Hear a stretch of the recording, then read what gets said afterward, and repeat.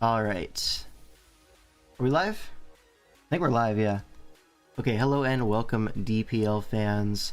We're here for week 4 coverage. Booyah. Just go ahead and link the stream in the places there, and my server. Also linking it there if you want to catch these streams live. Obviously, link is in the description. Bang! Alright. So today, Wyatt will be joining me, at least for a little bit. And then... Yep. Might have to dip at some point, but... we'll see how that goes. Fortunately, we're starting a third with guest join us at some point too. Just foreshadowing. I know which one you're talking about. That would be a good one. But, yeah, we're starting with Wyatt's series, Trick of Eye versus Slay the Spiker. Booyah. So a little bit of context going into this week. Trick of Eye and Slay the Spikers are tied for like 6th and 7th place. And so this matchup is going to be really important for both these teams' playoffs prospects. Oh, my chat is not showing on my OBS. But there it goes.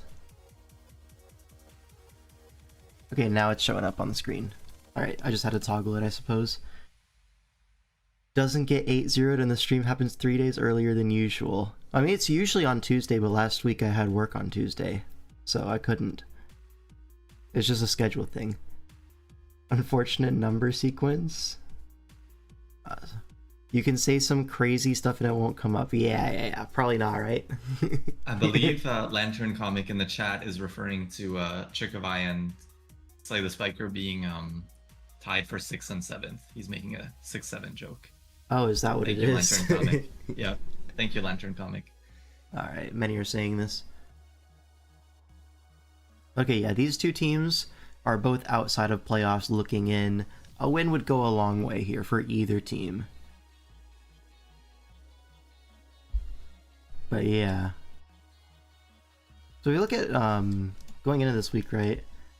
The Trick of Eye, 1 loss, 2 draws. Slay the Spiker, 1 loss, 2 draws. They're in like exactly the same spot, same diff, same everything. So like, you got to be able to beat the other people down here. If you want to make playoffs, right? Yeah, you don't want to be stuck in 8th like Scovillains, right? Hey, chill on me. Yeah, chill on us, bro. Yeah. That's right, chill on us. Yeah. On us. The Sin of Wrath in the chat. Or in the VC, I suppose. Yeah, let's get everything situated. And now we have game 1. This is going to be II versus Panda. Panda. Yep. And once again, Slay the Spiker are bringing this horrible team that I have dogged on in the past. And now I will continue to do so. Notably, I believe II has a Mega Charizard Y on the bench. Yes. I forget what the other bench is. Now, if this were VGC, benching Yard would be insane, right? This week was an enigma, pun intended. Yes, indeed. We're not raising the temperature to the ceiling with this one. But I really want to raise the temperature. Thank you, Lantern Comic. He points out that this is not VGC though. He's onto something. Yeah, he might be onto something. You're benching Yard versus the Hippo team, Deancey, Hydreigon. Like it makes sense. You know, we get it. We go villains. What's up, Berna? Alright. But yeah, so this matchup... Wait, this is a Zeraora mirror, and II has benched his Zeraora and his Yard. So a lot of points That's Pokemon on the bench. left on the bench. And this is for Scrafty Flygon, basically. Scrafty, he's Thanos, but Flygon? When's the last time you saw an Usum Flygon, folks? Okay, but before that, it's gotta be like years and years and years, right? Honestly, the last time Flygon was like actively used in draft in Usum. I think Sin of Wrath may have been under 10 years old. Is that What's possible? What? Nothing. Don't worry about it. So, I guess we can get into it at this point. We've had our 5 minutes of waffling. Get into the game. Alright, so Aya's going to lead off with Flygon into Hydreigon. So lead Flygon, something that they picked up at mids and immediately putting to use, right? Explain why Cinderace on Mew is so funny besides the fact he missed Meteor Beam. I mean, if I explain the joke, it might be ruined, right? Yeah, Glop claims that switching in Cinderace there was restarted, I guess, like so we don't get demonetized. Restarted, yes. Yeah, that's basically. It's Mew in on Togekiss, Rock Week to Rock Week, and then he switches Ground Week to Ground Week, back to back. So I mean that's what it is. Okay, Flygon lead versus Hydreigon. We're gonna see a Toxic Miss immediately. Okay, so if you're staying in your Haban or Sash, it's gonna be Focus Sash. So shrugs off the Draco, but you're at 1% now. And the Blastoise gonna come in. Masterful performance from the Flygon that we haven't seen Yeah. in many years. Yep, he came back for this. Yeah, for many years to come, right? Blastoise catches a DNC switch. What's the DNC trying to cover? I guess like you would rather your DNC get poisoned than the Hydreigon if the Flygon stays in for a sack, like suicide poison, or like an outrage. Because it covers outrage, yeah. Like maybe he thought the Toxic was for something else, and now you're gonna Dragon move once the Hydreigon. Yeah, that makes stayed in the sense. That first makes time. sense. But either way, Blastoise catches that perfectly. Also, would have been fine against the Hydreigon staying in. So this is cool. You get a Scald Fish opportunity. No burn, but you're not really forced out, so you can stay in. Ninetale's gonna come in on the Ice Beam. Okay. Now, does this have Encore? We're doubling to the Tangrowth. Doubles to Tangrowth, catches the Uxie. This looks like it's Chlorophyll. And it is going to be Solar Beam, Life Orb, Tangrowth as rocks go up. Uxie able to shrug off 2 of these, assuming no Do we rolls. see a Hyper Potion? And it is going to be a Hyper Potion. And he can just live another one. And a Trick Room, crucially. Oh. But Trick Room into what? U-turn sacks the Flygon to the next Solar Beam. Is this a Nidoking entrance? It's back to Blastoise, which is definitely not the worst thing for Panda to switch into. We go Hippo, though, and that is very Assault Vest. So Assault Vest Hippo going to take advantage of this Trick Room a little bit here. Scald comes out. Do we see a burn? No burn. So another Earthquake with Sandship should take care of the Blastoise. Yeah, assuming no Hyper Potion, which it is not. And so it's a double that roll down. went from 31 to 40, like min roll into super high roll. Yeah. But either way, right, the Hippo trading for the Blastoise. Looking at it, right, the Hippo mostly was there for the yard, I want to say. So, And Zera, given that there's probably no just the yard, bench Zera. yeah, given that the bench is here, you're totally fine trading your Hippo for that Blastoise. That's going to open up, like your Diancie, I suppose, the Hydreigon, the Ninetales. And the other two don't really care about Blastoise. Maybe it's a little bit of a nothing burger trade. Wait, I'm stupid. He was just in Torrent. It wasn't a crazy roll. Never mind. Yeah. Thank you, Smeargle123. That was tough. So Nidoking comes in on Hydreigon. Nidoking should be able to shrug off any hit. Unless... Or not. Yeah, so down goes the Nidoking. Probably an Ice Beam coming out, right? Would have killed the Hydreigon, but Hydreigon gonna crit through that. But now this allows the Scrafty to come in, and if this is like a setup set, that -2 Hydreigon is the perfect target, and it is gonna be Dragon Dance as Diancie comes in. We have the Iron Head. And dies. So Diancie's gonna go down, staying unmega to get that defense boost. Like, not lose defense when you mega, but the Iron Head gonna be plenty enough at +1. Now the Ninetales comes in, takes rocks. It's gonna be a Scarf Flamethrower, it looks like, as we Dragon Dance again. Ooh, will we be faster? No, Scrafty's I mean, at this very point, you slow. can go for another one, or just kill, yeah. Yeah, you could just Drain Punch. At this point, you're +2. Maybe the Tangrowth could be faster. Like, if Scarf Ninetales is faster at +2, maybe the Chlorophyll Tangrowth is faster, but you have to imagine the Tangrowth is going to be modest. Right? You're not expecting to speed creep like a +2 slow Scrafty. Yeah, and it's just going to be slower. So Scrafty at +2, Yeah, a little bit of a Looking like blessing it's in gonna take the disguise, game. right? Yeah. Obviously, the Nidoking going down, a little bit unfortunate, but it allowed the perfect setup opportunity for this Scrafty, and it's just gonna sweep with +2 Drain Punch. And yeah. Wow, yeah, it looked pretty rough for Eye for a moment there, but the Scrafty just pulling through. Yeah. And so, Trick of Eye going up 1-0 in the series as we go on to Game 2 is going to be champions. We have this Kyle versus ID Cup. Let me just double check that. Yeah, this is Indeed, Kyle. yeah.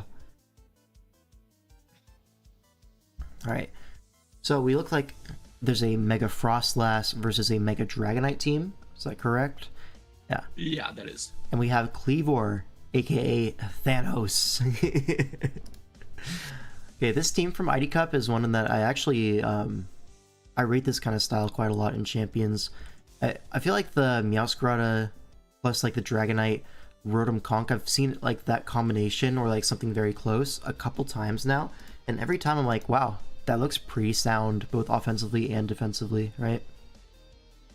On the other side though, we have a different Meow team, this one with a Quaquaval, so we do have Keldeo at home, but both featuring a Rotom Wash.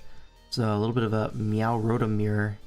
I guess that's like the momentum core, like if the slow Volt Switch and the fast U-turn.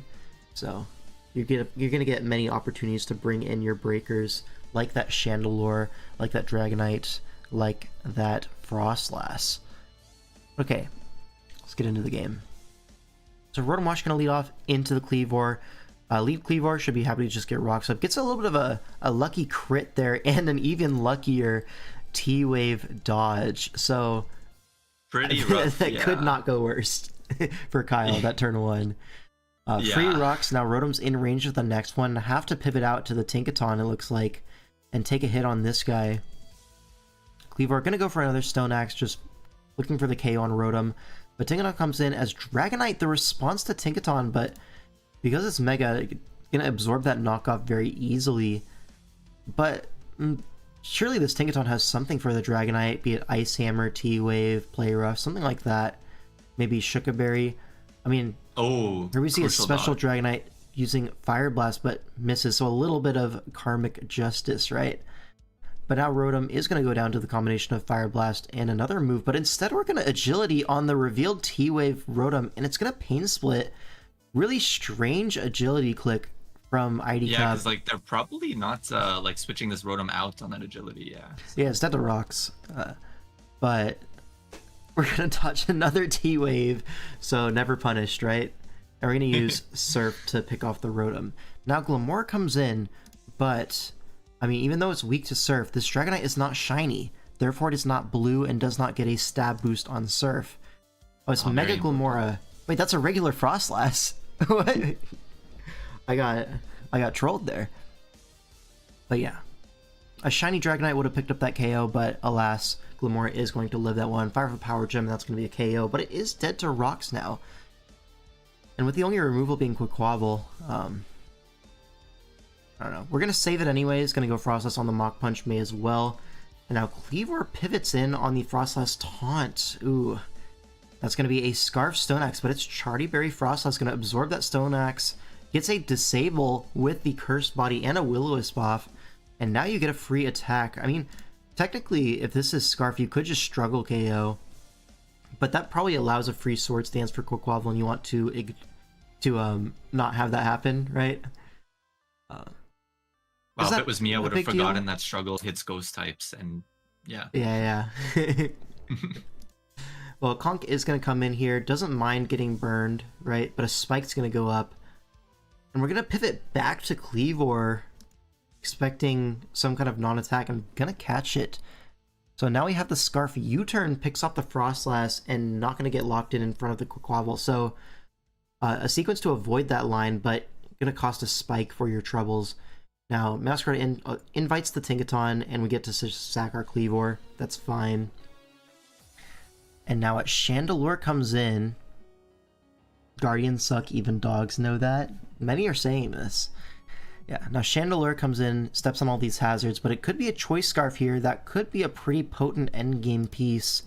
It's gonna be a Scarf Shadow Ball, but The J-Ricky gonna keep us a little bit healthy, and the knockoff gonna remove that Choice Scarf. And Chandler goes down, so Tinkaton doing some work, but gets Flame Body burned. Oh, that is quite bad, because now Conkeldurr can come in and not really worry about taking a play rough or anything. Gonna go for a bulk up, just because you can't really encore the next turn because of the threat of Mach Punch. But the Reflect goes up, so that could allow the Quaquaval to boost past this Conkeldurr. Hard to say. It feels like you should use the Glamora Sack here. But instead we're gonna knock off the leftovers. That's fair enough.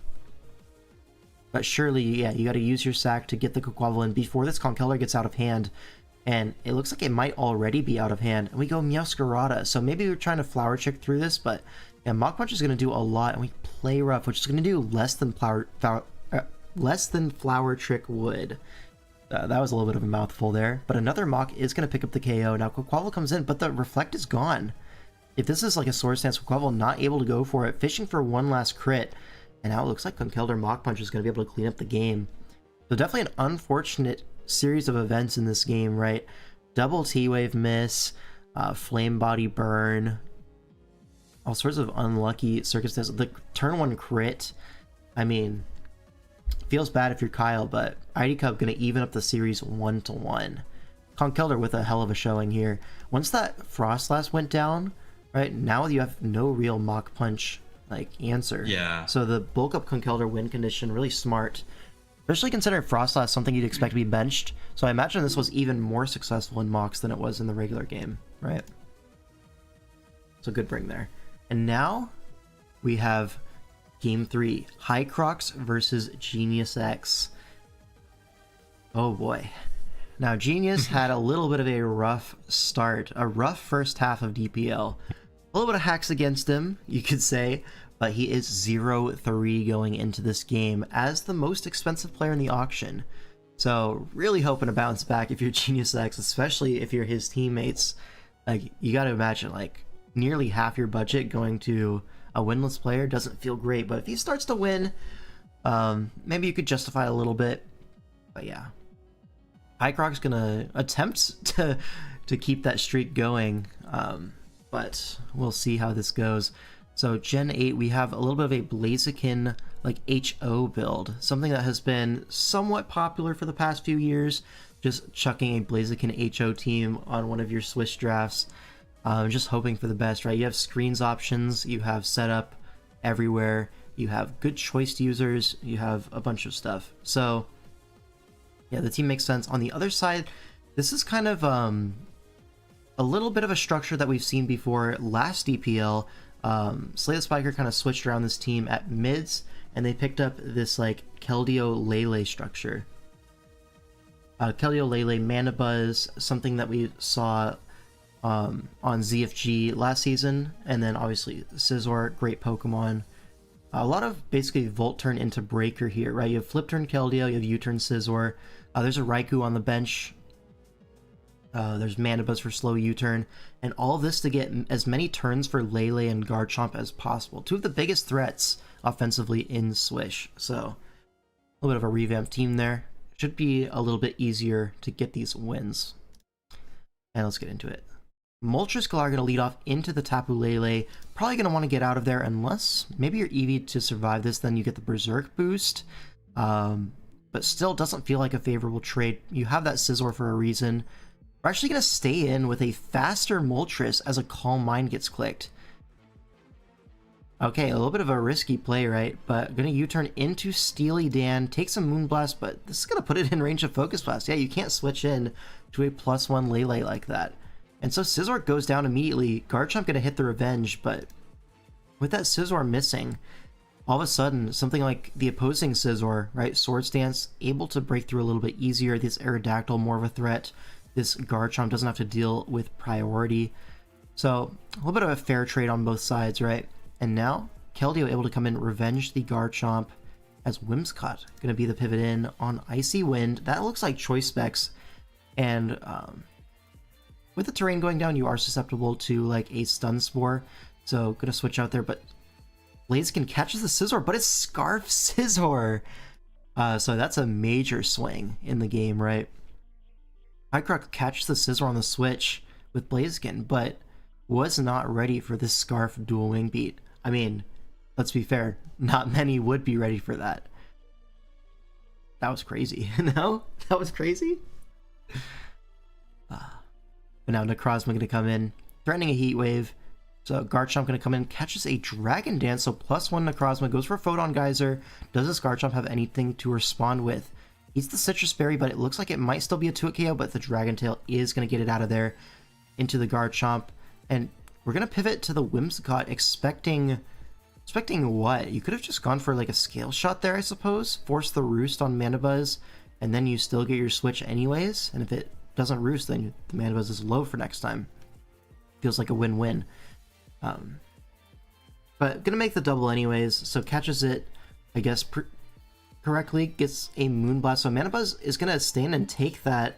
Felt like a Scizor switch was possible there, but instead Mandibuzz is gonna take that hit. Gonna remain low now. So the Garchomp could be a threat in this endgame. We're going to see a Hurricane into the Aerodactyl, and the Aerodactyl goes for Dragon Dance. Goes for Memento on the other side for Moltres. So -1 Aerodactyl versus Necrozma. Dragon Dance versus Dragon Dance. Who's going to come out on top? This arrow is now neutral. Goes for the Stone Edge. Is a 2-hit KO, but Photon Geyser comes out. That should KO the Aerodactyl. And down it goes. And the Sitrus Berry gets eaten. Unnerve was preventing that earlier. So J-Ricky... making his appearance on both sides now. Necrozma goes back up to 60%, and now Scizor comes in. We have a Heat Wave. Is this... well, this is Scarf Scizor. A Heat Wave could just knock it out here, but the Heat Wave lands a little bit to the left, and Scizor may be able to go for that Bug Bite. No Citrus to be eaten, but Necrozma does go down. Now Garchomp comes in, goes for a Stone Edge. From that click, it looks like this is probably a Scarf Garchomp. Can't really lock EQ with the Mandibuzz alive, so that's going to be the game. And ooh, you have to imagine the last move on Necrozma was something to hit the Mandibuzz, and at that point it maybe would have come down to a roll on the Garchomp. We saw 63% from the last +1 Photon Geyser, so if we get 62 on this one, it really felt like the Necrozma was poised to sweep. But Genius, you know, he's been hacked a few times. Now the luck goes his way. Yeah. It can happen, you know. It can happen. Yeah, probably Stone Edge, right? But yeah, Hycrox goes down. A little bit unlucky for him. Like, he had the winning position, it felt like, but alas. And so now Slay the Spiker going up 2-1 in the series as we go into Game 4. Is Wyatt still here? Has not said anything in like 2 games. Guess not. Okay. Well, Wyatt's game is here. So Wyatt versus Impulse. Damn, he's really not here? That's tough. Well, hopefully he comes back during his game. He's in call still, but yeah.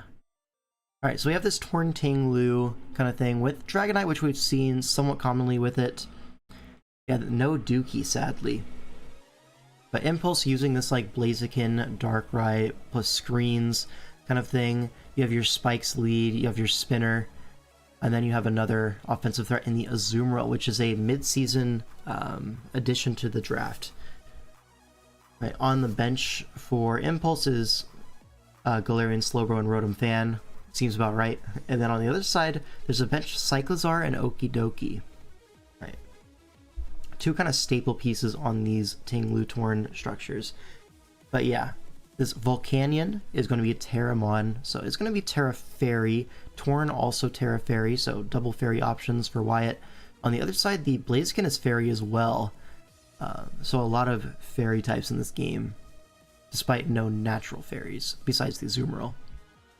Okay, let's get into the game. Torn gonna lead off into the Dirai.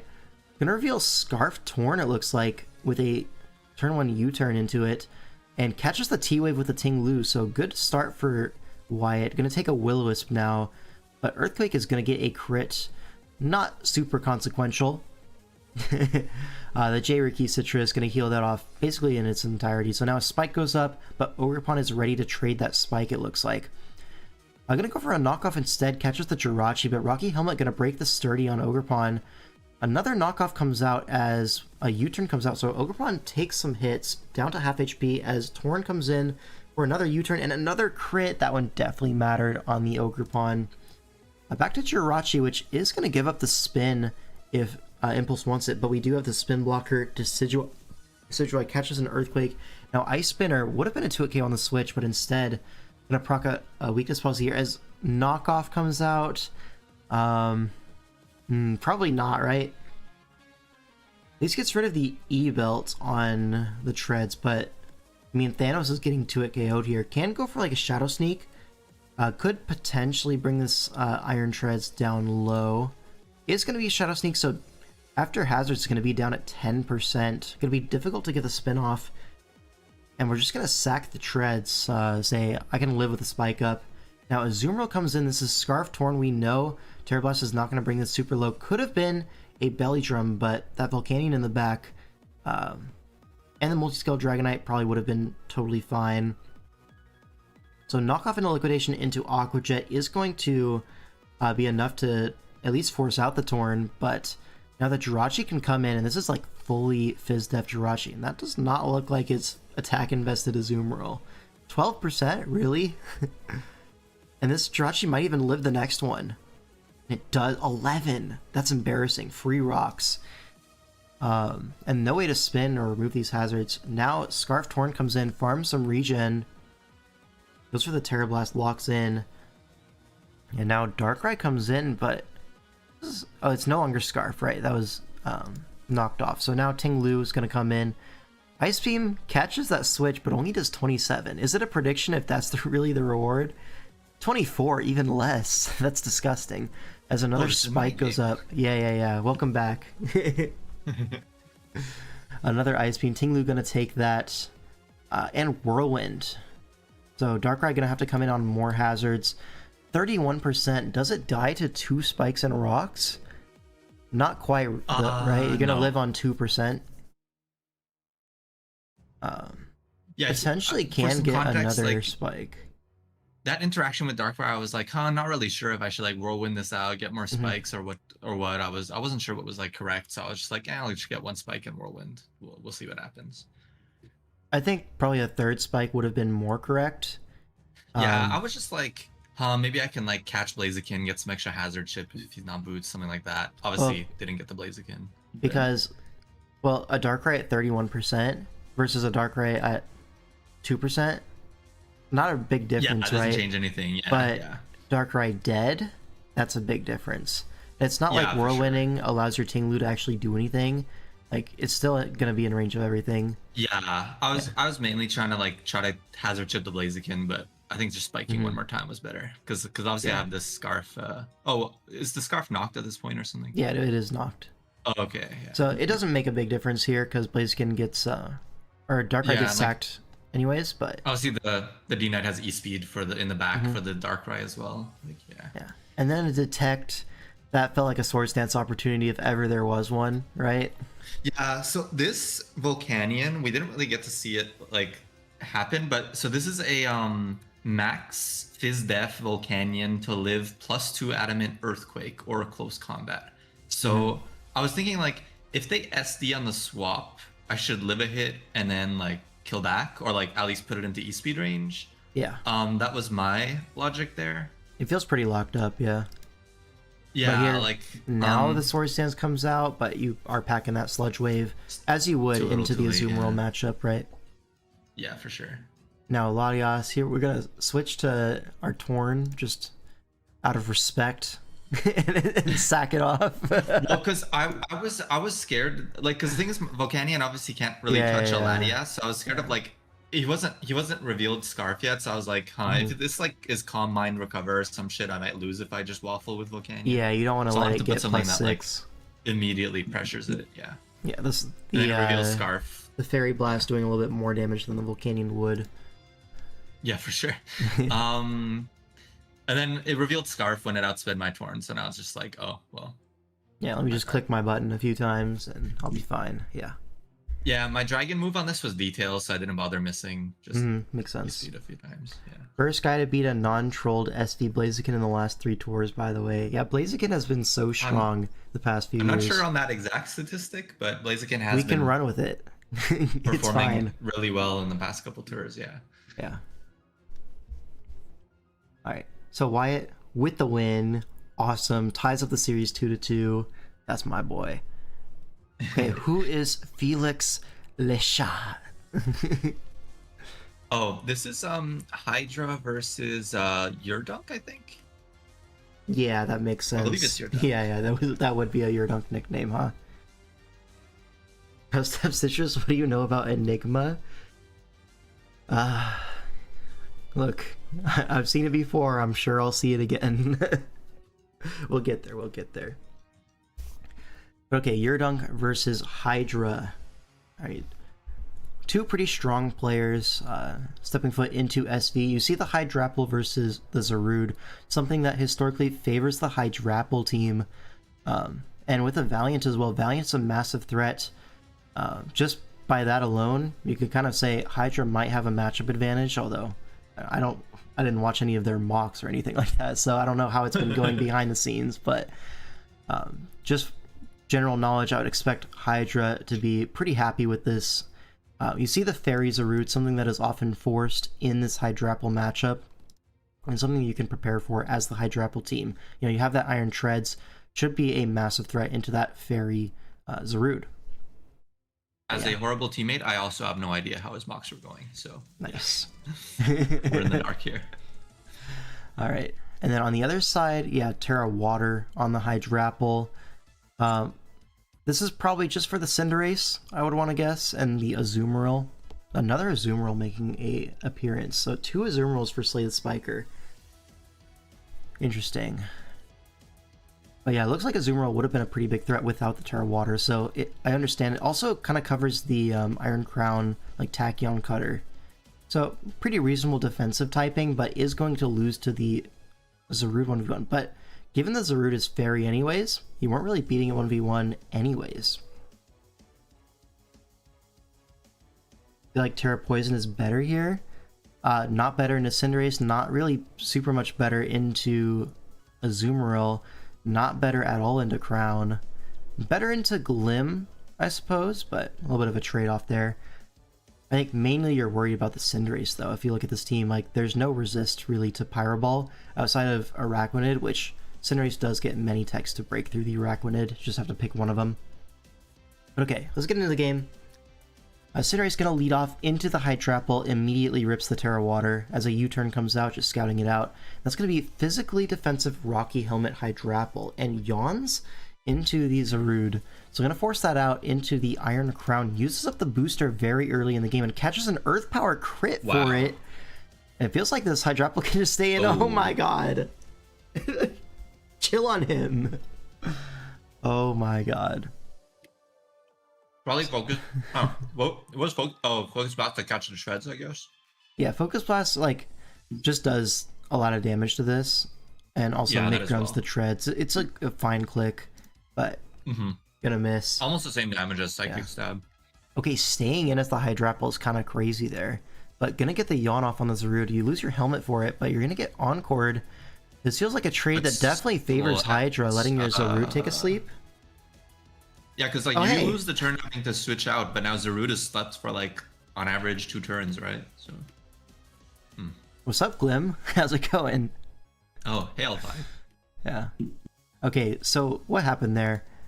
Gonna switch to Deoxys, trying to take advantage of the slept Zarude, but gonna catch the Glamora. So Hydra probably not expecting that, but happy to see it. Now a Psychic Noise comes out, gonna heal block the Latias and get a T-Wave off. So now this Latias, and now trading a T-Wave, both of them pretty neutered here. You see a knockoff into the Rocky Helmet Latias, gets rid of that helmet. Helmet probably there to wall the treads and just chip it down. Looks like max defense Latias. But now another Terra as Zarude comes in. You don't want to waste the sleep turn. It's going to go straight to the Overquill. Now going to double to Iron Treads. Going to catch the Glamora. Nice play from Hydra. And now Earthquake's in the Latias. It was tough. But Megahorn gonna do plenty of damage. Recover not gonna be super enough. Yeah, and the next Megahorn will connect and knock out the Latias. Now Sitrus comes in. Loki, you could stay in with the Treads and take the trade. I don't think Pyro Ball necessarily kills, but there's also no reason to when you have the two water types in the back. Araquanid gonna come in, catches that user. Only 27%, another Rocky Helmet water type. And now the Glamor comes in, threatening a Misto Beam, but rocks are just going to go up as Treads comes in. Could just spin these away immediately, which he is going to elect to do. But since this route has not been forced to Terra Fairy, can come in. We're going to see a knockoff, though, as Yurden kind of switches trying to catch something, but the only thing he's going to catch is a knock into Earthquake. And at this point, Hydra's ahead so much, he can kind of just attack what's in front of him and call it a day. We're going to see the Belly Drum, but now it will just sack the Deoxys, and you have to imagine something's able to take on this Azumarill. You're going to see, okay, Sash Valiant. That's why we're so bent on spinning there, and it's going to pay off here. Takes the +6 Aqua Jet, going to go for a Moonblast, going to force the Terra Fairy, and once you force the Terra Fairy, instantly the Iron Treads has won the game. So unless this is... okay, yeah, that... there was no fourth move that gets out of this. You just Encore here. Honestly, should be going hard Treads here, but I think it really makes no difference. Anything Hydra does will win this game. Yeah, super impressive game from Hydra, yeah. I agree, Addison. Yeah, like, I love your dunk, but that was kind of a wheelchair. Yeah. You could say he was dunked on. Oh, I guess you could. Bars? Oh my god, catches the Encore! Oh my god! But... we're so back. Free rocks, right? Free rocks. Well, now, when he can't Encore recover anymore, this Val will be forced to come back in on rocks and then die. So it was, yeah. Yeah, Overquill as well comes in, and it's actually just Choice Scarf, or like the slowest route ever. It could be either way, right? But yeah, I mean, here you see the power of like Hydrapple just in prep forcing the Terra Fairy onto his route, and then the teammates, Overquill and Iron Treads, I mean, they just look so much better because of it, right? It's not necessarily the Hydrapple 1v1ing this route, but it's just putting that pressure. Because otherwise, the Hydrapple just Gigawalls this route. Maybe you could say like the Grass Stab is super unlikely in this matchup. So maybe that's why the water just, you know, makes a little bit more sense. But yeah, now that's going to be Trick of Eye going up 3-2. Is someone using SV4 once to decide I'm in SV jail? And it's just too tough with it, I suppose. Yeah, the Toe lineup does have a lot of Swish players that are able to slot, right? Okay, yeah, now like, we go on. We did like a bit of a lineup shuffle post mids, like in terms of which tier people are playing. Yeah, we kind of did a similar thing. Not super, like, super crazy, but now this week, for example, we have like Theo in Champions, and then, yeah, Zooch is in SV. I'm taking the week off. When is the Wyatt Swish debut? Many are saying this. Week 7 versus Glop. Yeah, probably we'll have not, to right? see if my captains allow it, but it might be in week 7 when we're against Glopper. Yeah. And now we have, you know, the real ORAS starter of Trick of Eye, Dr. Geo versus who's he playing? This is Luxans. Of course, it says on the replay. Evidence, yeah. yeah. I'm looking over at the doc. Yeah, that checks out. Wait, Queen Addy in the chat. Nice, we're just giving a win to Glopper. I take offense to that. Well, that's tough. You might have to just get over it. Damn, I guess so. Glopper is just him. But okay, Wyatt's starting spot in ORAS has been completely taken over by Dr. Geo. It can happen. Dr. Geo, he's been on a little bit of a tear recently. Recently got top 8 in the seasonal, right?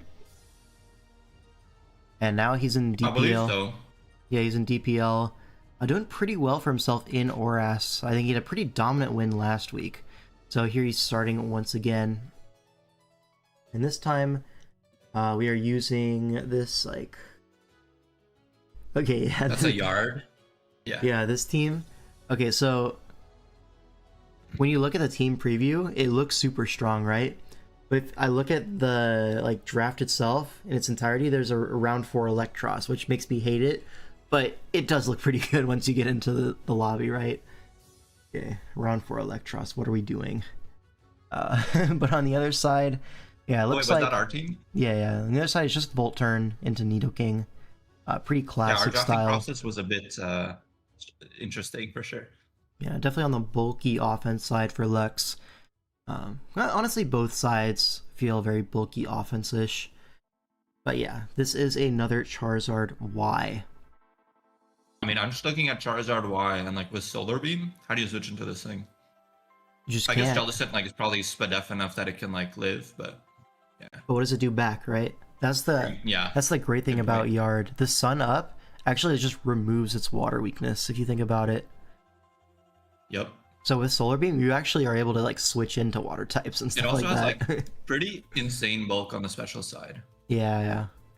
It's like very, very thick. And also it's so strong that you can usually afford to invest in its Fizdef, and then it just becomes like this guy that's just bulky everywhere, does so much damage. It's still relatively quick for a wall breaker. So yeah, just a Thanos mon. The only thing is rocks, right? And you're going into this team, you probably expect to see Rocks Clefable and Rocks Nidoking, like double rocker. I would not be surprised in the slightest to see that. But let's get into the game. Yeah, obviously Jellicent can spin block Starmie pretty effectively, so Yeah. I guess Dr. Gio's just gonna opt to lead it before the rocks can get out. Yep, for sure. I mean, you could also just pack Defog Skarmory, but not really the most reliable No, thing. it had that. So yeah, in old gens, Gen 6 and 7 and 8 even, is Skarm in Gen 8? I feel like it's not, right? People would run that, right? But yeah, it has Defog in the past gens. Yard gonna lead off, kind of mitigating the Rock's weakness. It is in Gen 8. Does nobody use Skarm then? I feel like I've never seen that. But either way, Yard gonna lead off in before Rocks basically. As Nidoking... Yeah, I've actually seen this game. This turn 1 is a bit perplexing to me. Like, so this thing is Sash, so you know what's coming, but we don't go for the rock move, which I'm a bit confused about. Yeah, Poison Jab's interesting, I guess. 'Cause I don't know what it's like the Poison Jab is covering for coming in either, you know what I mean? That is super fair, yeah. Oh, he does use Skarm, yeah. No, he had that last tournament. Yeah, I might just be an old man with memory gaps, but yeah, the Poison Jab does feel strange on a lead Sash and Nidoking there. I'm guessing it just doesn't have a rock move, maybe, or maybe he was really predicting like Sylveon to come in, which doesn't really make much sense to me either. So like, I got it. He was predicting Misto Flip into Scarf, Psyshock, Sylveon. oh, okay. So the Misto Flip breaks the Sash, and then yeah, you have to Poison Jab before. I get it. No, that Poison Jab is definitely like, fair. hey, I don't have a rock move on my Sash lead. Wait, does Zard get Imprison and Rock Slide? Could that be it? Oh no, Probably not. no. Okay. Yeah. I guess not that. Yeah. I guess it just doesn't have it, right? I don't see any reason to click D-Jab otherwise. Addy was saying there's a timeline where Geo goes hard chomp and kills with EQ. Yeah, That is fair. Yeah, Although, like, that would be tough. Either way, Yard gonna pick up the KO immediately, and that's one rocker down, it looks like. Okay, actually, can we reverse engineer this Nidoking set? Lead Sash is gonna be Stealth Rock, Poison Jab, Earthquake, Ice Beam, right? That's just what it Ice is. Beam, yeah. Maybe Or Flamethrower for Flame, Skarm. yeah, Flame for Skarm. So yeah, it definitely just doesn't have Rock Slide. Yeah, for sure. Yeah. And we wanted to Rock Up as the lead. And then Spin Block, I suppose? I don't know. Feels inconsistent at best. But now Brain Rot the Jellicent's going to come in. Zard could Roost on this if you want. Could get off a big Solar Beam. This might be Scarf Jellicent, though. Although that would be probably strange into a Sylveon team, I think. So I would just expect Solar Beam Chip, and then, you know... Okay, the J-Ricky Sitrus. and a Toxic comes out. There's like another... I can just recover all this if you want. Yeah, you just recover forever. Now Drapeon's gonna come in. We see a Protect, which is definitely strange. Oh, and then but I don't think it really mattered. Like, no matter what you clicked, that sub was going up, right? Yeah. Oh, I guess not. Oh, Nightshade, yeah. So it gets a Sword Stance, goes for another sub. But what are we subbing on? Like, there's only one legal move here, and it's Nightshade, right? If you stay in. Yeah. Maybe sub antsy predicting with a the extra switch. sub. But a switch to what? Like, who is coming in on this knockoff? Stays pretty healthy though, at least, I guess. Like, I guess like just going for it in case they swap out, like covering for their choke or something. I guess the sub is trying to cover what? Like, genuinely, what's supposed to come in on this knockoff? I don't know, it feels like you should just click Fair it. point. Yeah, down goes the Jealous Hit. Goddamn. Okay. Itemless, but it's SPDF, not FizzDef, so it goes down. Now Zapdos comes in, is slower. Oh my god. Gets rid of the Life Orb. The Life Orb boost would have been enough to knock out the Drapion, but I suppose if it's faster, it wouldn't be modest. So maybe either way, it's missing the KO there. Drapion with another KO. Gonna put it in Bullet Punch range, but it feels like the damage has been done. Now Starmie comes in. Full mons out of the Drapion. Gonna burn the Akaberry with that hidden power with Life Orb Starmie, but it's gonna go down. So Lux with 2 quick KOs, but now Yard comes in. Maybe could have gone to the Yard in the first place, right? But Quick Attack. Oh my god. Doesn't quite KO. Felt like maybe a roll, but also feels like if you don't live that 100%, maybe you just go Chomp instead. So yeah, probably favored to live there if I had to guess for Geo. Now Sylveon comes in as it just beats everything. He sees Zen Headbutt, could flinch, but not going to get that. And yeah, looks like Geo has this one locked up. Why did we not just go Chomp right away on this Azure? Anyways. We're past it now. I would assume you want the HP if you're like Yachi Berry. That could be like pretty close for living delayed. So you want to keep your HP if possible. And also like makes sense. Maybe in front of this Scizor, it looks to be offensive. Maybe you just go Skarm, right? Would be like the safer play. But also Yard, not super important in this end game. Where like if you can kill the Scizor and absorb the damage, you should, right? Because saving it for the end game doesn't matter. You may as well try. Yeah, makes sense. So what is this now? What's the series score at? 4-2 now. Yeah. 4-2. So Trick of Eye on the verge of greatness here. L5 wishes he got this version of Dr. G on his team. Basically. Hey, you saw that ominous win though? That was tough. But yeah, I've actually been working with Dr. Geo quite a bit recently. I think he's improved as a player in the past few months. But yeah. The stakes are pretty high now in the series because we really need the win for like staying in the playoffs You race. really need the win on this one, yeah. And then now but also on the flip side of things, right? If Slay the Spiker lose this one, they're fucked, you know? Yeah, so they really need to close out these last 2 games to tie us. Yeah, their chances as well. So these games super important for both teams. So let's lock in here. We got a Champions game. This is the Mega Gren draft, correct? Yeah, versus Mega Lopunny. Lopunny is one of those mons where everyone's like, oh, it's gonna be broken, you should ban it, you should ban it. And then like, when has it ever done anything? That's what I want to know. Maybe we'll see in this game. I haven't actually watched this one, so we'll see if Lopunny actually does anything in this game. But given there's like a static Belly Bolt on the other side, it really feels sinister, doesn't it?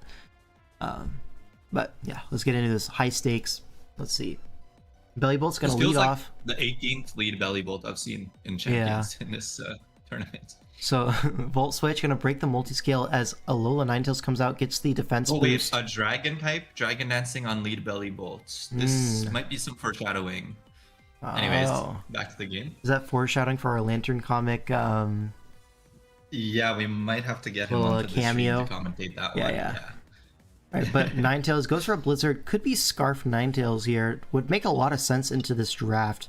But Rotom Heat is going to come in on this Blizzard. Gets frozen as Gliscor is going to come in. Remains frozen. In Champions, the chance of thawing is 25%, up to a maximum of 3 frozen turns. Does right? Overheat like auto thaw you? No, it's only Flare Blitz and Flame Wheel. Flame Wheel. Flame Never Wheel, seen that yeah. one. That is for some reason included. The Dougal 7870 in chat. Just gotta say that Champs is an awful tier. I wish we never allowed it in DPL.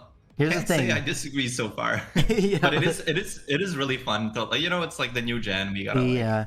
have For some fun me, with it. it's fun to spectate. I don't like playing it, and I also For don't like sure. prepping in it. But watching it Like- is super fire. Mocking for the champ slot has not been entertaining. It's like Yeah. But okay. Watching the games though has been fun, I guess. Yeah. Yeah. So Gliscor going to come in as Dragonite switches in on the Gliscor as rocks go up. So in before rocks a little bit, but is packing the Ice Fang, is Yachi Berry, covers that, gets the Dragon Dance, could be Ice Spinner. And it looks like we do have the Yachi Gonna have to Berry expect the on the Yachi Berry, Gliscor, yeah. So The item this thing is Gliscor running with does its job with there. Oxyform. Now Samrock comes in. We're going to see an Earthquake. Does a little bit of chip as Gliscor goes down to the Cecil's Edge. And Greninja comes in to revenge, threatening like a low kick or something. Maybe a Grass Knot. Sludge Wave, that should also KO. So yeah, makes sense. Now So Sinistcha this is comes Mega, in. right? So you don't Yeah, Mega yeah. immediately so you can like rechange? Okay, yeah. Yeah, you kind of chain the Proteans together. But another Yachi Berry and a crit that definitely mattered. Down goes the Greninja. But Sinistcha's low. It's also in range of everything besides the Belly Bolt. So healing it up will be difficult. Here we see Flare Blitz thawing the Rotom Heat. That one, not so much because it's Flare Blitz specifically, but because it's a fire move. Just to make Okay. sure the mechanic is Okay, clear. that would have been scary if it was scarfed, but I guess it doesn't really matter. Yeah. Oh Now my god, Lopunny this comes in. diabolical nickname that just hit the field. Glamora going to be the switch in to this close combat. You have to assume this is Scarf Glamora if it's coming in like this, or I guess it's just a sack. Hex not going to risk the Scarf here. And Earth Power going to come out, covering for a switch to Drill, but also Sinistcha going to go down to that. Now Drill comes in. If this is Scarf Drill, it will outpace a Scarf Glamora, but it's not Scarf Drill. But it is going to be able to go for a Rapid Spin. Big That rapid looks like it's spin. bulky Drill. So it should still be slower than this next Earth Power, but it'll live. Oh, Oh, not so scarfed. where's the EVs? Because that is definitely a Spidef Extra Drill, right? Like 44? Yeah, I'm pretty sure it's just not Scarf Glim. Yeah. Yeah, maybe it's just a bulky Glim. Yeah, that would make sense. So Belly Now here, Bolt's gonna okay. come in. Gets gonna the get, Shuka Berry. Shuka, and then Oh, Muddy Water misses. Dang it. And we're just gonna go down to another Earthquake. And Exegro looks like it should be wrapping this one up. At +2 speed, gonna be faster than any Infernape. Mach Punch not enough to knock it out. And yeah, Ninetales last Mon should not be able Yeah, to win like, this one. here Okay, it's Scarf Ninetales. Hold up. Oh, but the Iron Head does knock it out. I was gonna say, if think you if live you- that, there was maybe a world. Yeah, like if I think it would have died to like CC Mach Punch or like CC Quick Attack from Lopunny, but and not like one shot it back. But I don't think the like, if you Lopunny had rewind a few- Prio. Oh, it might just not have had Prio too, yeah. In that case, Well, there's two I options, definitely right? think Blizzard was a higher chance of winning that, yeah. Maybe. But does the Lopunny have priority? Because otherwise it probably would have gone for it versus the Glamora, I want to say. But Oh, that's maybe, fair. maybe, just maybe, you're using the Glamora as spin fodder. So you get that speed boost on your Excadrill, and then you can, Oh like, yeah. you get this situation. Because otherwise, what do you spin on? It's Ninetales and Infernape in the back, I guess Belly Bolt. You could get your speed boost versus Belly Bolt or Ninetales, I suppose, but I mean Glamora easily the best option there. So maybe heads up from Hex, getting that opportunity, still have that Lopunny in the back for the end game. Pretty I remember, intelligent there. We talked about this game a bit, like this end game. Like if you rewind a couple turns, I think like what we were saying is like you could have gone Infernape first before Belly Bolt and like just Mach Punch this, so then Ninetail attack until you die, and then beat the Lopunny with Belly Bolt after, like, because the Lopunny's gonna be low. But like I understand like the Belly Bolt was made specifically for this interaction. Like it's just unfortunate that he misses Muddy Water. Yeah. Did I say AV Drill? I see it in my chat. I have no recollection of saying AV Drill. Oh. Maybe I need to get more sleep. maybe that's what it is. But okay, game 8, everything on the line here. Triggervi's still up 4-3, but super important game for both sides. We have Skyhorse versus Lodge Ice. All right, got a Kyurem Black kind of like team. You were joking about AV Drill? Oh, he gaslit you. Okay, yeah, I thought it was something I said like subconsciously, you know? It's because multiple people say an AV Drill. No, I guess we're just making fun of TSB. That makes way more sense. All right. Yeah, Skyhorse versus Lodge Ice. I mean, this Zard is actually Zard X, but very similar structure to the other team they have in Usum. Yeah, we have two Mega Charizard Scrafty Kartana teams, which is fun. And Blastoise as well, right? Blastoise on the bench this one? Oh, true. Right? Double check that. Yeah, Blastoise Very on the possible. bench, so... They have one style, and they're sticking to it. Thank you. And new brain rot just dropped, by the way. It's Weezo. Oh, here we have Habada joining us in the call. Yeah. Alright. Game 8. Let's get into it. Electrode gonna lead off. Is this Wyatt number? Electrode? Oh, no, don't give me memories of this horrible mod. Yeah, we're gonna see Anyways. Hidden Power Ice, but the Sash Electrode able to stay in and just trade HP with the Landorus. Now Kyurem coming in, and it's gonna reveal Scarf Kyurem there. So Electrode kind of dealt with without losing a Mon, but the big chip on the Landorus is gonna open up this Scrafty, right? And Scrafty gonna go for the Drain Punch, doesn't kill the Landorus. So Landorus actually able to get Rocks up here, right? Yeah, Rocks up, but Torn's gonna come in, go for the Defog. As a Rock Slide's coming, yeah, Life Orb Rock Slide, but you do live just barely. And Heat Wave here, don't want to U-turn on any Rocky Helmets, that would be diabolical. Now Kyurem comes in for the Revenge, gonna double to Jirachi catching the Scrafty. This is a shiny Jirachi, so it could be carrying Moonblast. Is gonna be carrying Moonblast, and Charizard gonna intelligently pivot in there. Kind of has to fear an Ancient Power kind of thing, but just gonna Mega and Flare Blitz immediately, forcing the Deancey in. Gonna just set up Stealth Rock there. I believe this is Mega Deancey, but choosing not to Mega, keep the bulk on it rather than the Magic Bounce and the speed. Now Calm Mind on Psywave Bronzong. A little bit of a low roll into like a medium roll on Psywave. Gets the Jirachi down to about half HP, and now Torn going to be the sack. And now what? We're going to see Charizard come in at 50%. Gonna roost up to full, but a Psychic from a crit from full? This crit is unfortunate, but I think you should have just attacked. Yeah, probably right. So, like, can't get too mad at that one, you know? Yeah, for sure. Like, attacking... I don't know, maybe you're roosting expecting the Deancey to come in, and then your Charizard's still, like, healthy rather than coming in at 25% after. Yeah. It's like, I get it, but also, like, this Jirachi's a massive threat. You need to just get it out of here. I don't know. Like, what is Skyhorse playing for in this endgame? I mean, we saw the Scrafty was, like, not attack invested, right? 11 to Landorus, like an offensive Landorus, that can't be, like, DD Scrafty. Surely not. Potentially for, like, a Scarf Cart endgame or something? Yeah. There's a full HP Mana, but like, it's not trivial. Yeah.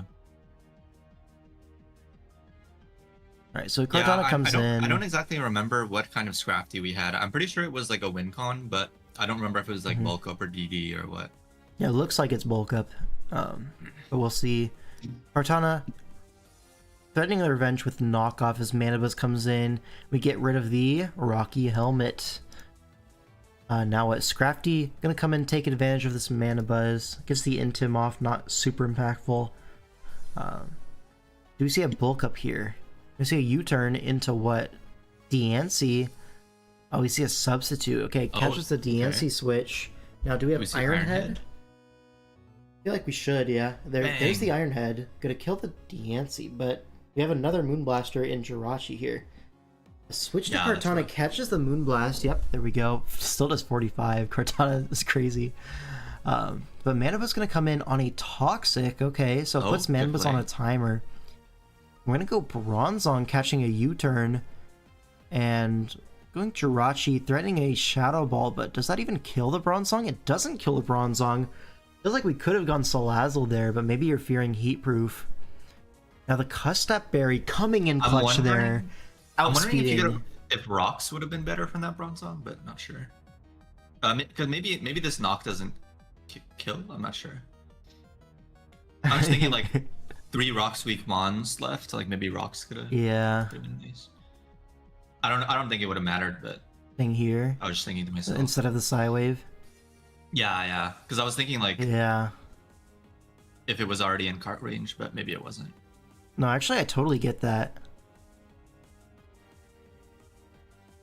Okay, Jirachi, Custap at 48 it would be at. Is that Kartana range? I feel like it is, right? Because Kartana forced it out earlier. Yeah, I forced it out like twice already. So. Yeah. And if you're already +1 and you live knock, you just take that trade every day of the week, right? As Lodge Ice. Yeah, for sure. So I feel like Rocks Up actually would have been potentially game winning, right? Yeah, I don't remember what happens after this turn, so maybe it wouldn't have mattered. I was just thinking like, oh, 3 Rocks week guys. Yeah, because now Salazzle comes in, and you're gonna see this is Scarf Cart, and it actually Oh, wait a minute. would have died with Rocks Up. But maybe you could argue that if Rocks was up, we would go Mana Buzz and Defog on the cart. Or like Roost Up and then true. Defog. You I do don't get a free know. defog turn into the knock, so. I mean, do you? Because if you stay in and knock, it's 2 KO'd and then you're +2 and you kill everything. Wait, that's actually pretty Hold true. on. I don't remember if we were Scarf or not. Oh, it was faster It's than faster this than thing. Salazzle, so probably yeah, Scarf. definitely Scarf. Yeah. And now that knockoff not killing reveals Z Salazzle, which makes sense, it was Scarf Kyurem. But that also means the Salazzle versus Scrafty, it's gonna do some damage here. Yeah. There's a Z move, it's going to be Z Sludge Wave, looks like 55%, so very sped up on the Scrafty, but after that damage, it should be plenty enough to allow this Kyurem range. Yeah, especially Outrage. Yeah, that would have killed from like 55 or 60, I want to say. Yeah. And Scrafty goes down. I know some people are complaining, but as a Spectre, I love these low tier Z users. I really agree. like it, I'm not gonna lie. Same. Like I think yeah, no, for sure. Like as someone who's not too knowledgeable about Usum, I just like watching these games and being like, oh shit, I've never seen a Z like Salazzle or whatever before. Yeah, so, Z like, Salazzle super fun. We've been using a bunch of Z Mismagius. It's been awesome. I think we have a Z Flygon somewhere, like on Ice team that he used. Yeah, it is Z Flygon on that team. Waiting for the Z Regirock to make an appearance. Who's to say? But yeah, it does open up a lot of avenues for people to experiment with Z users, especially in the mid table, while not necessarily taking away from those top Z users. Like, you still see a ton of Z Zygarde, Z Zero Aura, that sort of thing. Yeah. Z Kyurem as well, like in this game, could have been a Z Kyurem, but instead gonna opt for Scarf. Makes sense. And that's gonna be Slay the Spiker tying up the series. So, depending on how other series go, I mean, Trick-of-Eye and Slay the Spiker are still going to be completely tied going into week 5 towards the bottom of the standings as well. So, not a great result for either of them, but at least it's not like series or like season ending for either of them. We're both alive off that, but neither of us are happy for sure. Yeah. And then like, it is pretty funny though that we started like tied in game score and everything, and then we ended the same place. Yeah. Flygon D's, yeah, I ain't finishing. Oh, amazing from Lantern Comic. Yeah. Awesome. Yeah. And now we go on to the next series, which is going to be Wisco Villains versus Draft Dodgers. Mods, do something. Probably not, right? No, Cinerath. In fact, we might be seeing more of him in the future. Oh, yeah. So game 1, we have Jimmy G versus AM22. AM22, a past teammate of mine. Jimmy G, current teammate of mine. So we know who we're rooting for here. But Jimmy using this team. This is a Mega Blastoise team in ORAS. We're benching a Skarmory, so this is like that double steel Skarm Zong setup. Something I actually quite enjoy. Something I used in the ORAS Cup a couple of years back to go on a pretty great run. A couple years back. No, it's just last year, but either way. Still alive on toe right now, but it's going to be a tough journey to make playoffs. Yeah.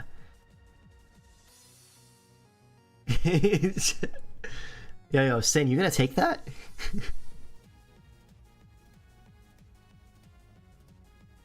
Oh, the classic don't give a bep.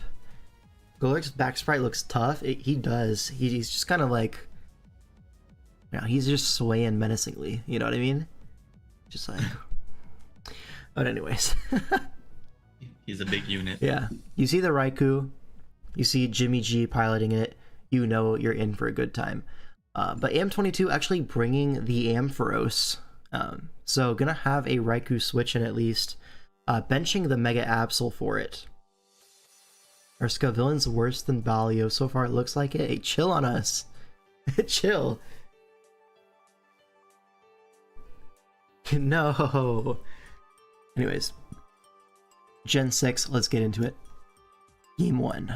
Bronzong gonna lead off into the Torn T. Pretty happy just to get the rocks up here as Keldeo comes in. Keldeo gonna be an entry point for our Roserade. As we see the Scald, that is gonna reveal a very defensive Keldeo, as that is like low special attack investment, I believe. 15%, feels low anyways. We're gonna get a Spike Up as Lottie comes in. Gonna go back to our Bronzong as Defog comes out. So gonna get rid of both these hazards, but Bronzong can set them right back up. And we're got to assume this Bronzong beats the Latios 1v1, especially since we are toxic. But we see a Defog, we see a Psyshock. Psyshock is a bit of a strange click until you reveal the full set. It's going to be Refresh as the Gyro Ball comes out. Brings this Lottie low, but it is Recover. The rocks go up. Defog. He could be here for a while. Yeah. Toxic. Refresh. Stealth Rock. Basically, whatever Bronzong goes for, Lottie has an answer for. But Jimmy gonna break the cycle, go hard into Raikou, expecting a Defog on these rocks. But instead, we're gonna see a Psyshock. And now, this looks like it's good progress for AM22, but the rocks up are really crucial here. And Raikou is gonna force out this Latios. Can't exactly stay in here because a Signal Beam or something like that, if it's like a boosting item Raikou, could put this in Rock's range, and at that point, rocks are up for good, and the Torn's not going to appreciate that. So Lottie can't even stay in here. Now the rocks are going to be up for a while, and honestly, the HP on Raikou, I think Jimmy's happy with his trade, because there's an Ampharos here. Like, AM22 went out of his way to have a Raikou check, right? So the HP on Raikou, it's good, right? But rocks up, probably a better return on investment. See the Signal Beam? We're going to see a Volt Switch here. A little bit of chip on the Ampharos, down to 67 HP. And we go Roserade on the Toxic. Really nice stuff from Jimmy. Now, the Latios could come in here, trying to get the Defog off on the Roserade. So we're going to pivot to Garchomp. Catches a Seismic Toss, though, for our troubles. Get some Ruskin, at least, threatening Earthquake. And Ampharos going to be forced out here, but... There's a Slowbro at full HP. Jimmy knows this. Gonna double to the Raikou. Catches the Slowbro. Really great stuff. And now, a little bit of 50-50 in terms of what move to click. Gonna go for Volt Switch into the Nidoqueen. So, AM22 with a nice play in return. But this is gonna allow Blastoise to come in on the Flamethrower, trying to catch the Bronzong. Gonna work out pretty well for Jimmy, as we can now fire off a Scald. Fish for that Oras Burn, 12% per turn. And we do get it on the Keldeo. It's gonna put Keldeo... maybe a little bit of a timer, not too bad because it is mitigated by the leftovers now. A double to Torn catches the Roserade, but we can just go Bronzong. That's actually going to boost up our weakness policy. Oh my god. So this is, again, denying the option for Latios to come in and defog. Just going to Zen Headbutt on the Slowbro and going to Zen Headbutt again. Maybe expecting the Nidoqueen to pivot in on a Toxic turn. But AM22 just going to stay in, go for the Scald Burn. Yeah, the water's hot today. And going to go down with our Bronzong. So now, the name of the game is preventing a defog, right? Because we can't get rocks back up. I love this Golurk nickname. It's such like Lurking Puncher? Yeah, it's like, tough, no? What is, this is like such a weird nickname, but I love it. Like, it's not weird, but like, it's just like so random to me. Yeah. Like, yeah, it's like, how do you come up with Lurking Puncher? Yo. It's probably some reference that neither of us get, to be honest. But we're gonna see threatening the Shadow Punch. Gonna set up the Rock Polish on the Ampharos sack. Really good stuff. Earthquake gonna knock it out. Crit obviously did not matter. Now back to the Slowbro with regen, able to take this hit. 49% actually does less than I expected, and we're gonna be tricked a Lagging Tail. So that was kind of worst case scenario. This was weakness policy Golurk, so even if a Scald came out... I've never seen a Shadow Punch. How much power is this move? 60, but it is boosted by Iron Fist. Okay. Yeah, here, Roserade comes in, gonna force out the Slowbro and double to the Garchomp, catches the Latios this time successfully, and we're actually Scarf Garchomp. And with the chip on Slowbro, can't really switch into a Dragon Claw either, like everything dies. So, AM22 just goes for the Suicide Defog, not gonna get it, as Garchomp able to catch that. Now Slowbro comes in with the regen, is able to go for a Slack Off here, keep it healthy. But instead gonna double, use the regen to heal it, but we can just go Golurk, I suppose, on the U-turn. Now Nidoqueen comes in, this is an offensive Nidoqueen, it looks like. But Ice Beam not quite gonna pick up the KO, but we go for a Shadow Punch anyways. No Earthquake is definitely a weird one, I think, for Jimmy, but... Still, get the chip on the Nidoqueen, that's all we needed to open up our Raikou. He has to punch, it's in his name. Yep. Maybe expecting a switch to Slowbro, I have to assume. But yeah, a Sludge Wave comes out now. Raikou comes in, pretty obvious extra sensory. So AM22 is going to make the pivot out into the Torn, which reveals to be Assault Vest here. But the cool thing about Assault Vest Torn is that it doesn't kill our Raikou from 39. So Jimmy going to stay in here, expect the U-turn, and the Nidoqueen's going to come in, but he hits that extra sensory. Really nice stuff. And now, when Raikou comes in on either of the water types, it's a certified KO. You just click Thunderbolt.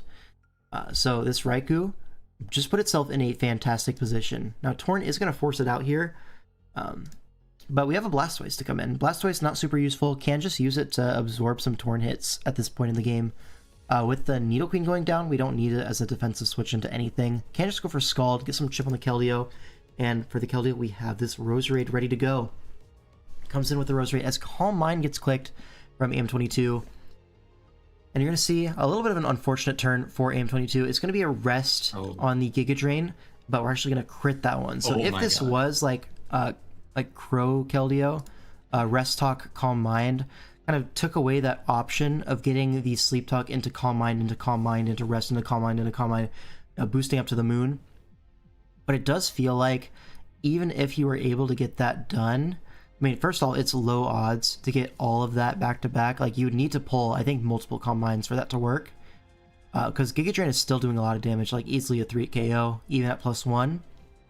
But obviously the crit makes it so it's not even a chance, right? So, lucky for us. Now, Torn's going to pivot in on the next Giga Drain, but instead of spikes go up. Thanks to the crit, we have time to set up these spikes. But now Stun Spore comes out. Heat Wave did 0. Yeah, this is very bulky Roserade. I actually missed 2 Stun Spores back to back. But it's okay because we have Synthesis and the next Heat Wave wouldn't kill anyways. So back up to full. I mean, all's well that ends well. Yeah, so why is a Roserade stonewalling a Tornadus? So this is actually the exact Torn set that I brought in Mox. It's very likely to be Ice move last for the Garchomp. No flying move. Yeah. Yeah, so we're just gonna waffle a little bit here. It's the burn eventually, like, sure, totally fine. Yeah, at this point, Keldeo is at 22, so it's dead to these hazards. Blastoise comes in, gonna go for a Scald, 22%. It's a U-turn, big critical hit, but Keldeo just gonna go down to these hazards for some regen, and at this point, I think AM22 throws in the towel because once this Raikou comes in, it's just T-Bolt, T-Bolt. That's gonna be the game. Yeah, the regen is just healing 5% anyway. Yeah. Rocks up. Yeah. Alright, so that is game 1, and Jimmy gets us off to a fantastic lead. We are it's up game 1 and also 1-0. Scovillain's first win in 2 weeks. Yeah. Chill on us. Alright. So now, Game 2, we have Lucas versus Agency. All right. So this one... Who's hiding behind the hammer there? Mandibuzz. Okay. Mandibuzz, yeah. First 1-0 lead for Scovillains this season. Actually true, I think. Yeah. Yeah, chill on us, though. Chill. So game 2, Lucas versus Agency. Agency with this Meow Keldeo team. Lots of U-turn, lots of flip turn. Lots of opportunities to get this Keldeo in from like a draft like perspective.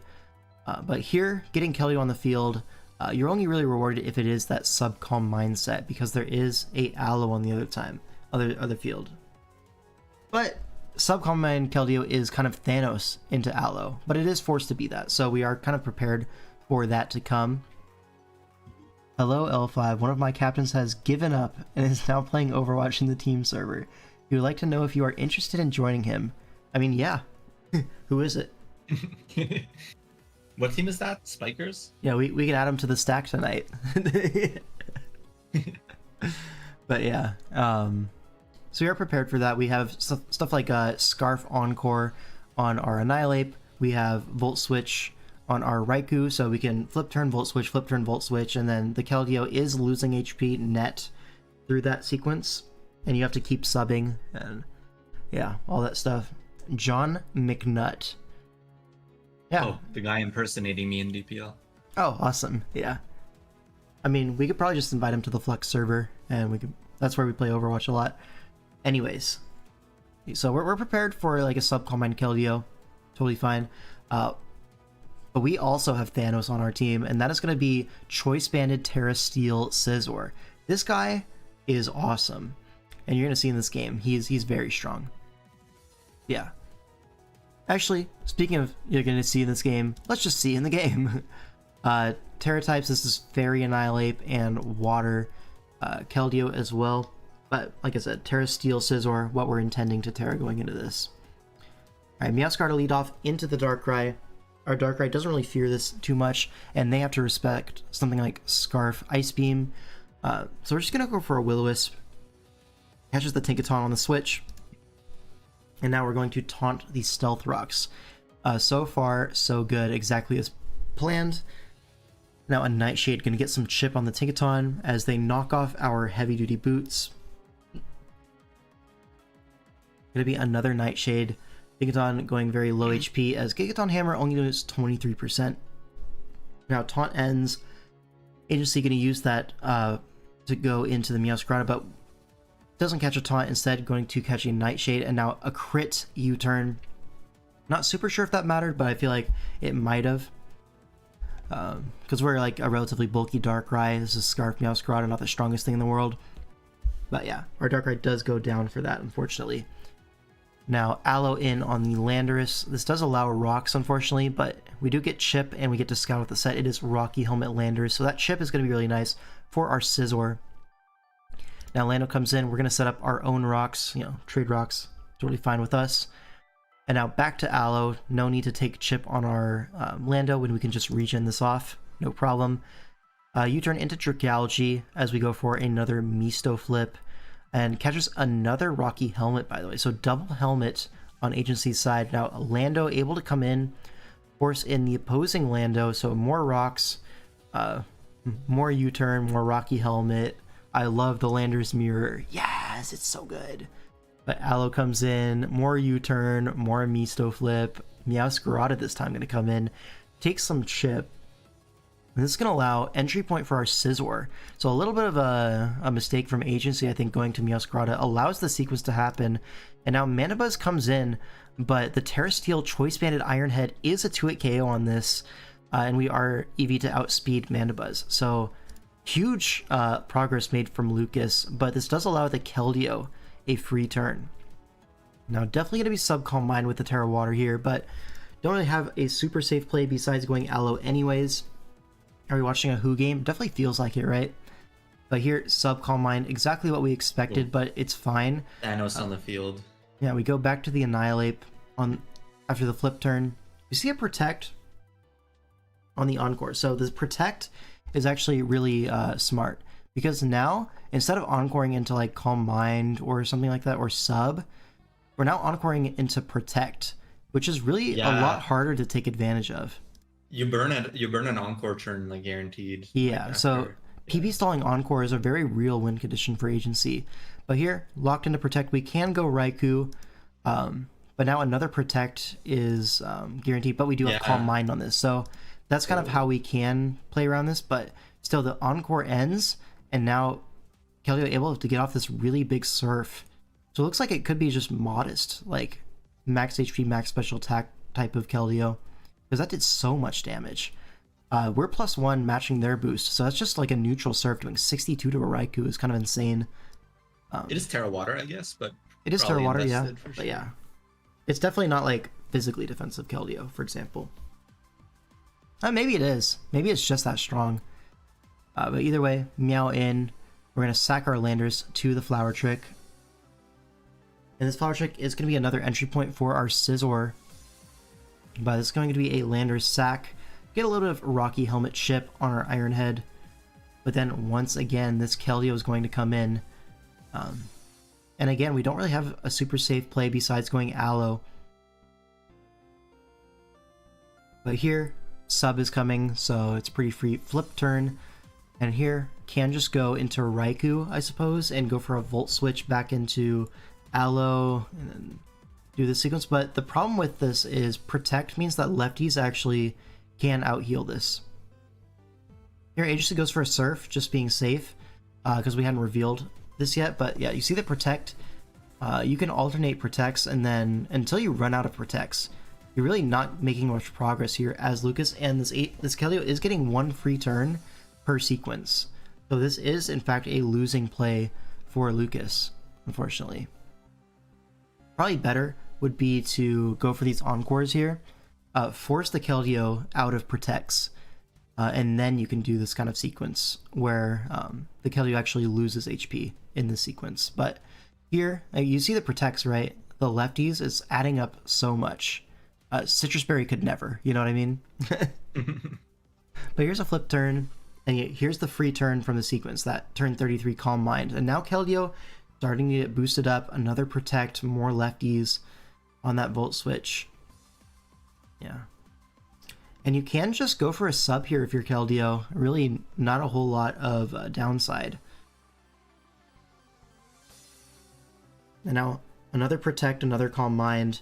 These lefties are just always keeping the Keldeo super healthy. 7 left. So eventually you will run out. Yeah, now it's about time to go for the Encore. We're going to see Protect. But actually Annihilate goes for the U-turn. So, yeah, U-turn doesn't even break sub after the flip turn. Maybe he was expecting it to kill. That's like the only... Yeah, Agency also expecting that to kill. Goes for a sub, but now another Calm Mind's coming. This Keldeo all the way back up to full HP, basically. But now this flip turn does break, and Raikou can come in and actually... this time it's like +3 Spadef. Like, it surely you can just eat this. And yeah, at this point, the Raikou is not threatening lethal damage, not even close. And Protect even more lefties, right? We see a Volt Switch. At least we do get the unprotected Volt Switch, but only 26%, right? God, yeah. Yeah, very bulky Keldeo. And Surf doing a lot of damage, 39 to our Aloe. And now another Protect on the Misto. And then you're where you started, but with +3/+3. Yeah. Yeah. So another flip. Now you go Annihilate. There's 4 Protects left. Here's 1 Protect. And this time we do lock the Encore. So, yeah, here's the Encore. We'll burn all the Protects. Mm-hmm. And now we go Aloe on Protect. Another Protect here. Yeah, but this that feels like too little, too late. Yeah, this flip turn was definitely I think not correct is the word I'm looking for. Because what's the Aloe? Is it AV? Yeah, it's AV. But okay. Consider this, right? Here we want to get our regen, right? So going Aloe here is fine. But here this turn, it's the last Protect. So we need to go hard Raikou here.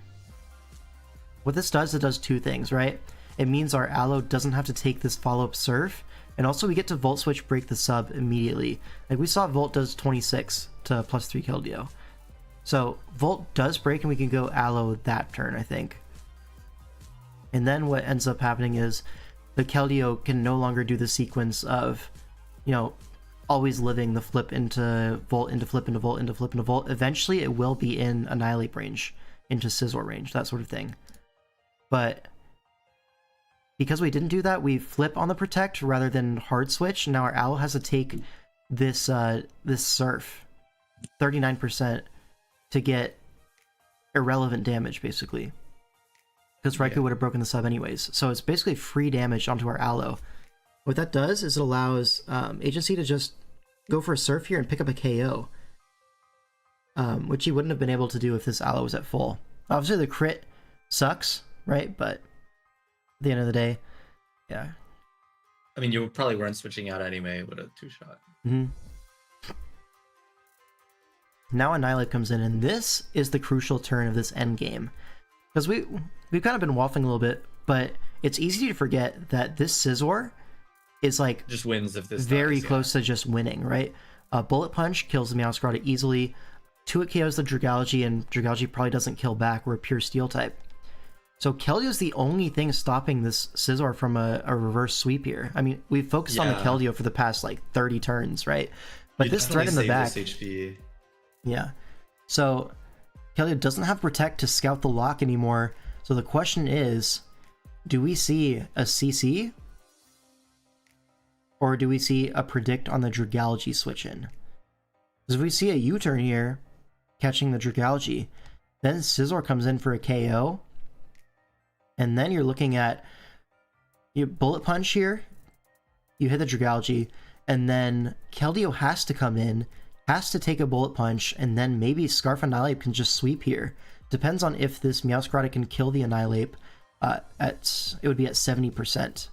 I suppose it would be at -1 from killing the Keldeo. It probably would be okay, to be honest. Yeah. Basically, as HC, you just have to not lose your Keldeo here. Yeah. Or like let it take. So here's the Dragalge, but Lucas goes for the CC, kind of hoping the Keldeo would stay in, but alas, that is not the case. Now Scizor comes in, but the Dragalge has time to flip turn now. So that means Keldeo gets free entry point, and at this point it's just pinned, and that's going to be the game. We go Annihilate just because if it lives, this is the right play, but it doesn't live. So there was no out. Yeah, Bullet Punch only does 26. So would have killed after a CC, of course, but Agency able to play around that, and that's going to tie up the series 1-1 as we go into Game 3. And this is an interesting one, right? Because Violet River, a week ago, was on the opposing team, the Draft Dodgers. She got dropped at mids after going 2-0 for them pre-mids. So why was she dropped? I really couldn't tell you. Maybe a little bit of a clash in, hey, I want to play the game, and then you bench me week 3. What the hell? I'm 2-0. Give me playtime. Something disagreement of the sort. I don't know. Correction 1-1, but I get your point. Oh, 1-1. Yeah, sure. But same thing, you know, like Deserving of more playtime. Yeah. So we picked up Violet River at mids, and she's going to be starting in SV for us this week up against J. Ricky, past teammate of mine. And yeah, so J. Ricky using this kind of like Hydrapple team that we've seen quite a bit in the past. It has the Treads, has the Valiant, same as the other Apple team we saw earlier this week. We do have the spike support of Samurott, Uxie for some pivot, and then Revavroom, something make an appearance. And yeah, so on our side we have this this Iron Moth, Quaquaval, Terracore. Both of them pretty lethal with Terra, but especially together, you know, it's a lot for the opponent to prep for. Why did Riario get dropped as well? Now that one is even more perplexing, right? But hey, who's to say? See, Terra types, this is Ghost Hydrapple, Ground on the Revavroom it looks like, and then on the other side gonna be Ground on the Moth, and Fire on the Quaquaval. Oh my god. that has some more lore. Yeah. We don't need to get into it. Hydrapple going to lead off into the Ogerpon Wellspring. Now here, Terra Ghosts immediately, but a sub comes out. Catches the Yawn. Catches the Yawn. Really interesting Yawn there, yeah. Interesting turn 1. Yeah. So sub just scouting out is going to be massively rewarded here, as now you get a free Ivy Cudgel. And Uxie comes in, takes 35, and now basically Uxie has to die for this. Not like fully die, but that's No all of its J-Riki. HP. Yeah, no J-Riki recovery. Iron Valiant comes in, fires off a Life Orb close my combat into our Tinkaton. So good prediction from J-Riki there. I don't think it was really prediction. I think CC just killed the Ogerpon and does good damage to everything. But here, can pivot out to the Landorus, catches the next close combat as Moonblast would not kill the Tinkaton from there, so it's a pretty safe pivot there. And now Landorus gonna force this out as Hydrapple comes in on the rocks. Now we're just going to Earthquake, a little bit of an HP trade, but this is regenerable from the Hydrapple, so J-Riki probably happy with that trade overall as we U-turn into Roaring Moon trying to catch another Terra Blast, but a Yawn comes out instead, forcing us to waste our booster energy, unfortunately. Now Tinkaton comes out, but a really great double from J-Riki, catches that with the Iron Treads. So really intelligent stuff there from J-Riki. If the Roaring Moon stays in, Treads is fine, but if Violet River is switching, who's it going to be? It's probably going to be the Tinkaton, right? So J-Riki calls that correctly, is rewarded with a free spin. But Violet River, really nice, catches that the spin is coming and goes for an Endeavor, severely weakening this Iron Treads, and now it's no longer a check to something like the Roaring Moon. So a big deal there. Now Uxie comes in, but we actually switch hard to Landorus here, and this means we're able to trade rocks back up immediately. Uxie reveals to be faster, which makes sense, we're a defensive Lando, and goes for the faster Encore. Locks us in a Stealth Rock, and now just gonna sack off the Tinkaton, it looks like, but Uxie actually goes for a U-turn, not killing our Tinkaton. So Iron Treads comes in for potentially another spin, but we have Quaquaval here, so maybe threatening to trade spins, but there is that Terra Ghost Hydrapple in the back, able to spin block pretty effortlessly, so an Aqua Step only 23? Not the trade Violet was hoping for, I'm sure, and another Yawn onto our Roaring Moon. This time Ogerpon gonna be the switch. Yawns are more annoying. Here, J-Riki went trying to catch that Tinkaton sack, but instead gonna catch an Ogerpon and just gonna be a Trailblaze knocking it out, getting a +1 speed. This denies the revenge opportunity from Valiant, which is pretty important. So now Hydrapple comes in, but Hydrapple a little bit easier to deal with than the Tinkaton. Because versus the Hydrapple, we can just go for an Ivy Cudgel and do some really nice chip to this. A crit comes out with Ivy Cudgel. We clicked it 4 times. A crit happening that's not too far outside of normal odds. Now Lando comes in, threatening an Earthquake KO, but instead going to U-turn on the Uxie as Helmet brings our Landorus very low. But now Tinkaton comes in, it's at 4%, but Valiant comes in and we eat our Custap Berry and get a T-Wave on the Valiant. Crucial stuff. So Moonblast going to knock out our Tinkaton, but now with a Parrot Moth, or Parrot Valiant, our Moth can come in and just go for Fire Dance, but this Samurott has like multiple Assault Vests on him. He's at 12%. Disgusting behavior. So yeah, max Spadef AV most likely, as we're just going to go Quaquaval, but J-Riki goes for the flip turn, which is a great click here, allows the Rev Room to come in, and here a Shift Gear is coming. Go for a Rapid Spin, remove these rocks for the remainder of the game, but the Rev Room going to be able to go for that high horsepower, knock out our Quaquaval. And Landorus comes in. It is Clear Me Out, but it's also Custap Berry Landorus, the surprise tech, knocks out the Rev Room, which definitely was looking to sweep in this endgame. Some champ slander. It's not the Tears fault. Y'all can't draft for shit. Hey, chill on me, chill on me. I don't know about the drafts, but it's like whenever I mock Fred, I'm like, wow, this is like I can't use any items. Like it's just really weird to build for in mocks, at least. I haven't prepped for like an official game yet. Yeah. But let's just say once more. Let's look at this turn again. So yeah, we kind of skipped over this amazing. Here, Landers comes in, the Different clear events. amulet, right? So, I mean, this doesn't even look like a Custap berry. This looks like I just want to get an Intimidate off and then revenge with like my Moth or something after I Terra. Yeah, like just desperation. The only thing Yeah. that lives this at this Like, point. there's no yeah. other reasonable play. So in Like, Jericho's watching mind, this- what are you gonna do? Switch? Right? This Yeah, like this watching thing this wins. live, we were like, "Oh shit, clear amulet." Yeah. Violet River's But then fucked, the double oh shit, the Custap EQ, the reverse. bang. But now Samurott comes in. Actually, no priority on the Samurott. Just gonna go for a flip turn and take some massive earthquake, which is actually a huge deal. Now Roaring Moon comes out. Hydrapple gonna get the regen from this Valiant Sack, and here a full para on the Vacuum Wave is actually quite important here because the Roaring Moon remains high HP enough to take this Hydrapple Fickle Beam. And now the Culverberry does allow Hydrapple to live 2 knockoffs, but now the Iron Misto can come in, go for a Fiery Dance, and we do get a boost. And now Samurott comes in, it will go down to the Sludge Wave at +1. Oh, it had Vac Wave? Why did it get paralyzed then? That is the question, right? The earlier does the Tinkaton priority go before the Custap, the priority goes before Custap, yes. Custap only makes you move first within your own priority bracket. So Vacuum Wave would have prevented that Custap T-Wave, but yeah. Beso, probably didn't Ricky think needs about it at Beso. He really does, doesn't he? But so Violet River takes that game in a pretty close one. But yeah, now we have Vergi versus Genesect. Can someone get Oh, wait, Lantern wait, Comic in here let's, to commentate this one? I really need that in my life.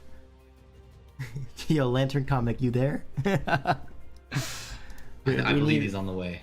Oh, he's okay. Our guest commentator is here. Shortly. He's coming. He's coming. Okay. Oh, Okay, Lantern and Comic. Speak of the devil. Game in particular. We need you for this Yep. one. We need Let's you. let's go to our protagonist's perspective here. No, seriously, what is going on here? Why am I being summoned? I don't understand. We so need you for I'm this assuming you game. haven't seen this game. I'm gonna stay silent, and I need to hear your I'm thoughts on what's not- happening. I'm not in the main DPL server, so Yeah, definitely yeah. not. All right. Okay. So, let me know your thoughts on each of these turns, Mr. Lantern Comic. Yeah, stage is yours. Dragon Bolt to Belly Bolt. It's just, I'm not gonna lie. Bolt could do literally anything. I have no clue what that thing's gonna do here. It's just like screens. Oh, sub. Okay. Okay, but we're subbing up. Oh, sub D dance. Oh shit.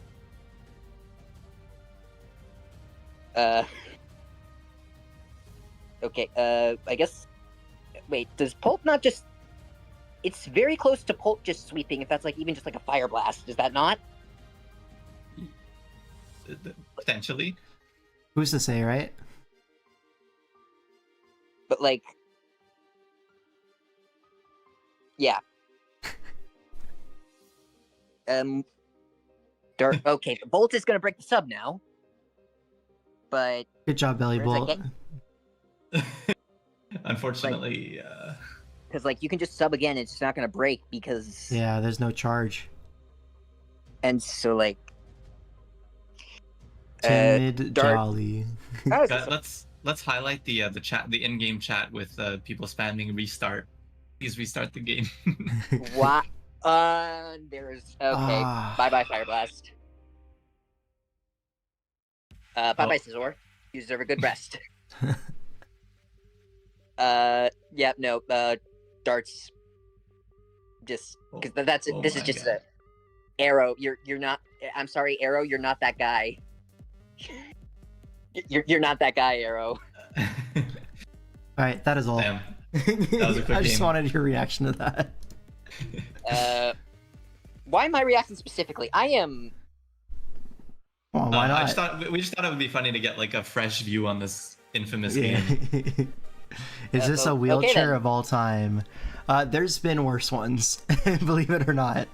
I think I might have seen one, but Yeah, in the past there was K-Crick versus Bronson. which was a DPL decider where K-Crick clicked agility with his Latios and then instantly swept with stored power weakness policy. That was a good one. That's an instant classic. Yeah, very much a classic. Right. And then what else was there? There was Yeah, since we have you're the captain of this. Oh yeah, this, the Phil team Swampert. Lost. Why was there a Palafin on the bench of this game? Because that's like a strong. Chill on him, okay? Chill on him. Okay. We can move on now. All right, Count Riario versus Berna as the series is tied up. Anyways, sorry, Genesect, Beso Genesect, but Beso, Genesect I'm needs hoping that Besos you get another just chance as in the much as future. J Ricky does. I got a dip for now. All But, right. thanks for having me. Yeah. Deal.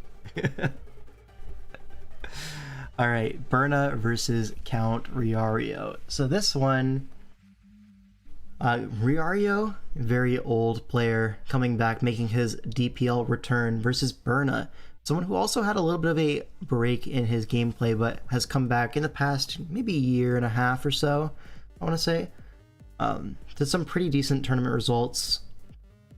And here he is for us, starting in Usum. Riario's here for round 2 versus Go Villains. Yeah. Wait, we you actually faced this guy twice because of the trade. That's yeah, we played him pre-mids on Huge Power, and then now we have to play him again on Draft Dodgers. So he beat Theo last time, and that was the Camerupt game with like eruption all over the place. You know the vibes. But here, something far more sinister. He has to play against this Zeraora team. We'll see, does he have the sauce? Thundersleed versus Mismagius, Goatman. Florges, though, pretty safe response here as we see an Icy Wind, just trying to slow down that Thunderous for the 2-hit KO. But here a Taunt comes out, preventing any like Calm Minds or something like that, as Mismagius going to take that Moonblast. Goes for a Z move here. It's going to be Never Ending Nightmare. Does honestly not a lot to this Florges. Should be pretty effortless to just 1v1 this Mismagius. But the Destiny Bond, able to take the Florges with him. And that's a pretty big deal for stuff like our Garchomp set, for our Clefable, even our Gyarados, right? Doesn't appreciate 1v1ing a Florges, but here, Florges is no more. And Garchomp gonna come in on this Thunderous, gonna switch out here, not willing to stay in just yet, as we have a full HP Clefable, which is especially defensive. Now, able to go for a Light Screen as Dragalge comes in. Now, with a Light Screen up, Garchomp's a pretty safe switch in here. And now we can get up the rocks as Starmie comes in. Goes for an Ice Beam, but we have our Yachi and Light Screen intact, so even though that's a Life Orb, Starmie only does 32%. And so we get a massive Draco Meteor, 6-7. Yes, good job, chat. And now Skarm pivot on the Ice Beam, threatening a Brave Bird. This is actually, you'll see later, actually. Skarmy goes for a Brave Bird on the Thunderous, gonna get forced out by the threat of Thunderbolt. And now Defog, a really nice click from Riario. Now the double to Chomp, expecting a Dragalge, it looks like, but not going to be the case, so Clefable comes right back in. Crit HP doesn't really matter, to be honest. Here we're going to see a Light Screen go up, but now Knockoff. And it feels like Clefable probably should have just been clicking Moonblast there, because this Thunderous does have Defog. But now Healing Wish, able to heal up the Garchomp back up to full, but HP is going to bring it back down again, so it feels like definitely a strange sequence from Berna. Feels like the Clefable died for very little value there, especially when we have something like the Zeraora to come in and just kill the Thunderous, right? But either way, Garchomp gonna go down to the Starmie, can survive another Life Orb hit, so one more attack from the Starmie. But Skarm comes in with the Scarf Brave Bird, Revenge kills the Starmie, and now Landorus comes in, but goes for a Scarf U-turn of its own, so something else has to take this -1 Brave Bird. It's going to be Dragalge, so getting chip on this Dragalge, not the worst thing in the world, so another Brave Bird is coming. We're going to get Dragalge down to 42 after the Black Sludge recovery. But now Zeraora comes in, goes for a Dual Chop, misses the Dragalge, going to get Dragon Tailed out back into the Gyarados. Now, fortunately, this Dragalge is in range of Earthquake, but this is not the position that Berna wanted. So now Landers comes in. It is Choice Scarf revealed, so we're going to sack the Zeraora to see what the Lando locks into. It's going to be Stone Edge, but Zera goes for a bulk up here, just, in case there's a switch to Infernape. You kind of want to die here to allow setup on the Gyarados. Now we are going to Mega here, but yeah, at -1, this Landers Stone Edge only doing 23%. Easily able to take 2 Stone Edges, get +2. Now we are faster than the Scarf Landers. Aqua Tail just needs to connect, and there it is. The Lando goes down. Infernape comes in, but we actually are out of range of Mach Punch. So Gyarados able to clean up that endgame. A little bit scary there with, I think, a little bit of a Clef misplay, and obviously that miss on Dual Chop into the Dragalge. Why was Aqua Tail better than Waterfall? So Aqua Tail gets a few rolls, specifically versus the Mega Scizor that was on the bench here. So Mega Scizor was sometimes able to just match the boost with Swords Dance and then knock us out with a superpower, assuming they were able to force the Mega earlier. So we wanted to be able to 2-hit KO that thing with +1 Aqua Tail, which Waterfall would not be able to do. But anyways, now we go up in the series 3-2 as we're on to Game 6. This is going to be Glop versus Vanga Banga. Is it going to be Vanga or is it going to be Banga? Let's find out. Okay, Glop using this this Mew team again. Guys, we solved Swish. This pace is Thanos. Or this draft. I have to mock against this all the time. It's so annoying, dude. How many Misto Beams are we going to see? Hopefully plural, right? Hopefully plural. But he's playing against Vanga Banga with a very similar draft to the one that we played when Toxic was piloting it. So you see the Weavile, the Melmetal, the Dragonite, I believe is the same. Is it Uxie as well? I don't know, a lot of similarities between those drafts, but crucially, this draft's actually quite a bit easier for our pace to deal with. Because there's no Gengar, and Gengar was like the main progress maker in the Toxic game. Have we finally learned our lesson? God, I hope so. But yeah, let's get into this one. Uxie going to lead off. Usually lead Uxie versus this kind of team, like with so much for Uxie, is going to mean either Trick Scarf or Trick Sticky Barb. However, Feeny just going to stay in, take the U-turn, and fire off a Nature's Madness. Brings this Eldegoss down to 50%. We go for a knockoff, removing the Rocky Helmet from Eldegoss. As the Synthesis comes out, so heals back up to full, but now Dragonite comes in, expecting maybe a switch to Ferrothorn or Celesteela. But instead, Nature's Madness going to bring this Dragonite low, and now a switch to Zygarde, expecting a switch back to Eldegoss maybe, or maybe a switch to Melmetal. I don't know exactly what this is expecting, but catches the Eldegoss if that was the goal. I think it wasn't the goal, because now we switch out again, and now it's, okay, Ferrothorn versus Uxie. That's the world we're in now. But again, this Uxie could very well be lead Scarf Trick, and our Ferrothorn is actually quite important for stuff like the Weavile and the Melmetal. So getting this tricked would suck, but also what really wants to get tricked here? Not a whole lot. Here's going to be a trick, and our Ferrothorn is now holding a Choice Scarf rather than the Rocky Helmet. So that's going to be a big deal for the Weavile in particular. But now rocks are going to go up, Celesteela in. You see a U-turn into Keldeo, but here we're going to hit the Misto Beam, and Keldeo takes 35 from that. Pretty reasonable chip, and now Surf comes out, but we have that Giga Drain, getting HP back and knocking out the Keldeo and getting a Beast Boost. Now Dragonite comes in, does have the Roost. Beast boost, popping up in your town. But our Flash Cannon is able to 2-hit KO through the multi-scale. So Dragonite is going to eventually have to just take this HP trade, and our Celesteela with a 2-for-1 special knocks out the Dragonite. Now Weavile is able to revenge with pretty much any move it wants to go for. It goes for a knock, it'll be fine. Now our Tapu Fini comes in, and our Fini is going to force in the Eldegoss. So we go for a Nature's Madness, bring this thing low. But now we're going to switch to our Mew.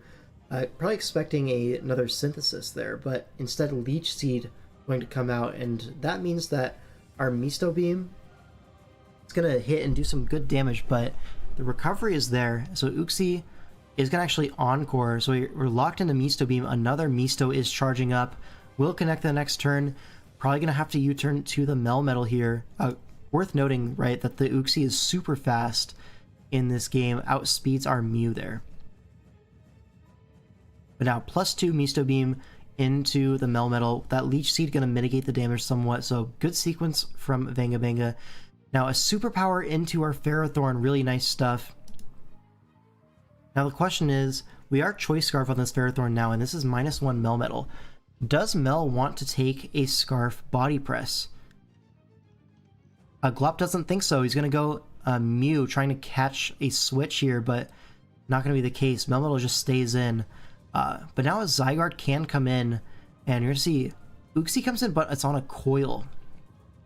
So Coil into E-Speed, preventing the Encore from locking us into Coil. So this is going to be potentially KO. Could go Melmetal on this E-Speed. Looks like Glop expected that, but instead it's going to be the Eldegoss. So Eldegoss kind of covers both plays there. You know, Nature's Madness. But Energy Ball, this is an Assault Vespini. Only 23% is kind of crazy. Now Jelly Jiggler comes in on the Synthesis, threatening a Sludge Wave. You use that threat to get Stealth Rocks up, and now this switch here is really important here. Goes into Zygarde, and the reason you switch there is because you are Choice Scarf. Now Vanga knows this, so our Nihilego set is revealed at this point. But this Encore is also interesting because if Uxie goes for a U-turn and catches the Ferrothorn, for example, Uxie goes down, right? Or like it's very low. Yeah. I guess I would just go down to rocks either way, but maybe that's undesirable. So we go for an Encore here. This does allow our Zygarde to come in for free. And what this does is allow, because we know this is fast Uxie, we can go for a really safe Coil. There's nothing this Uxie can do to threaten us. And now +1, we go for a Scale Shot, and this is Life Orb Zygarde. So 3 hits, not quite enough to deal with the Eldegoss, but Energy Ball also not going to kill the Zygarde. Now it's worth mentioning you could have just gone for a second Coil on that Eldegoss turn, but maybe didn't want to risk like a Sleep Powder and then you get nothing out of the turn. That would really suck. But now Uxie's going to come in on the sack. Again, could have coiled there, but now at only +1, Weavile is able to live that E-Speed, even with Life Orb. So, gonna get a pick off with the Ice Shard, but now Nihilego comes in, threatens this Weavile, and we're gonna see a double to Zygarde, trying to catch the switch. And Vanga does switch to the Melmetal. Now it's worth noting this Melmetal legally cannot take damage here, because if it does, the Nihilego, Scarf Nihilego in the back, is going to immediately sweep. So, Vanga needs to save this, but also if you look at it, Zygarde is running out of Life Orb hits. So it looks like you just sack Eldegoss here. Get a couple Life Orb hits and you're probably chilling, but a Coil catches the switch to Eldegoss. Now, an Ice Punch there from Melmetal would have been game-ending, but again, you cannot take the Life Orb 1000 Arrows on the Melmetal. It's a game-losing play. So Glop knows this, Vanga knows this, and you see this sequence here. Coil on the Eldegoss, and now you see a Scale Shot. As long as it connects, Eldegoss will go down. And now forced to go Weavile here, and forced to take a +1 E-Speed at this. So 83%, and here you see like kind of a little bit of a consequence of getting our helmet tricked on our Ferrothorn. If we had that helmet Ferrothorn, we could have been using it as the knockoff sack earlier. And then this Weavile would have died to an E-Speed. That was kind of like the idea behind that combination, right? But here Weavile able to live, and it's all down to Nihilego and Tapu Fini. Now here, Weavile is just going to stay in and die to a Thunderbolt, giving a Beast Boost to the Scarf Nihilego. Melmetal comes in, it has to survive the +1 Thunderbolt into the Fini hit, but 43%, it looks like Fini should be able to get this done. And that's going to be the game. Melmetal revealed protective pads, no Custap anything, and that's going to be the game for Glop as we go up in the series 4-2, and only one more win is needed for us to take the week and cement ourselves as like not bottom of the standings, right? And to do that, you have yours truly, King L5 versus Undead. Now I'm slotting Oras this week, and I'm bringing this Mega Guard team with, you know, the status spam. You have good offensive tools with the Crobat and the Serp and the Nidoking.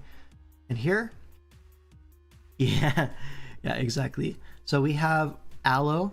I decided to bring my Aloe here over my Registeel. Registeel, I tried in Mox. It was actually pretty good. The main problem with it was it kind of, it can stop the Sneasel short term, but long term, not so much. Aloe doesn't really suffer the same problem. Another thing with Registeel is that it's like weak to Gallade, weak to Garchomp, whereas Aloe, you can fish for some Scald Burns against those guys. Totally fine. And another thing that was pretty useful in this game was Healing Wish. Just having that Healing Wish on the Aloe was able to bring back something like my Serp or my Crobat. And these sets were like really strong offensively into Undead. So if you look at this matchup, you might not think that Choice Band Crobat has any place here. There's a Zapdos, there's a Klefki, a lot of things that can kind of like deal with it. But then you look at the team as a whole, right? What is Undead supposed to do against Guard besides Klefki? What is Undead supposed to do against Serp besides Zapdos? So if I'm able to correctly use my opening two pieces, the Crobat endgames are really strong, especially if I'm able to get up some hazards. You're going to see I have some plans to do that. If I can get some hazards up, Sneasel taking big chip every time it comes in, the Crobat endgame was really powerful in this game. Especially with the Aloe able to absorb these Sneasler hits, or Sneasel. Basically, as long as I can get some Crobat turns in like the mid to late game, feels really strong.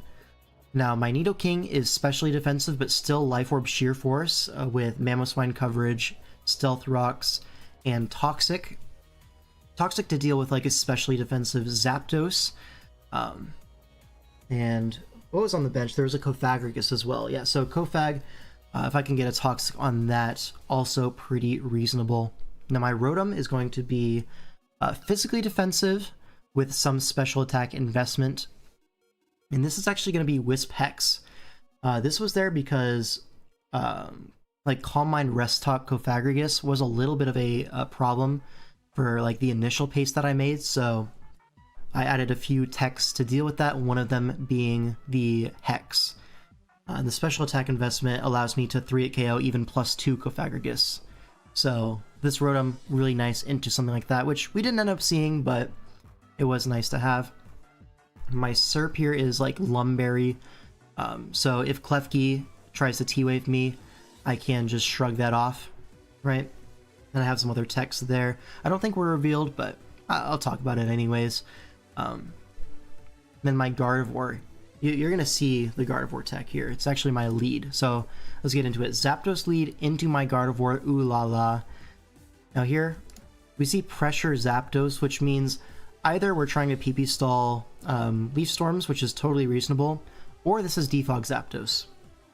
So one or the other. Now here, it's pretty safe. Like, he doesn't have any good plays besides going hard Klefki. Like, everything else, like literally any other click is a throw. So I'm just going to go for the free Will-O-Wisp that is afforded to me, and I'm going to burn that Klefki.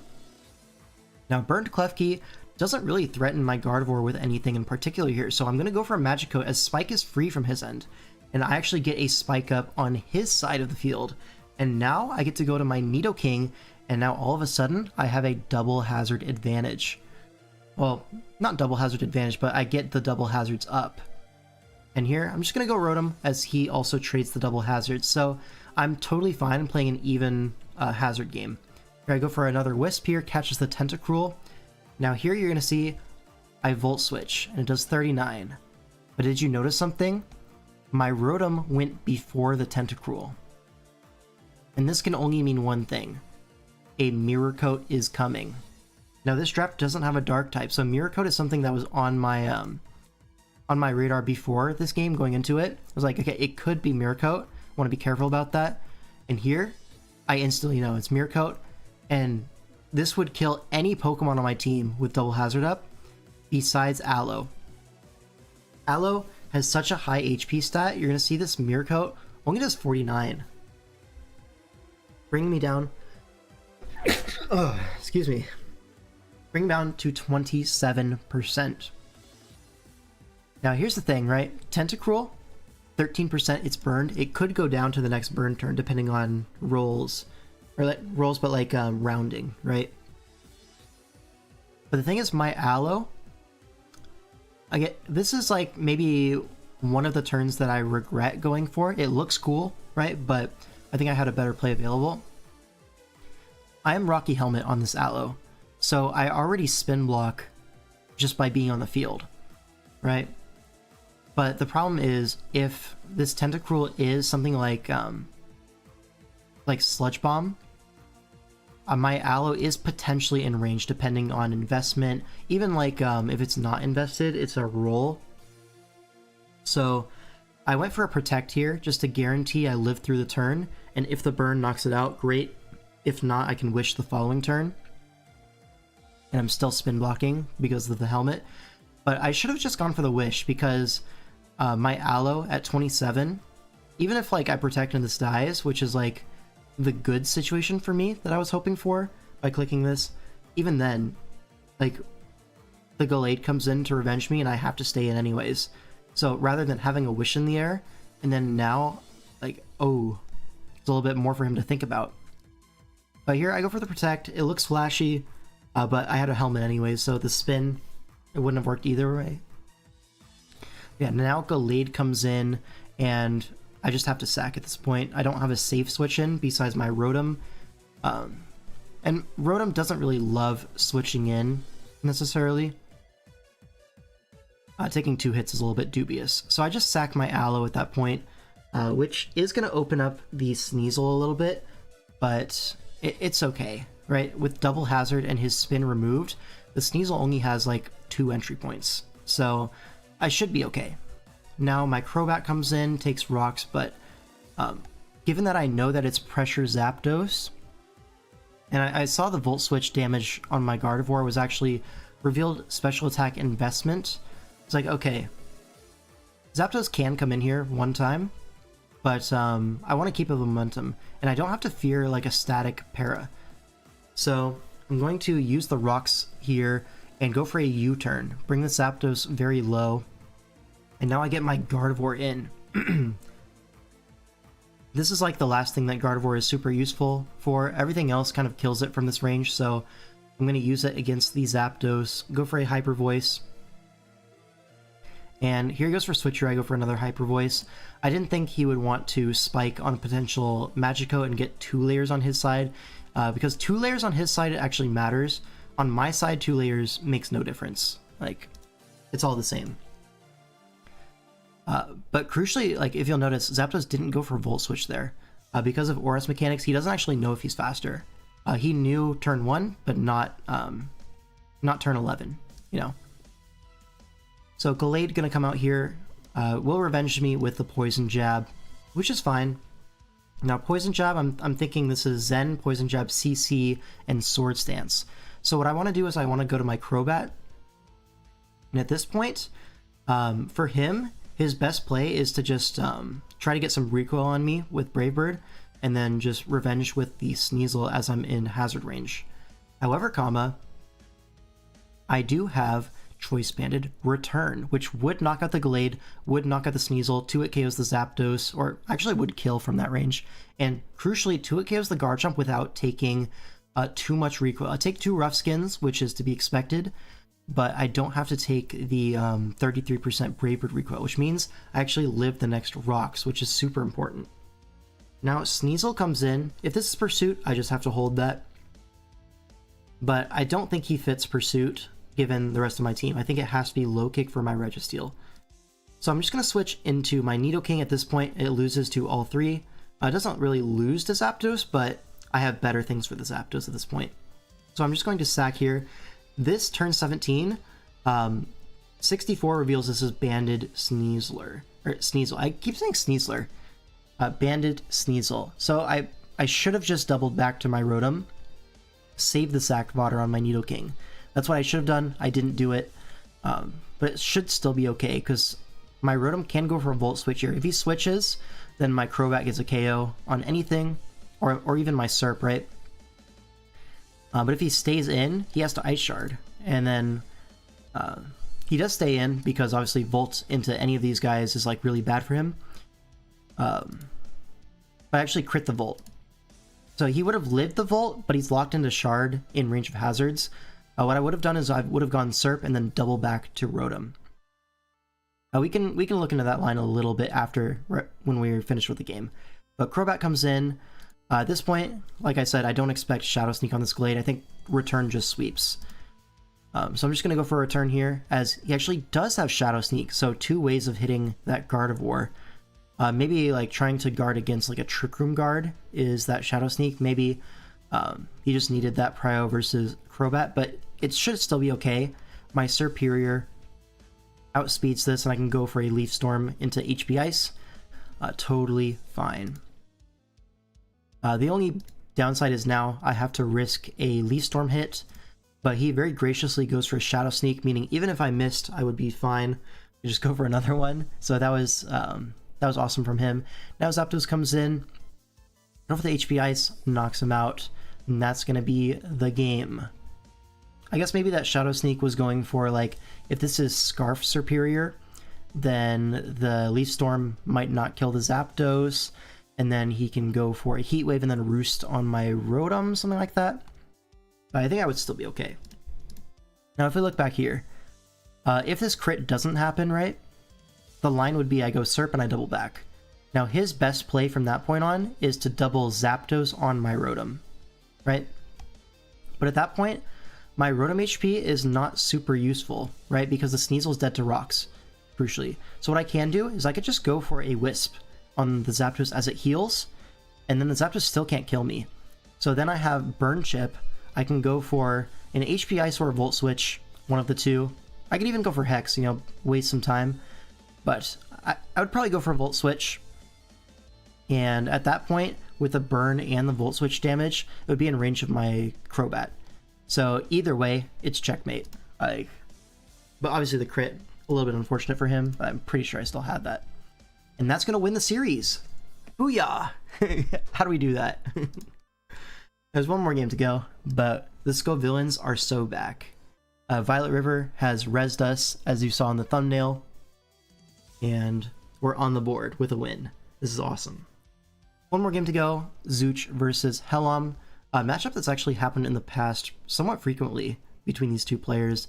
Zooch has defeated him the previous times, but here, we'll see.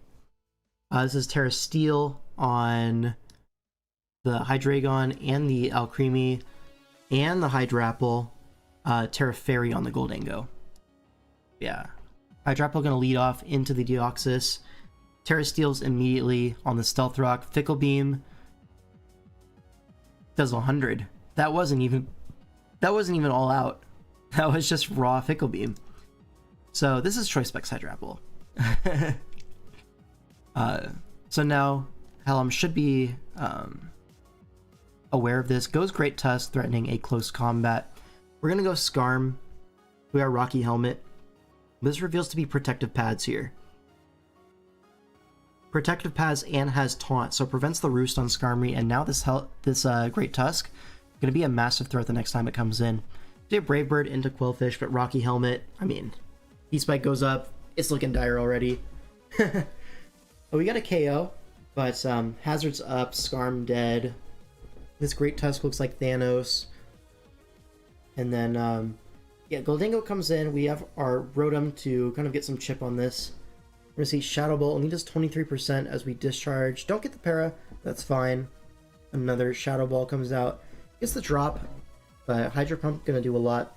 This Goldango is forced out now to the Hydreigon as we Volt Switch into Terrapagos. Could potentially get the spin off here. The Goldango is very low, So he does go Gholdengo to block the spin, but we can follow up this with a flamethrower, but crucially a trick scarf means now we're no longer able to go for that spin the following turn on anything. So Hydreigon comes in, we go Rotom, but it's nasty plot. So Hydreigon getting nasty here, it actually reveals Substitute, which is worst case scenario for us. This Hydreigon is now behind a sub at +2, knocks out our Rotom Wash. And here's the problem, right? We could go Weavile and try to triple axle this, but it's Terra Steel. And Hydreigon very happy to click Terra Steel against this remaining Pokemon endgame. So Garchomp gonna come in. Hydreigon gonna go for the Terra Steel, but we have Brick Break to hit both typings. So it breaks the sub, but Dark Pulse is gonna knock out our Garchomp, 85%. Now Tarap comes in, threatening a Flamethrower. It is gonna be faster thanks to the Scarf, but there's an Alcremie in the back with the question mark typing. It is a Fairy type. But now Hydrapple comes in on this Alcremie, but Quillfish comes in, and Zooch in all his glorious wisdom goes for the Choice Specs Heavy Slam. Yeah.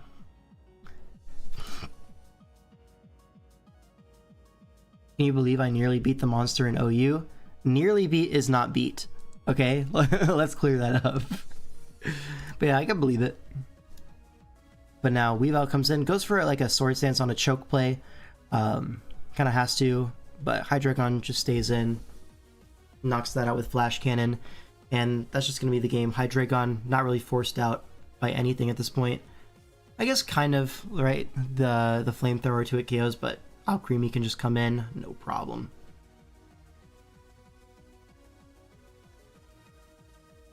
Why are you playing this guy and benching yourself next week? Are Scovillains throwing? I just have a busy week, and I trust my teammates, so we're just going to have them play this week. Tellum got his get back for DCL. Yes, he did. Yo, the DCL one was brutal. So, I mean, good for him, you know? The duck was crazy. What's DPL? Draft Premier League. It is, it's a team tour featuring a lot of the best draft talents, and, you know. But yeah, this is the watch party for it. Okay, now we go on to the next series. All right, this is Nature's Guardians versus the Big Dogs. Two of the teams towards the top of our standings. So this should be a pretty good series, right? Nature's Guardians looking to punch above their weight, right? A lot of people have them quite low in the power rankings preseason, but they've shown they have what it takes, right? They have good performances, and again, towards the top of the standings going into this week. But the Big Dogs, they're #1 seed for a reason. They drew against the Scovillains week 1, but then since then, they've been dominating. 7-1 win, 6-2 win, and now we go into week 4. So, should be a good series. All right, Guardians, going to be Pyronox. Saint going to be on the Big Dogs. Pyronox, a captain of the Nature's Guardians, wants to put up a good performance for his team, and he has a Quilladin to do it with. All right, awesome. All right, Coco team. Coco into Mega Mawile. This is quite a common pairing, right? Coco plus Breaker. Usually you see it with like a fighting Mega or something like that, but here Mawile going to be the Breaker of choice. You also have a Nidoqueen, could function as a Breaker or just a defensive piece, and Terrakion as well, like the third Breaker. Hard to wall all three of these guys. Especially Terrakion and Mawile, they kind of like share counters a lot, so one will weaken for the other. Like you see that Donphan, it can check one of them, not both. But yeah, let's get into the game. Thunder's going to lead off into the Nidoqueen. Kind of a neutral-ish lead. Nidoqueen does have the Pyapa Berry though, and Ice Punch gets a crit. Would have 2-hit KO'd either way, so the Pyapa Ice Punch working out here. Double crit, neither of them really mattered, right? Would have died to 2 hits either way, but now the Nidoqueen is very low and hasn't gotten rocks up, so Saint might be playing without rocks this game. So Gallade's going to come in to Revenge Kill, just go for an Earthquake, doesn't miss, there's no ground immunity, totally fine. Now Coco's going to come in, potentially force this out under the threat of Z Dazzling Gleam into the Quilladin, but we see a U-turn into the Mawile. We see a Super Fang. Malo kind of doubling, expecting what? Maybe expecting a Celesteal to come in there. That would kind of make sense, but yeah. Coco comes in once more. We see Clit and Synth up, and we're kind of back to where we started. Another U-turn into Slowbro this time as spikes start going up, and Quilladon should be getting multiple layers here. It gets 2 layers up. Do we go for a third? A Malo pivots in here as I would assume we see a third layer of spikes. No, we see a synthesis. Okay, so 2 layers is good enough for now. We go for a Super Fang, bringing this Malo quite low, but a Sword Stance. This Malo will be killing something here. And it looks like it's going to be the Donphan potentially. We see Sturdy proc. Is this Donphan faster? Do we see a Sucker Punch? A lot of questions here. And we see the Malo is faster than the Donphan. So it gets double helmet off. The Malo's in range of hazards. The only defogger is Coco, which I think defog would look weird on a set like this. Roost, U-turn, defog, and what? It feels like you need dual stab in this matchup. The T-Bolt for the Steel Afini and the Dazzling Gleam for the Gallade. Although maybe it's just Wild Charge that hits pretty decently into all 3 of them. But then you're hard-walled by Thunders, hard-walled by Donphan. Feels like probably is going to be that Dazzling Gleam in the back. So no removal, just going to sack the Mawile to this Tapu Fini. Now Coco comes in, steps on these spikes, but we still have a full HP Quilladin, which we've already shown can beat this Coco 1v1. We see a U-turn into Terrakion. Quilladin, if it has Woodhammer or something like that, could go for it here, but instead going to pivot to Gallade. Catches a Poison Jab and a Poison for its troubles, but does enter the field, is going to force this out, probably into the Slowbro. But Slowbro should be able to switch in on this. Yeah, 84%. Like, with that damage from Terrakion, well, you'll see this later, but that reveals quite a lot about the Gallade investment. So, not really afraid to go hard Slowbro there. And now I'm going to switch to the Celesteal on the Slack Off, get some offensive things going. A substitute on the light screen, okay. But now Autotomy is getting very fast with the Celesteela. Scald comes out, breaks the sub, but Giga Drain only 24%. Really a little bit of a wilted rose performance from the Celesteal here, but the light screen will not last forever. Okay, the Slowbro actually switches here into the Raichu. Looks to be, it might be Assault Vest. 12 behind light screen, even though like light screen's off, that feels low. A Volt Switch on the Quilladin into, once again, this Terrakion. This time going Feeny, expecting a close combat, and actually catches that. So that's definitely Choice Banded Terrakion. And because that Poison Jab only did 32 to Gallade, that's definitely a bulky Gallade. But here, Scarf Feeny threatening a Moonblast. Gonna see Slowbro switch in, but not enough. And we're actually just taking damage on everything. Raichu comes in, gonna get 2-hit KO'd. Now Tapu Fini comes in. Should force out this Feeny.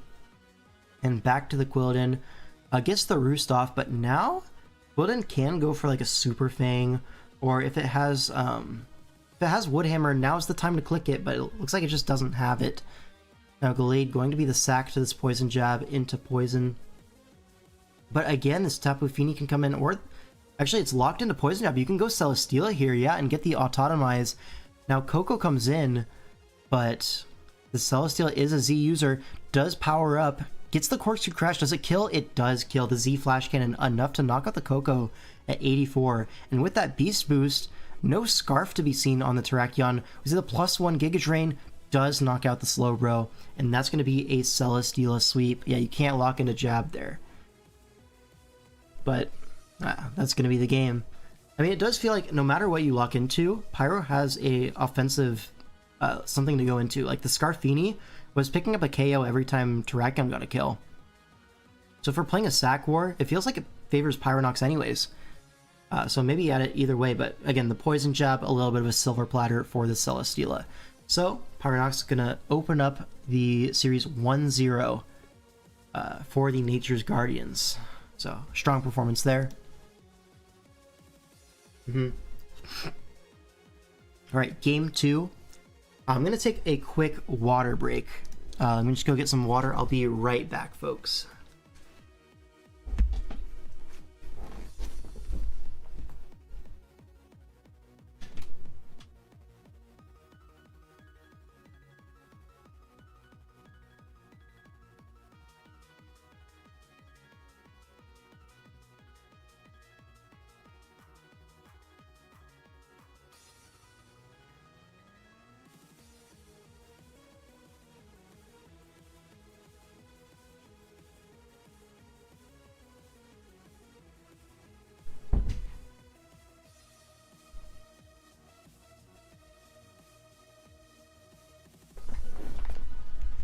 Alright, we're still back.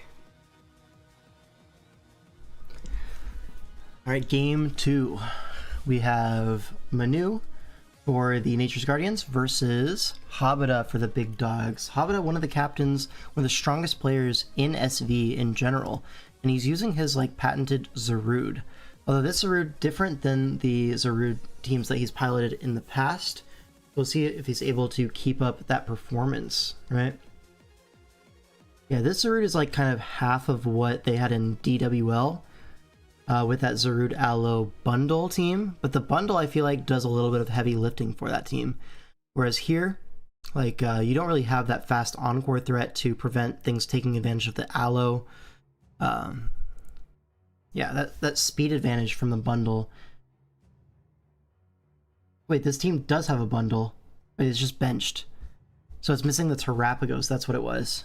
Yeah, I got it mixed up. But yeah, you are missing a crucial piece for it. But either way, yeah, this team, interesting. Feels like Bundle would do pretty well into this team, unless that's like Terra Ogerpon. Is this Terra Ogerpon? It is Terra Ogerpon. Okay, makes a little bit more sense.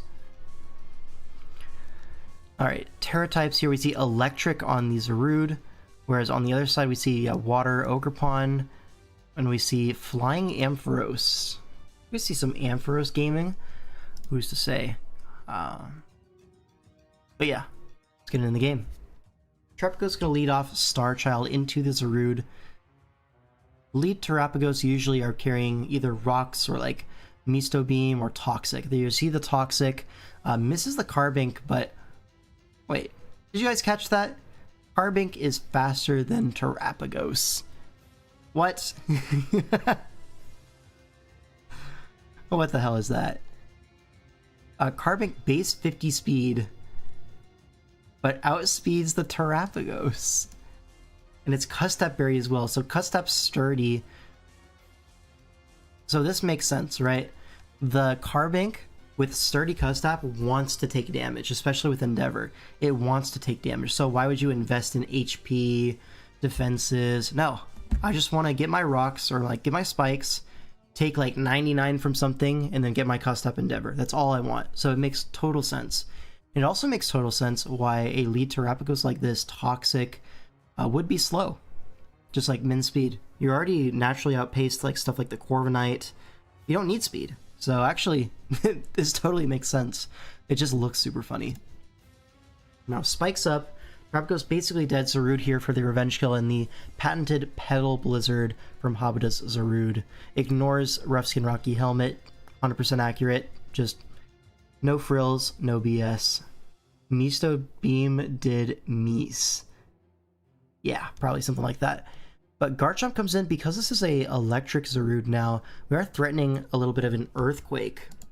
But Zarud actually has the tech for it. Grassy terrain is crazy. You have to assume this is like weakness policy then, right? But either way, a Dragon Tail comes out, gets rid of that Zarud on the field. That would have been really cool if we saw like a weakness policy on the weakened earthquake. Would that not just win? I feel like that just wins. So, but alas, that's not the world we live in. Corviknight's now going to come in on this Garchomp. As a spike goes up, could potentially defog here, but I feel like it's unlikely to be defog on a lead Carbink team, but I guess it just is defog. So what's our Carbink useful for then? I guess it got the Endeavor, but yeah, rocks are going right back up, and honestly, even a spike is going right back up, so the defog feels a little bit premature. You know, another Dragon Tail. Aloe's taking double hazards. The burn was terrible. I mean, who really cares? Wish in the air as we go Slitherwing. Catches a Swords Dance, threatening first impression, but the Ogerpon can just go for a Terra here.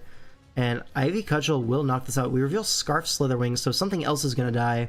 Yeah, I don't think the burn mattered. I think it was dying to this Ivy anyways. But yeah, now Slitherwing comes in, and a Scarf CC will knock out the Ogerpon, so it's forced out into the Tinkaton, but it is Balloon Pickpocket, a really big deal. Wouldn't have been forced out? I mean, who's to say, right? Now CC, the Scarf is stolen. So now Slitherwing doesn't check the Ogerpon anymore. In fact, the other way around. But now Ampharos comes in on the Aloe, and we see an Agility. Healing Wish Aloe brings back the Zarude to full HP, but it's stepping on 2 hazards. And Ampharos kind of not really scared of the Zarude 1v1. Goes for the Misto Beam, 61%. It's Mirror Herb Zarude. What was that even trying to catch? Like a Sword Stance Ogerpon, maybe? Maybe a Spin Terrapago so you get the speed boost? But here, Manu just goes for the second raw Misto, knocks out the Zarude, and now this Ampharos looks like it could just clean up the game, but it's Scarf Monkey Dory, outspeeds, goes for the Psyshock, and actually knocks it out. And now you look at it as like, whoa, the Scarf Monkey Dory is a big deal. Ogerpon's probably in range, Garchomp's in range. The Monkey Dory mirror is like, that's a toss-up. Could be speed ties. You don't know. And then the Tinkaton's at 35. The Tinkaton at 35 is the only thing stopping the Psyshock sweep. So, in comes the Tinkaton. Goes for the Gigaton Hammer as Slitherwing goes down. But now, Monkey Dory comes in. It has to lock something. You can sack off our Garchomp. It goes for another Psyshock. Our Tinkaton should live that. And... oh yeah, easily lives that. Even a crit wouldn't have done it. And Gigaton Hammer will knock it out. The Ampharos swept like 50% of Monks. Yeah, that makes sense. It's a really strong set versus Habita. But yeah, that's going to be really well played from Manu, right? Pretty sure Amphi is 100% win rate in DPL last 2 seasons. Not true, right? It's just false? Is it? Let me just double check that, because I remember, was it here? Oh no, it was benched there. So it didn't actually lose. Maybe it does have a 100% win rate. Who knows? Has the J. Ricky game already been covered? Yes, it has. It should be about an hour ago. If you go, if you want to like rewind the VOD, the J. Ricky game, you'll see. Actually, I'm not gonna open it to spoil it for you if you want to go back and watch it. But about an hour, you'll see Violet River versus J. Sitrus is what you're looking for. But next game, game 3 of Nature's Guardians versus the Big Dogs. I'm gonna go for Rage versus Nim. The Rage 77, using this kind of classic-ish Blaziken HO kind of thing. This is a pretty popular Swish team comp. J. Ricky's biggest fan right here. You know, that's all of us, right? Aren't we all J. Ricky's biggest fan? But yeah, Nim has been having an absolute stellar performance so far. 3-0 going into mids, and week 4, he's back with his Coco Kyurem core of team. So a lot of pivots, a lot of ways to get our Kyurem on the field. And that's something that Rage has to deal with, but he does have the Scizor. So one of the best Kyurem switch-ins in the game, so should be okay into this kind of comp. But the Scizor has to deal with stuff like the Corviknight, even like a static Stunfisk. But yeah, should be pretty reasonable. I think winnable for both sides, right? And now we have Tapu Fini leading off into the Slowbro. Could be potentially, threatening a Nature's Madness, and a Future Sight goes up in the air. And now Coco's coming in. So Future Sight combinations, something Nim is going to abuse here. So now Future Sight's in the air, Coco's on the field. Landorus can come in, but a Dazzling Gleam into that Future Sight will be so much damage. And you can't exactly go Grimmsnarl here. Would take way too much damage from the Coco. So something's taking big damage here. Fini actually just stays in to take the brunt of this. Goes for a Moonblast, brings his Coco low. But the Fini's going to be down to 19%. The combination of Future Sight plus Coco proving to be a little bit tricky for Rage. Now the Landers can come in that the Future Sight's gone and potentially set up these Stealth Rocks as he does do that. As Kyurem comes in, we're just going to sack Fini. Feels like you could just go Scizor, right? Gonna allow the Reflect Up and the sack. Now Nihilego comes in. Gonna force this out. Gonna pivot to Landers trying to catch the Stunfisk. Is going to catch the Stunfisk, but with Reflect Up, I feel like Stunfisk is totally happy to just stand and rock up, But okay, instead, just gonna go Kyurem. Safe play. I understand. But now Grimmsnarl can come in. Okay. Roselia gonna be coming in on a nasty plot Grimmsnarl. That's kind of crazy, no? That's Roselia's faster and crits the Sludge Bomb. Oh my god.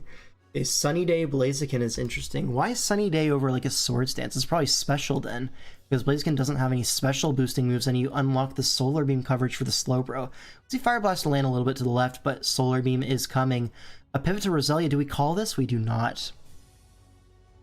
Yeah, Solar Beam comes out. Roselia catches that successfully. Oh, another Fire Blast dodge. This feels bad for the Rage. And the Poison. Oh, now you can just pivot Slowbro, because... Oh, but he doesn't even do that. Rage calls it out, but I guess we can just sack the Roselia at that point. It's not super useful. I actually agree with Nim's play, and after a little bit of hindsight. But yeah, Nihilego comes in, goes for a Side Shock. You have to start forcing damage on the Stunfisk now, because Nihilego is the only win con you have left. But the Pain Split, it's going to be so hard to put the Stunfisk in range. It feels like Nim just has this on lock, especially with Kyurem able to completely blank this Lando. Goes for a Gravity, trying to expect the Corviknight, but doesn't matter. Now Nihilego comes in on the Reflect, okay. Gets it on the field, Stunfisk can come in on the Side Shock, 39. So next time it could be a play. Now Landers comes in, but the Pain Split's coming, right? Yeah, Stunfisk back up to near what it was. Landers can go for another U-turn here, I feel like. It goes for an Earthquake, that's not going to be enough. And now we go Hard Scizor on the Kyurem. Do we just go for a U-turn here? Feels like a Reflect is coming. Oh, we go for Swords Dance. But this feels like now Corviknight can come in, and once Corviknight starts boosting with like a Bulk Up behind Reflect, you're just cooked, right? Yeah, there's the Bulk Up. Oh, a knock goes through the defense boost, through the screen, and Scizor, does he have the sauce to reverse sweep this? We switch! Oh, no. Why did we switch? I feel like you would just take your damage on Yeah. Stunfisk there, and then your Nihilego becomes Thanos. Even if you expect the foul play and Scizor goes down, now your Nihilego can sweep a Scarf Power Gem, right? Or like very close to it. Depends on the Slowbro set, right? Slowbro would have to be Psyshock, right? Because I don't think Future Sight kills the Nihilego from full. I feel like we just threw the game. No? I definitely think, like, because I watched the rest of this game before, so, like, I know what happens. I feel like in hindsight, I can definitely say that the just knocking there might have been better, or, like, whatever your strongest move was. Yeah. I guess he's saying, I can set up the Scizor again? Was it not Scarf Nihilego? Well, you don't even need to be Scarf Nihilego. You can take the Coco hit, it's fine. I'm so confused. They're saying it'll make sense later. I hope so. Nihilego comes in. Honestly, if you just Misto Beam here, you win as well, right? So many sets can win. We Psyshock again, expecting the Stunfisk. We go Scizor and get crit with Surf, and then we switch back to Nihilego. We get burned. This does feel egregiously thrown, I'm not gonna lie. Thunderbolt, Psyshock. Switch. It has to be Scarf then. Surely. What is this? I don't get it, man. Do you understand any of this? Weasel. There's a Power Gem, but now you locked in a Speed Boost. Speed Boost Scarf? Or is this like Specs? Is that Specs Nihilego versus like 500 Spadef Stunfisk or something? Specs Speed Boost? Well, even then, right? Isn't that fine? I feel like that still would have won if you chipped the Stunfisk with Power Gem.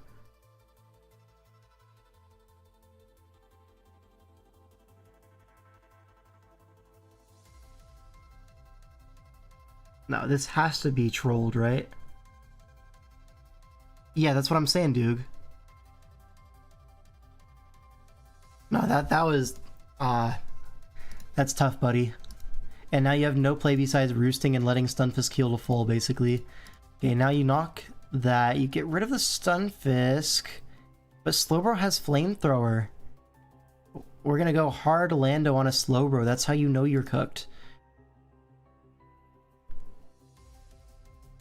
Goes for an Earthquake 31, yeah. Nim can just Future Sight and then slack off forever, right? I guess Surf, you're still not in range of knockoff, but maybe a Bug Bite could be annoying here. It's Culverberry. A Bug Bite probably won the game there, actually, if you had Bug Bite, but then you're not Bullet Punch, so that's not a real set. So, yeah. Yeah. I don't know if I have too many other words for that one. That was rough.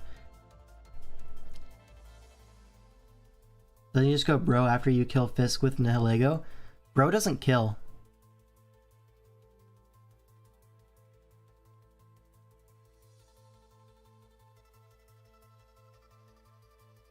It'll have one Surf. I don't know about two Surfs.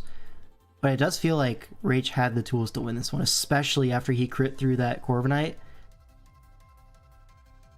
Yeah, Bro doesn't live two.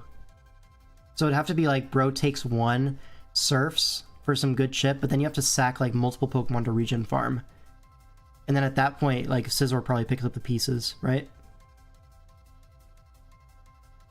No, it's Culver. Alright. We can move on now. Game 4. Brian versus Slick here. This is Gen 6. Yeah. Alright, so Brian gonna be on the Nature's Guardian side. Slick is on the big dogs. And now Aura. So anything interesting benched? There's a Mega Manectric bench for Slick. But Mega Manectric came from Brian. Okay, so it was a mirror, but chose not to bring it. This game was fun. I don't know if I saw this one. I feel like I didn't. I don't remember the Kecleon, if I did see it. Yeah, so Kecleon comes. Kecleon usually there as like, you can Pursuit Trap things like Latios. You have stuff like Iron Tail for the Clefable. It's like a special blanket check, but it can do some cool stuff. Does it actually get Pursuit? I might be lying there. Let me just double check. Because I don't want to be lying. Kecleon. No, it does not get Pursuit. Okay, I just lied. Awesome. My bad. But it does beat the Latios and the Clef. That's why it's there. You can also like Power Up Punch, low-key. 1v1 the Weavile. I think it gets Drain Punch. Who's to say? Skip turn 1 and probably the entire game.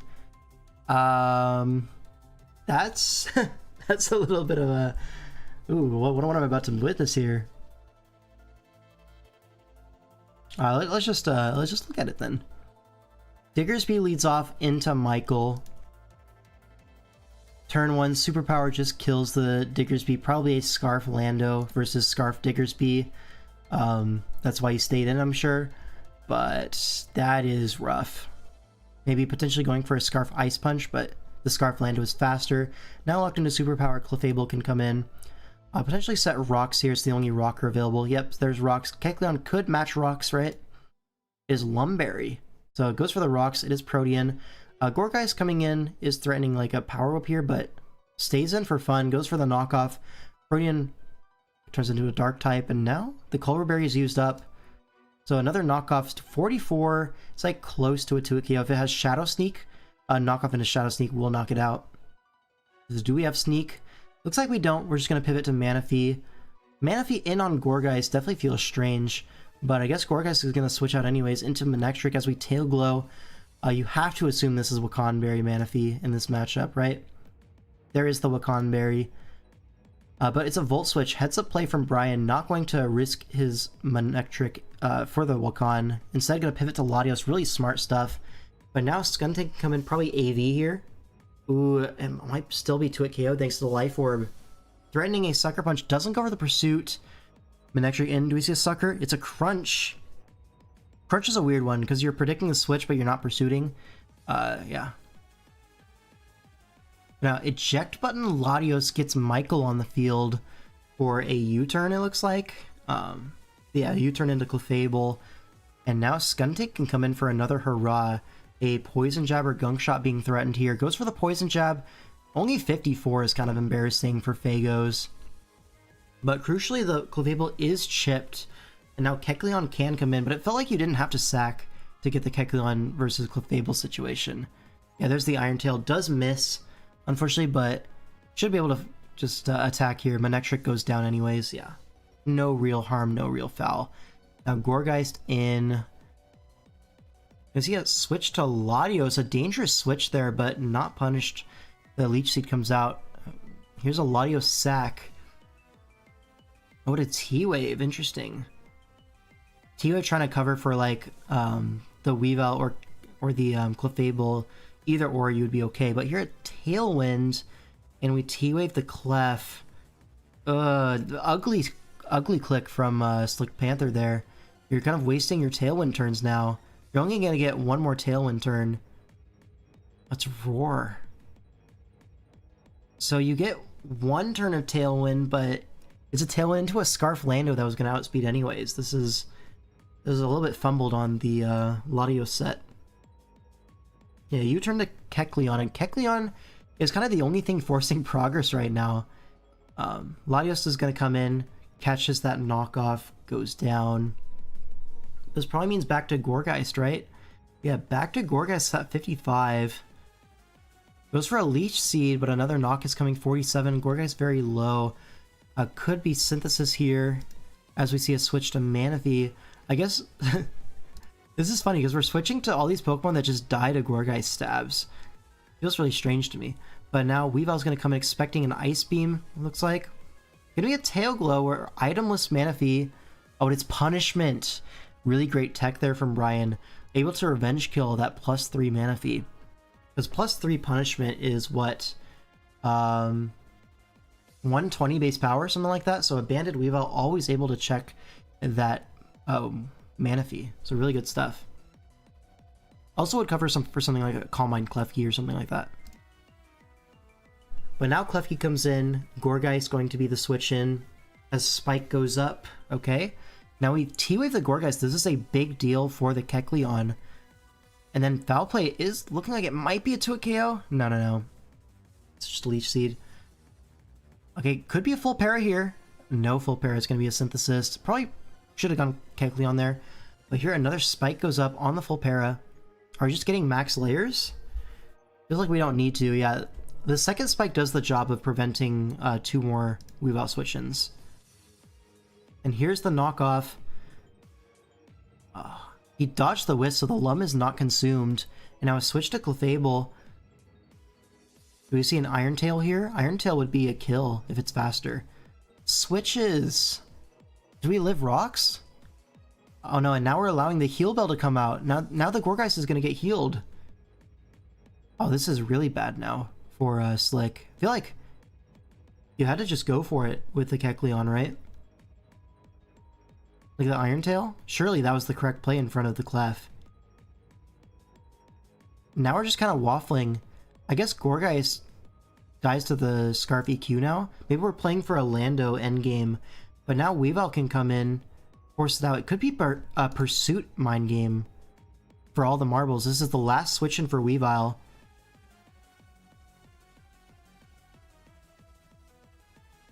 I'm saying the Kecleon could be faster than Clef. With like 4 attacks like this, you would expect it to be faster. Like EV'd for that. But maybe it's just not. I don't know. Here's a Weavile. Do we see a Pursuit clicked? If we see a Pursuit, Clefable instantly wins the game, I think. I guess it still depends on that Kecleon if it lives rocks or not, but... Do we see a Pursuit? We don't see a Pursuit, but we go to Klefki. Okay. Well, catches a Shard. That's really good. Now you Dazzling Gleam. Clefable has to break through this this full para. Hard Lando is definitely scary.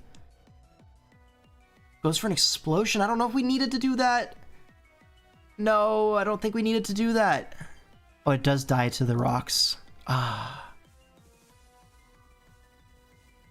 Yeah, I think we needed to just Earthquake spam there. Oh no. And now this Clefable is almost surely going to beat the Klefki. would need some dire full paras. Yeah. No way. And that's going to be the game. Definitely felt a little bit fumbled from Slick there. But Brian able to hold on. Gets the win. Flip, flip, flip. Yeah. Alright. So now what's the series looking like? This looks like, this is 3-1? Is that right? Yeah, 3-1 for the Nature's Guardians. Alright, as we go on to Game 5, Blitz versus Draw. Alright, so Blitz, another player that, like, took a little bit of a hiatus from Team Tours, but he's back now. And Draw as well. Huge hiatus coming back in a big way for DPL Season 10. Alright, two really comfortable players in the ORS tier. Should be a good one. Let's get right into it. Togekiss going to lead off into the Blastoise. As we see Stunfisk, a pretty safe switch into Togekiss, but we do have the Toxic for this situation. Now Dazzling Gleam just willing to duke it out against the Stunfisk, take a Toxic in return. And now another Dazzling Gleam, Scrappy 23, getting quite low, sets up rocks. But is this Togekiss Defog? Looks like it's not going to click it anyways. Gonna go hard Jirachi on a hidden power ice, I would assume. Trying to catch like a Lando. But now Wish in the air, as Earth Power not going to do too much to this specially defensive Jirachi. Now Wish in the air as Hydreigon comes in. We can just protect, receive our own Wish. As reveal physical Hydreigon with Crunch. This is interesting. Definitely representing something like Head Smash or Stone Edge to get through the Togekiss. But another Crunch just comes out. Infernape going to be coming in on that. Goes for a U-turn on the Blastoise into Starmie, threatening a Thunderbolt or a Spin. Here is the Rapid Spin, gets rid of those rocks from earlier. But a Dark Pulse comes out, is going to be pretty dangerous for this Starmie, as you can't really recover them all off, right? Dark Pulse has more PP. So if we are stuck in this, yeah, 46, you're going to need quite a lot of lower rolls like that. 47, okay, Starmie's gaining HP slowly, but there's always the chance of a crit. Yeah, 49, we could recover a few more times, but it does feel like eventually, okay, Starmie is going to live one hit here. Goes for a Thunderbolt, gets a crit into Assault Vest Blastoise, looks like. And goes for another one, not interested in recovering anymore, because now you're in crit range, just get your chip and go. Now Sceptile comes in, is going to Mega Evolve, go for a Dragon Claw, covers like a switch to Torn or Hydreigon there. And now the Torn comes in, we go for a Thunder Punch, could go down here. Icy Wind, you're gonna live that, but now the Torn outspeeds are forced out. Could just be a U-turn from this Torn, goes for a knockoff instead, gets rid of the weakness policy on Togekiss. But now Togekiss could be running an HP Steel as a lead set here, goes for Fire Blast, tries to catch the Metagross, but instead the DNC comes in. But ORS mechanics means that you do have to protect on this DNC to scout it out. Goes for the aggressive Earth Power, so calls out the switch to Jirachi.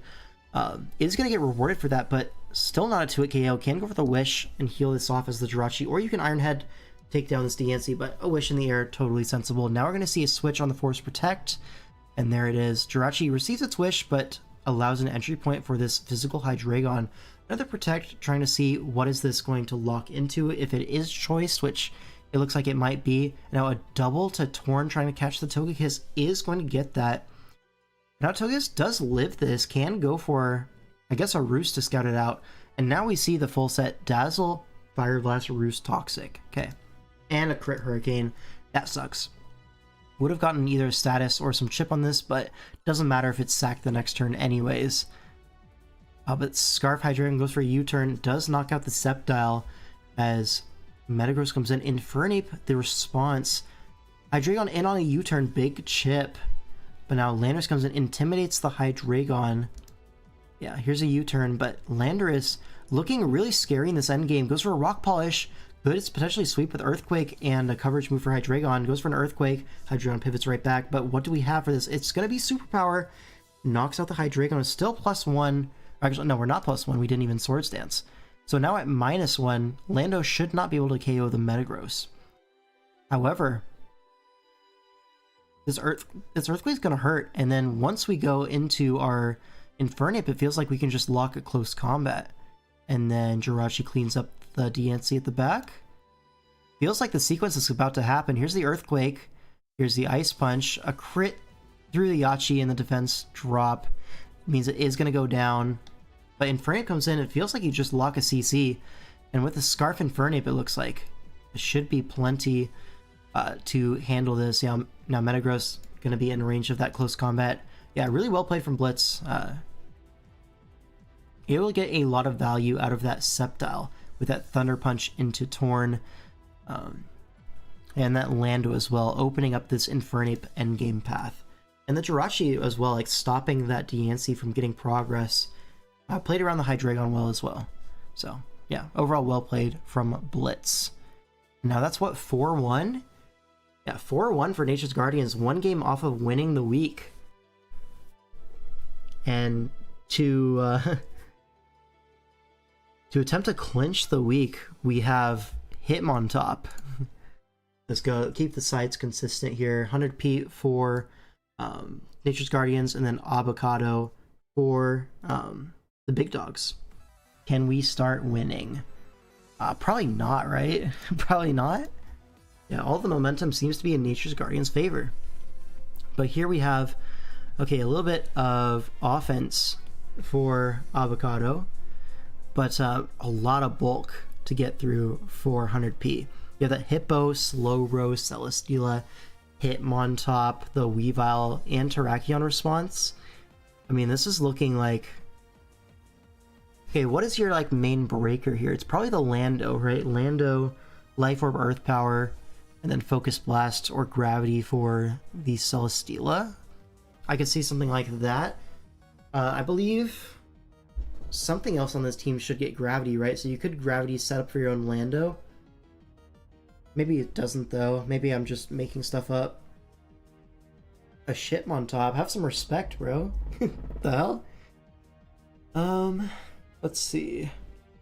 Togekiss, pretty strong overall and into the fat stuff, but obviously the offensive guys hard counter it. The Nihilego and the Zeraora. Yeah, this looks tough for Avocado to break through this. You have to assume some combination of Weavile, Terrakion, and Lando should eventually be able to break through. Maybe a 4-attack Jirachi can punch some holes. Yeah, like Misto Beam, Grass Knot, and like maybe Psychic T-Bolt, something like that. Yeah, that's the classic one. With him on top, not KOing Chien. That was tough.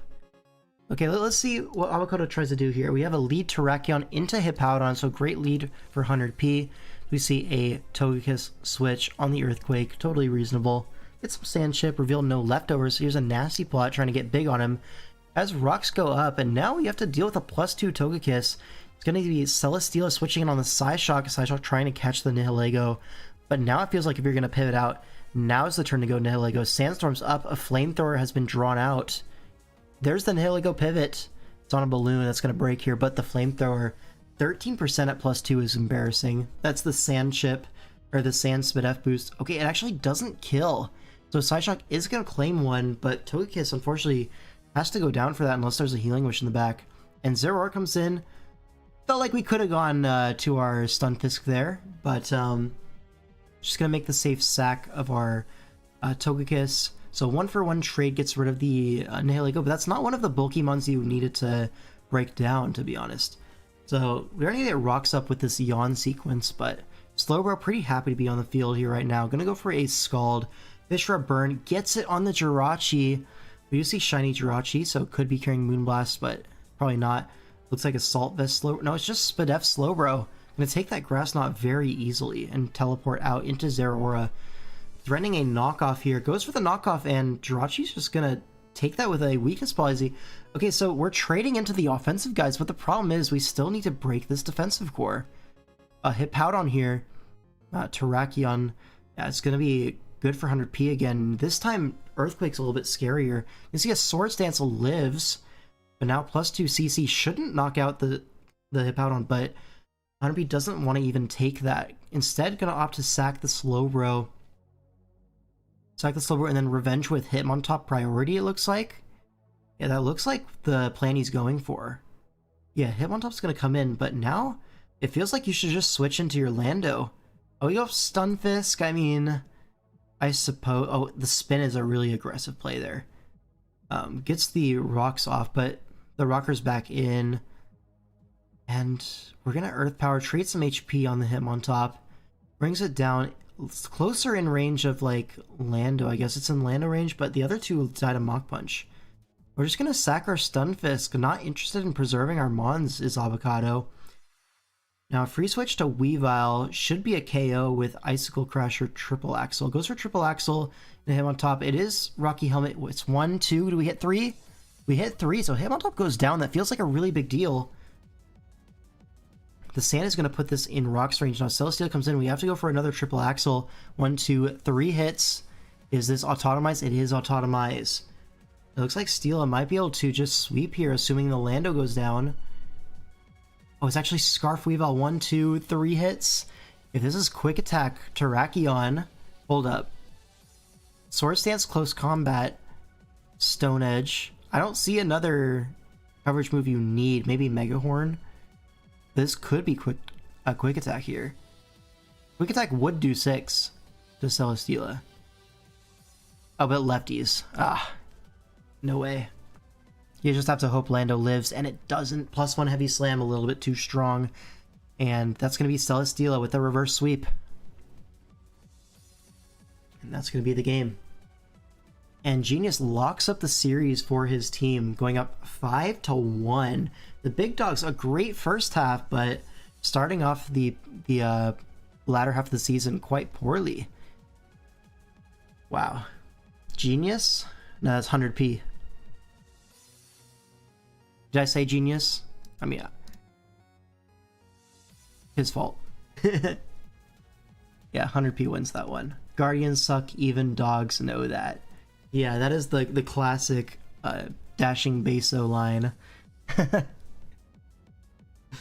Oh no, that one did not age well, did it? But we got 2 more games of the series. We'll go through them a little bit quickly. J-Scurf versus Fierce Flamethrower. Terra types, Ground on the Hydrapple, Stellar on the Blaziken, and Steel on the Mismagius. Alright. Jirachi going to lead off into the Meowscarada. Could be like Colbur or something. Could be Weakness Policy. We're going to see spikes up as we see an Icy Wind slowing down the Meowscarada, but a spike does go up. It's actually eject button Meowscarada. So now Lando comes in. Aggressive stay on the Jirachi. Goes for another Icy Wind, but Yachi Berry. Now it's going to be slower than Jirachi. Another Icy Wind. Misses the Hydrapple. Would have been 4 times effective, but we're going to see this is Assault Vest. Hydrapple wouldn't have done too much anyways, so Mismagius comes in. Another Icy Wind. This guy just loves Icy Wind. It's such a good move, yes. And Dragon Tail, going to miss a little bit, so makes up for it in some way. But here an all-out Fickle Beam, going to bring this Mismagius low. And a pivot to Corviknight. But here a Pain Split on Mismagius. Going to bring it all the way back up basically to full. Now a T-Wave on the Corv as U-Turn comes out into what? Duraludon. But as Mismagius can just go for the Terra Steel, take the Scarf Draco and go for a T-Wave or something. Yet T-Wave slows down the Duraludon, and now it's just another free Pain Split. Corviknight's the lowest HP Pokemon available to limit recovery, but now a Hex is coming out, brings this Corviknight very low, and it gets full parried. Is Mismagius broken? It's had a really strong DPL across multiple formats. So it feels like maybe we might just need to be drafting this guy more. Dragon Tail comes out, gonna phase out this Mismagius, but yeah, Jirachi comes in, gonna go for a Psyshock, only does 17%, which is super embarrassing. But the Terra Ground, Earth Power, even a crit, not enough to knock out the Jirachi. And with Weakness Policy, we're threatening a KO, gonna toss out that 6% Corviknight. Now this is somewhat of a big deal, right? Because now there's no block to that Pain Split. So the outplay potential for that Pain Split is now gone, but you do diffuse the +2 Jirachi situation, so it's totally reasonable to do that. Now Meowscarada comes in, goes for a Thunder Punch to KO the Jirachi. But now Garchomp gets to come in on this Electric type Meowscarada, but it's not choice. It's going to go for a Triple Axle, of course it's a check button. And Rocky Helmet is going to trade into this Meowscarada, so good job Garchomp. And it's going to be a double down, interesting enough. Yeah, it felt like Fierce didn't have another play there, so it's very much a forced double down from J-Scurf, saying, hey, I don't want to deal with your Meowscarada, you don't want to deal with my Garchomp, let's shake hands here. And now this Mismagius is a real problem. Hydrapple comes in, Yeah, there's no more like knockoff from Meowscarada. Another Dragon Tail miss. Kind of sucks, but it's really not the end of the world. An Icy Wind into Duraludon, you can switch back to the Hydrapple. Because this is T-Wave and not Wisp, you're unable to status this Hydrapple, so Hex is still a very weak move. But still, the Steel type with Levitate, able to wall the Hydrapple back, so it's kind of a nothing burger until this happens. Mortal Spin on the Hydrapple not only gets rid of the double hazard, which was the main progress maker for Fierce with that Dragon Tail, but also poisons the Hydrapple to power up the Hex on Mismagius. And now, Mismagius is looking super threatening. Like, what do you even do to beat it? It's hard to say. Mismagius comes in immediately to threaten the Hex into the Landorus. Some good chip. Not going to be able to recover that off now. Double to Pex, expecting a switch to maybe Darkrai. Not too sure, but it's going to be red button, and we're going to get the Darkrai into Pex interaction anyways. Like Dark Pulse from Life Orb Darkrai is 46, and now Psychic would kill, so gonna sack off the Hydrapple, are we? I guess we're sacking off our Hydrapple. Alright, Dark Pulse there does get the KO. Now Toxapex comes in, is out of range of the Psychic, but gonna double to Duraludon. Mismagius not really phased by that, can just go for the Hex. Now a double to Lando catches the T-Wave? Yeah, it does catch the T-Wave. So trying to threaten out this Mismagius, but to double back to Pex. And we're kind of back to where we started. Another T-Wave coming out. Pex this time does eat the T-Wave, but Liquidation comes out. Mismagius forced to Pain Split here as Lando comes in. Gonna believe this Mismagius kind of low, but not quite in Liquidation range yet. Now a switch to Pex as Darkrai comes in. Now we switch to Duraludon on Psychic. Feels like you had to maybe just take that trade, but I guess Duraludon's useless and your Pex is the only thing stopping a bunch of stuff, so saving the HP, I get it. Now Mismagius Toxapex should just be a Pain Split here as Lando comes in. It's going to be a Hex instead. Alright. Now a U-turn, going to bring this very low as Pex comes in. Hex on the Hex. And now it's a Pain Split. It's a little scary, right? Because if you Pain Split on that Lando, you're very low. Now a Hex comes out. Mismagius will go down. But it's found a situation where Pex is forced to be at 2%. Now Blaziken's on a balloon. And that balloon, like, if there were any doubts, should wrap it up. Earthquake knocks out the Pex. Landorus with that speed boost will go down to the Flare Blitz. And Amaziken does it again. J-Scurv expanding the lead even further. It's now 6-1 in the series. And at this point, I mean, series is over, but we do have something sinister in the... It's Game 8 Phagos. Refs do something. Yeah. Amaziken might be broken. Yeah, honestly, that guy next DPL might be 21 points. Who's to say? He's just Thanos. But last game of the series, Game 8 Phagos to try to stem the bleeding.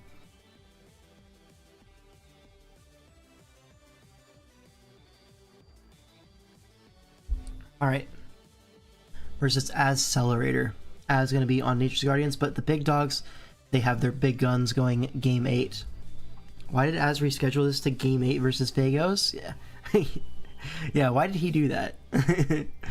But anyways, Mega Delphox versus this Mega Feraligatr team, right? I haven't seen this one. Darkrai will become pick 3 and SV, and Blaziken will be 19 points next DCL. Something like that. I'm not even joking. Darkrai is broken, so I can see it. Yeah.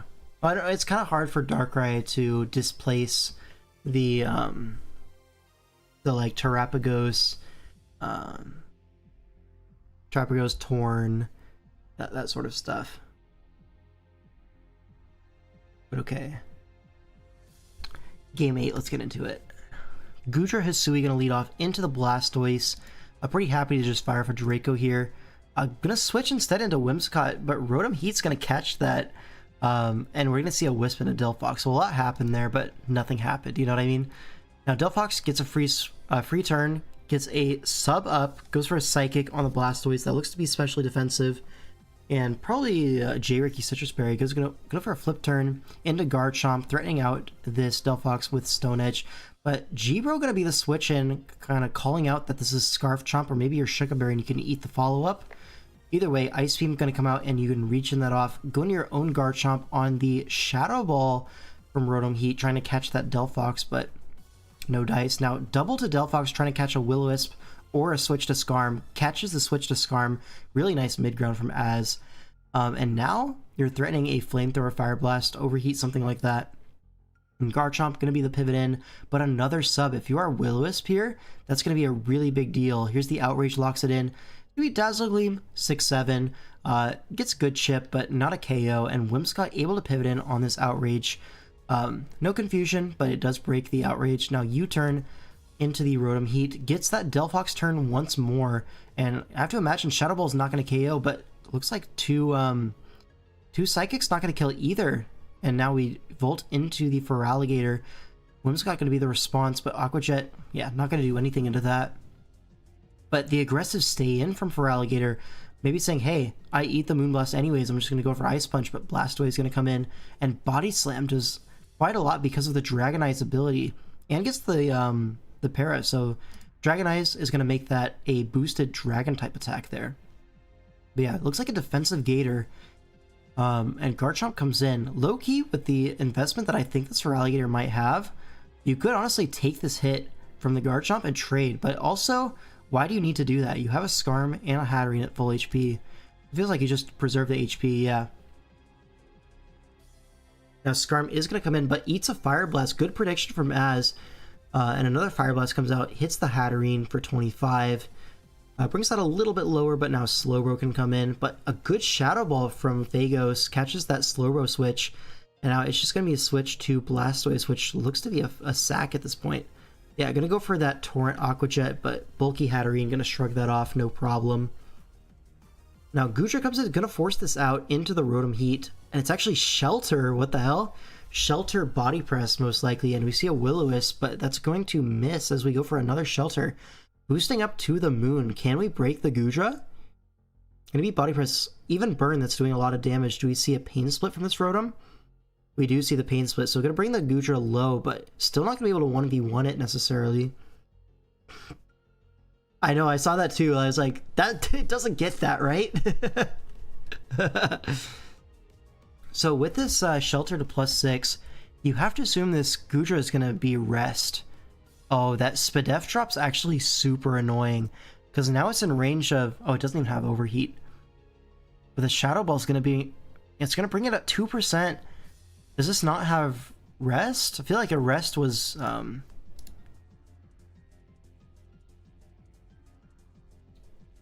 Would have been a Rest turn there, right? Yeah. Does it get it? No, it doesn't get it, but it gets Shelter. That is funny, but it's so low that it can't really do anything anymore. So you're just going to die to get the Gooey off on Feraligatr. Now Whimsicott comes in. We saw it stay in earlier. It's going to stay in now. Go for that Ice Punch, but Yachi Berry going to solve that situation for Az. Now the Feraligator is low, can't really live any other hits, but it still has that Aqua Jet, important for the Delphox.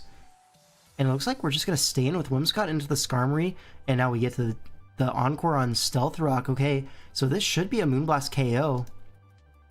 Oh my god, it's the weakest thing ever. And the J-Ricky Citrus Berry. Oh my god, Whimsicott is actually horrible. But that being said, Whimsicott could sweep this endgame low-key, get a little bit more chip on this Hatterene. You're kind of there. Oh, that's Healing Wish, so something's coming back to full. And whatever it is going to live that Whimsicott hit. Yeah, there's the Feraligatr. Oh, Earthquake, but it was Shuka Berry. We talked about that earlier. Gonna get some chip on Feraligatr. We do get the poison. Okay. So the Whimsicott endgame is back on, looks like. Here's the Whimsicott. Threatening a Moonblast. It's gonna be a KO here, looks like. Blastoise comes in, but 18? Yo, Whimsicott is horrible! What the hell? How's it so weak? Okay, Tailwind here, but Tailwind gonna be super inconsequential. As Garchomp comes in, you could just sack Pokemon. Doesn't even kill the Blastoise, for crying out loud. And that's gonna be the game. Yo, how horrible is Whimsicott? Oh my god. You saw the vision though, right? Moonblast, Energy Ball. If Scarm comes in, it's like, okay, I can go Garchomp on that turn. And then threaten a Fire Blast. Aqua's already used. I don't know, and if you Brave Bird, trying to call the Whimsicott stay in, then Garchomp Rough Skin is going to put it in range of Whimsicott and swing with sweeps, but no, he's just horrible. Yeah, it actually has 0 juice, negative juice maybe. So folks, that's the end of that series. If you want to help out Whimsicott a little bit, leave a like on the stream. Whimsicott could use that. Yeah, that had to be like adamant, modest Whimsicott, for something like that, yeah. But yeah. Alright, now we have Void of Darkness. Is that Mice versus, or Mice X Family? That's Void, right? Gen 9. Yeah, Void of Darkness versus Hunter Z Infected. Alright. Now, last week we saw this team get completely cooked at like unwinnable matchup. So we'll see, is this one any better? It feels like this Aloe is just Thanos. How do you beat the Aloe? What? AV Aloe just sits on the entire team and flip turns into Urshifu and you lose. You lose. Even a flip turn to Infernape is like, you just lose. Oh, this is tough, I'm not gonna lie. I think this draft might just be bad. Just sounds cursed. Yeah, it kind of does, right? Okay, Clodsire to check the Valiant and the Fez. Crown really can't touch AV Aloe very well. Cinderace can't either. Lando, I mean, there's a Zapdos and Aloe. It should be okay. I think Slowking's the only thing where I'm like, okay, that might be able to make progress.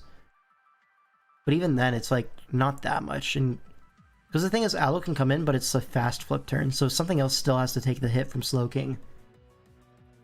Yeah, Pincursion on this would go stupid, but alas. Let's look at the game. Terra types, we have Electric Slowking, Electric Crown. On the other side, it's going to be Steel on the Urshifu. Alright. Slowking leads off into the Terapagos. We could see a Toxic turn 1 from the Terapagos, put this thing on a timer. But instead we're going to see Zapdos on the Psychic Noise. Slowking could stay in here, use that regen to its advantage, but instead going to switch to Pheasantipede, gets the Helmet and Psychic Noise, so that actually brings the Zapdos quite low. Now Urshifu comes in, it is Terra Steel, but going to go for a sub, U-turn, the Brave stay in from the Pheasantipede, not punished. But now the sub is up and Landorus comes in.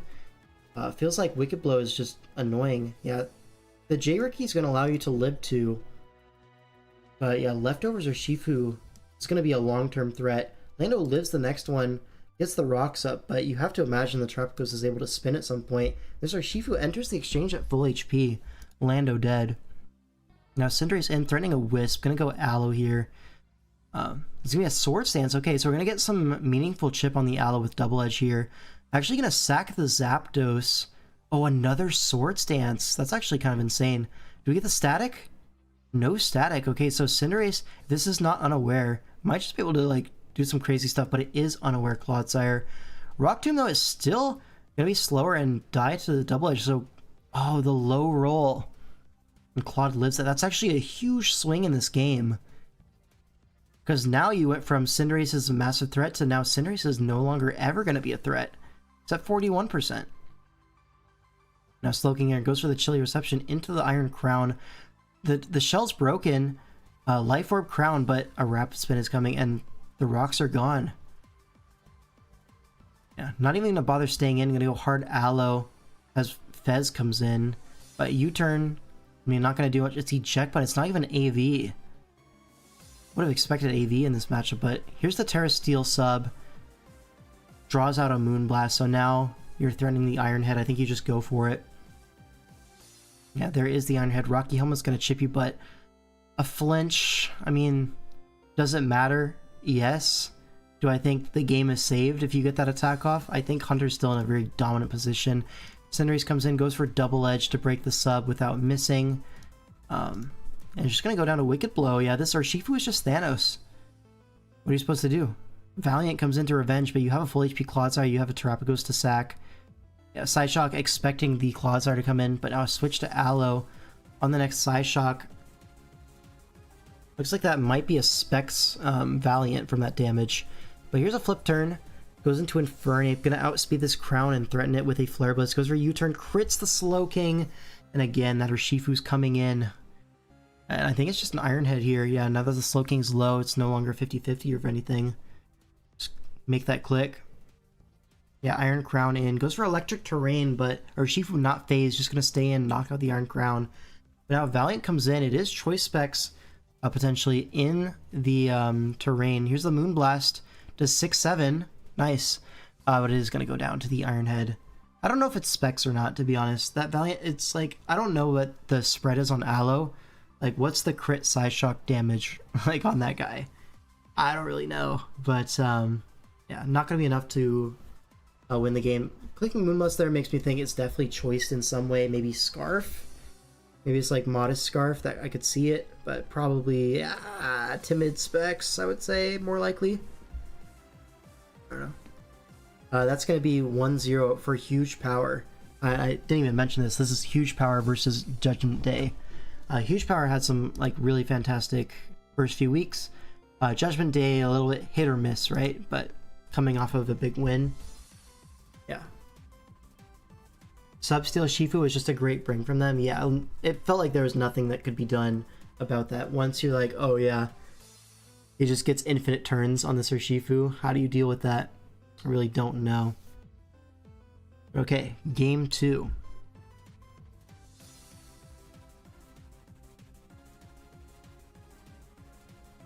Alright, TDG unlocked after mids versus Toxic, so it should be a good match, but TDG pretty famously has not been winning in Swish for like the past 2 years, I want to say. Like, if you go back in history, one of the greatest Swish players ever, but that just has not been translating to wins in the modern day and age. So, TDG up against one of the strongest players, Toxic, in Swish. So we'll see, can he like redeem himself? This would be a great win if he's able to get it. Alright, Jirachi gonna lead off into Uxie. Could just be Rocks trade here. We see a T-Wave, a full para, unlucky. But now probably a Rocks trade. Okay, a T-Wave trade into Rocks trade. Probably something like that. Is this Rocky Helmet? Yeah, and gets flinched. Okay, what a game. Did you have a better non-Switch record than Switch record in the past like 2 years? Yeah, exactly. Like, I don't know if it's like a mental block for him in Swish specifically, but it feels like the moment you take him out of Swish, which is supposed to be his specialty, he just does well. But here he is playing Swish, trying to take it to Toxic. Oh, an Energy Ball. His Swampert takes a huge hit. That's going to be really important for stuff like the Gengar, the Dragonite, Weavile, Melmetal. All of these are opened up significantly with a Para Jirachi and a low HP Swampert. Primarina crits the Jirachi.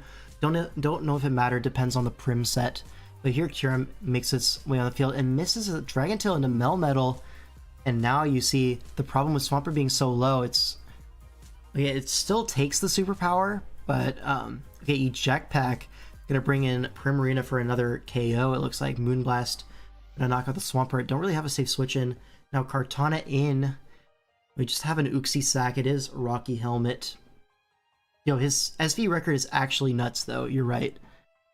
Yeah, SD Smart Strike going to be a really nice play from TDG overall. Just going to knock out that Uxie, limits the Rocky Helmet turns, but now Gengar comes in. Looks to be Choice Scarf, or maybe it doesn't even have to be, right? Just goes for Hypnosis, sleeps the Kyurem, and allows another switch into Primarina. This looks like Toxic's entire game plan is just get Primarina on the field early and often, and he's succeeded in doing so. Gets Big Chip on the Cinderace, finally lets it go, but the damage has been done. Whoa, a lot of talking. My voice is a little bit raspy right now. Wait a minute, is that Scarf Dragonite?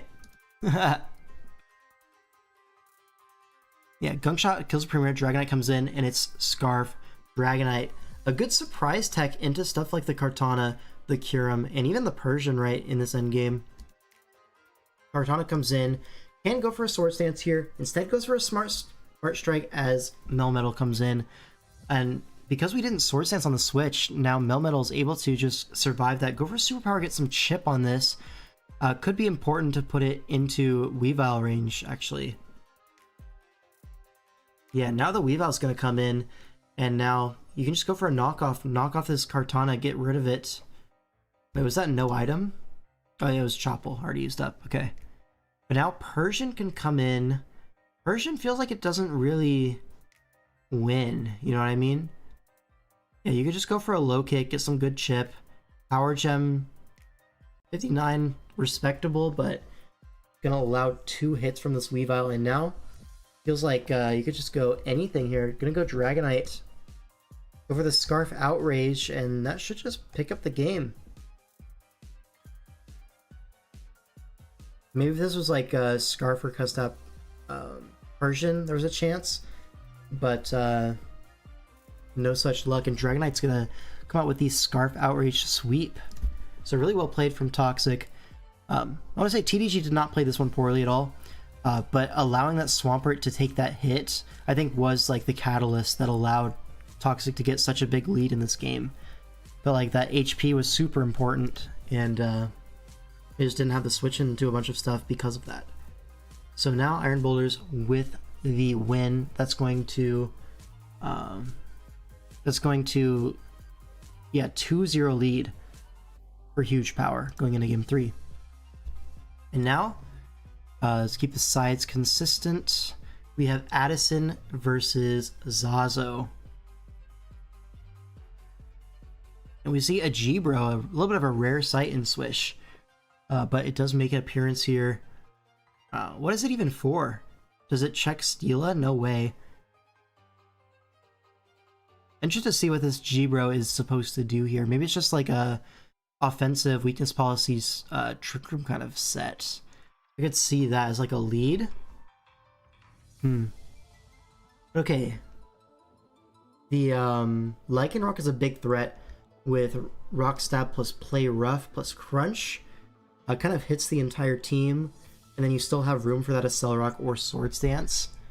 Why is Lycanbep Thanos? It's always Thanos offensively, or at least like very often. It's just it doesn't do anything defensively. It, like, doesn't pivot in on like even Blacephalon. It's hard to pivot in on that, you know. So you have to rely on your teammates to make the free turns for you. That's why you have it paired with like U-turn Landorus, Full Switch Thundurus, that sort of thing. Glass Bones, Paper Skin, yeah, exactly. But let's look at the game. Celesteela going to lead off into that Slowbro, so it is going to be a lead set. We see a Misto Beam clicked immediately from Zazo. Gets a crit, but a Fire Blast in response is going to chip the Celesteela quite a lot. It's Life Orb Slowbro, and Air Slash going to pick that off. As Celesteela gets the kill, but it's used up its Misto and its low HP, so probably a favorable trade for Addison, if I might say. Extra tough in chomp matchups with Rough Skin, yeah, for sure. Now Lycanroc comes in, goes for the Crunch, catches the Slowbro on the switch, and gets a crit through the Culverberry, but looks like the next one will not KO, so switches out into the Necrozma on the Scald, potentially Rocks going up here, as they do on the Teleport. Now Crobat in is strange for sure. We want a U-turn, catches the Enigma Berry, ooh la la. But, okay, if Future Sight goes up, yeah, into Slowbro. Teleports out into Crobat, but you can't stay in here as the Crobat. You need to U-turn. We do stay in, goes for the Brave Bird. We're going to go down to the Future Sight. So, 1-1 down for each side, but it does feel like Zazo has more chip on things, right? Necrozma down. I guess not really. You could say Celesteela is also basically dead. Lycanroc comes in, goes for a Crunch. Not really able to switch in there. So Scrafty comes in, probably Roselli Berry. We're going to see Play Rough come out. It is Roselli Berry. Would have lived without it, but it means it's higher HP state now. But the attack drop means that you actually live the Drain Punch. And that's actually a huge deal, because now another Play Rough is a kill. Can pivot out into Slowbro on this Play Rough. But 2 more Life Orb hits, goes for a Taunt. Catches the Teleport, and now we're not even going to sack this. Gonna go hard Thundurus.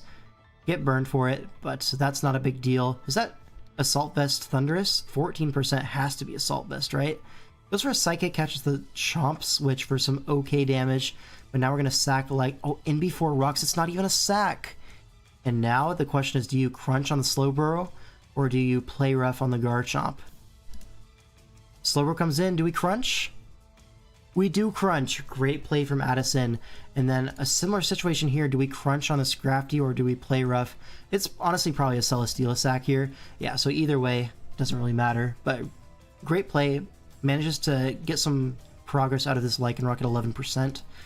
And now, extra beta, the Scrafty, comes in on the Scrafty.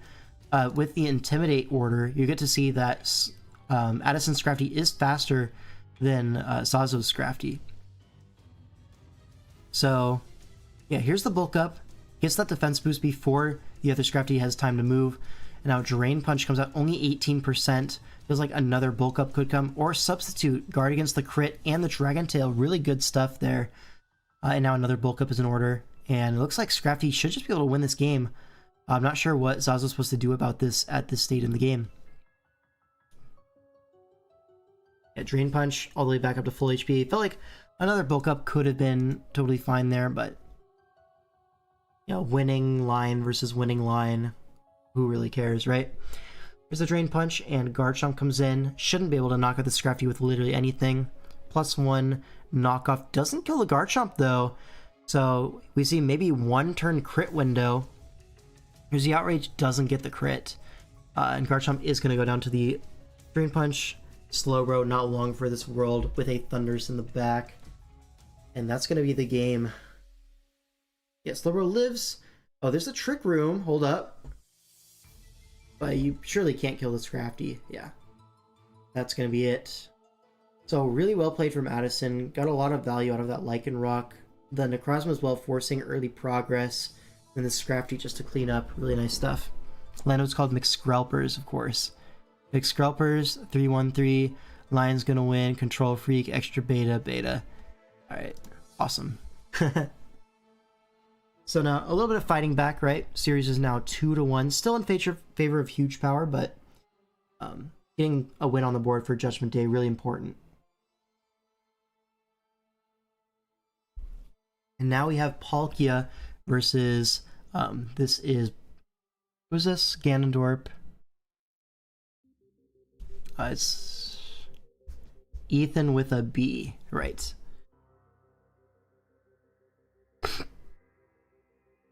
A Beathan, if you will. Right, Palkia, let's see. It's a Dragapult mirror, but looking at it, I mean, Palkia's Dragapult is just better than Ethan's. I guess they're both pretty good, right? Maybe you can use Pex for it. But I feel like Klefki's a better response because you're threatening T-Waves. But maybe Klefki just invites in the Gliscor. And then Gliscor is like kind of annoying. Not really, to be honest. Because the Rotom should answer it pretty comfortably. I don't know. It feels like both sides have reasonable checks to things besides that Mega Medicham. So maybe the Medicham's the difference maker here. I don't know. We'll see. Dragapult leads off into the Archaludon. It's going to be Scarf Archaludon, but Habanberry Dragapult hangs on. Going to trade its own Draco into the Arch, 77%. But this Arch is going to force out the Dragapult. A double to Medicham trying to call the Klefki, I suppose? So using this Medicham to chip down the Klefki does open your own Dragapult later. Also opens up your Scarf Arch endgame, but now a switch to Pex. Doesn't want to take a T-Wave if you don't have to. You already got your chip. You're happy with that. Now spikes are going up and we infestate the Klefki. That's a huge deal for the Dragapult. So we are going to get max layers basically, but this Klefki's dead. Yeah, Liquidation drop. Not super impactful, honestly. This was going down in the 1v1 no matter what. Another drop just speeds up the process. You got your 3 spikes. You should be happy with that as Palkia. And you actually get a fresh Reflect versus like one with multiple turns on it. So I get it. Now Rotom goes Revolt Switch into Crocodile, catches another infestation, but now the Earthquake should force this out into the Gliscor. Comes in on that Earthquake and now could set up a Rocks. Oh, another thing to note, there's no more Steel type, so the Glimmora can go for a Mortal Spin here. Assuming you're confident you're faster than the Rotom, and you are faster. The Mortal Spin going to poison the Rotom. You die for your troubles, but the spikes are gone. I think that's a good trade for Ethan there. Now Medicham can come in, fake out into CC, will knock out the Rotom. Don't really have a great switch in, right? Because if Dragon Ball comes in. It could just go down to a Bullet Punch next turn. And I could definitely see a Bullet Punch on this this Medicham trying to cover for that Glamora. Here's the Mega Glamora, goes for an Earth Power, but the J-Riki was going to be a difference maker here. Allows the Tex to live 2 and fire off a Liquidation. Gets a crit, but I don't know how much that super matters considering there's no hazards up. Glamora at like 20, or Glamora at like 35 is not different than Glamora at 10%. Gonna go down the Dragon Darts regardless. Now Crook comes in, goes for a knockoff on the Choice Scarf Gliscor. Gliscor honestly doesn't mind that, being able to switch up moves, goes for the dual wing beat. Now Hawlucha in, I mean, you have to hope for a dual wing beat miss at this point, but we're actually going to see a U-turn, funny enough, going into Arch. Does this even kill? Oh, the Steel Beam, that will kill. So the tech revealed there, and now it's Crocodile versus the World, but the World has a Mega Medicham on it. So it should be completely fine. Yeah, even the Scarf Crook knockoff not going to be enough, and CC going to take care of it. And definitely looked like Medicham was the difference maker there. It will get a lot of turns, multiple KOs from the Medicham. Yeah, and that's going to be the game. So now what? It's 3-1 for Huge Power. Yeah, looking a little bit scary, but both sides are still in the series. Not over yet, and now we have Wombo versus Tidal. Get the sides consistent, and yeah, Tidal's going to be on Judgment Day, Wombo on Huge Power. And this is a few changes at mids for this team. You see the double ground, right? The Mamoswine and Landorus. That's a change they made at mids. On the other side, I'm not 100% sure what the trades were, if they traded anyone. I feel like I'm looking at it, there's a Mega Ampharos on the bench. I don't think that was there before, so probably was revamped at mids, but regardless, not going to be on the field this game. Let's get into it. Gen 7. Lander's going to lead off into Rotom. Rotom quite happy to lead off in there. You see a Hydro Pump immediately into Lando as we just dodge, so love that. It's going to be Focus Sash, so would have got the rocks up anyways, but now you're rewarded with an extra knockoff.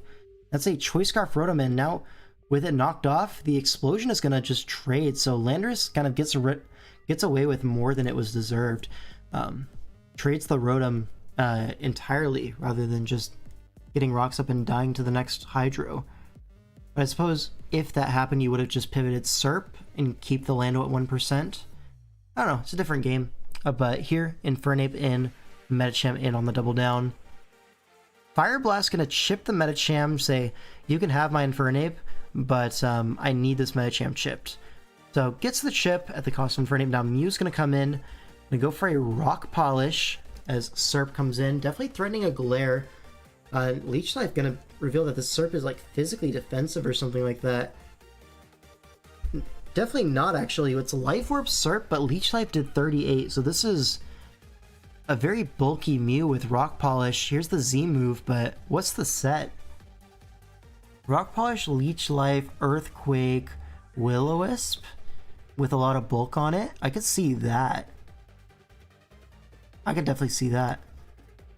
Genesis Supernova. Okay, it's not Earthquake. It's just 3 attacks.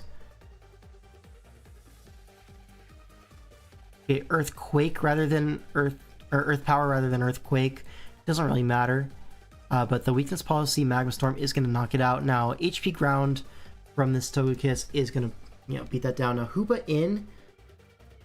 But we have a full HP Steelix. Absorbs the knockoff. Do we have Focus Blast here? We go for another knockoff.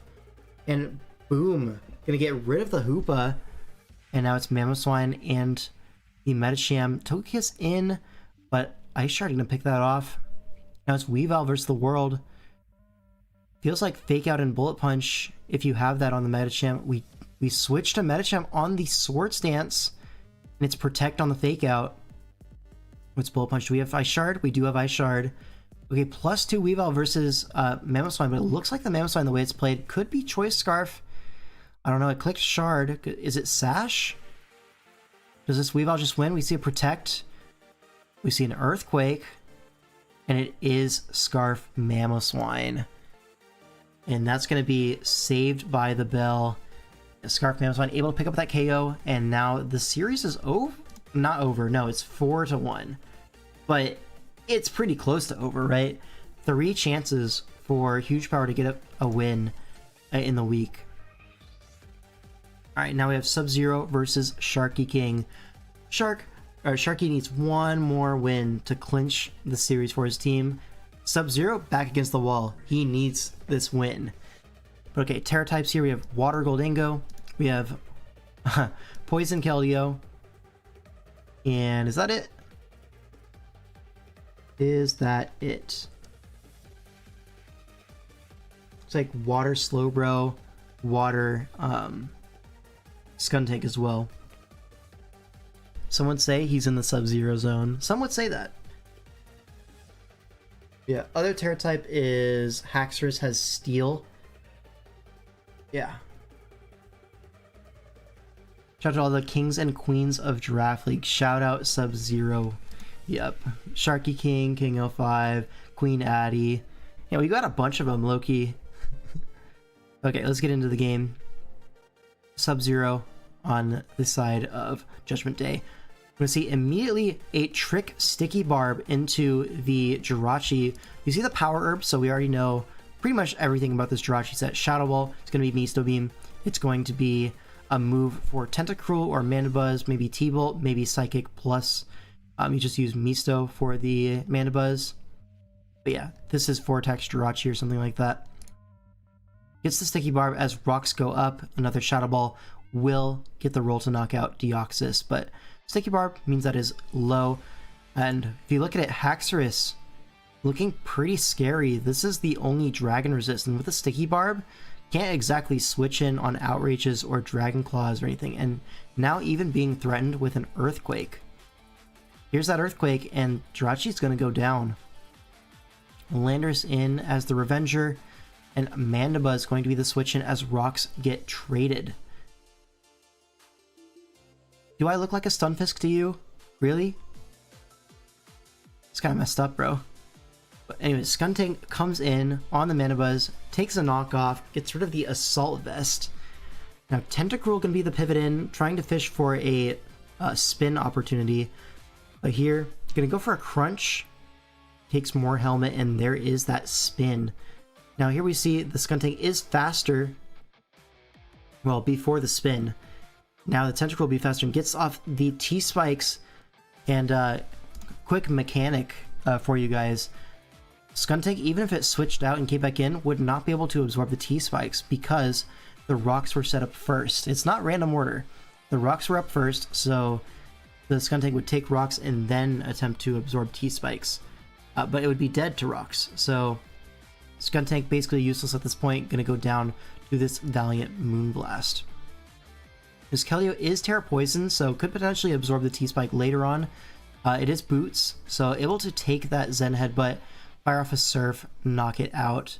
But now Haxorus comes in, and with the T-Spike up, what do we switch in to this Scarf Outrage? Feels like something just has to die. And it's gonna be the Keldeo, not actually locking the Outrage. And now it's Boots, Meowscarada as well. So we go for a knockoff onto the Mandibuzz. This is Rocky Helmet. So it's Heavy Duty Boots. That's fine. Here at Triple Axle, it's going to bring this Mandibuzz low. Trying to expect like a U-turn or something, maybe a knockoff. Gets that right. Mandibuzz is now very low. And another Triple Axle will knock it out, assuming you hit, which you do not. But a Whirlwind comes out into the Landorus. Could be packing the Rock Slide. Could be Life Orb, Sludge Wave. All of these things would knock out the Mandibuzz.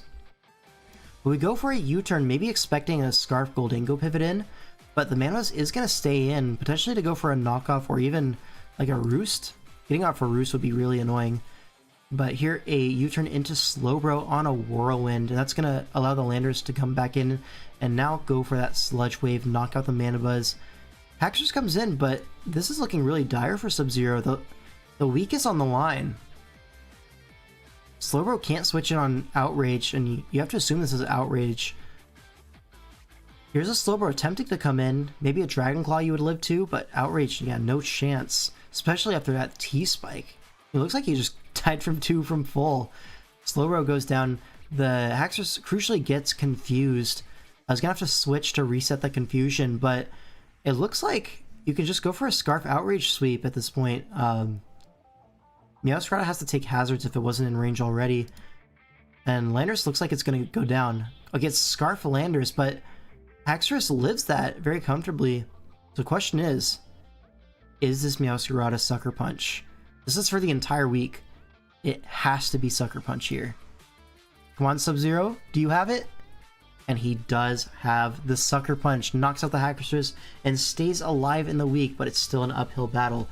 4-2, still 2 more games to go. But we have Rai versus Josh. 2 of like the most respected ORAS players in the entire world.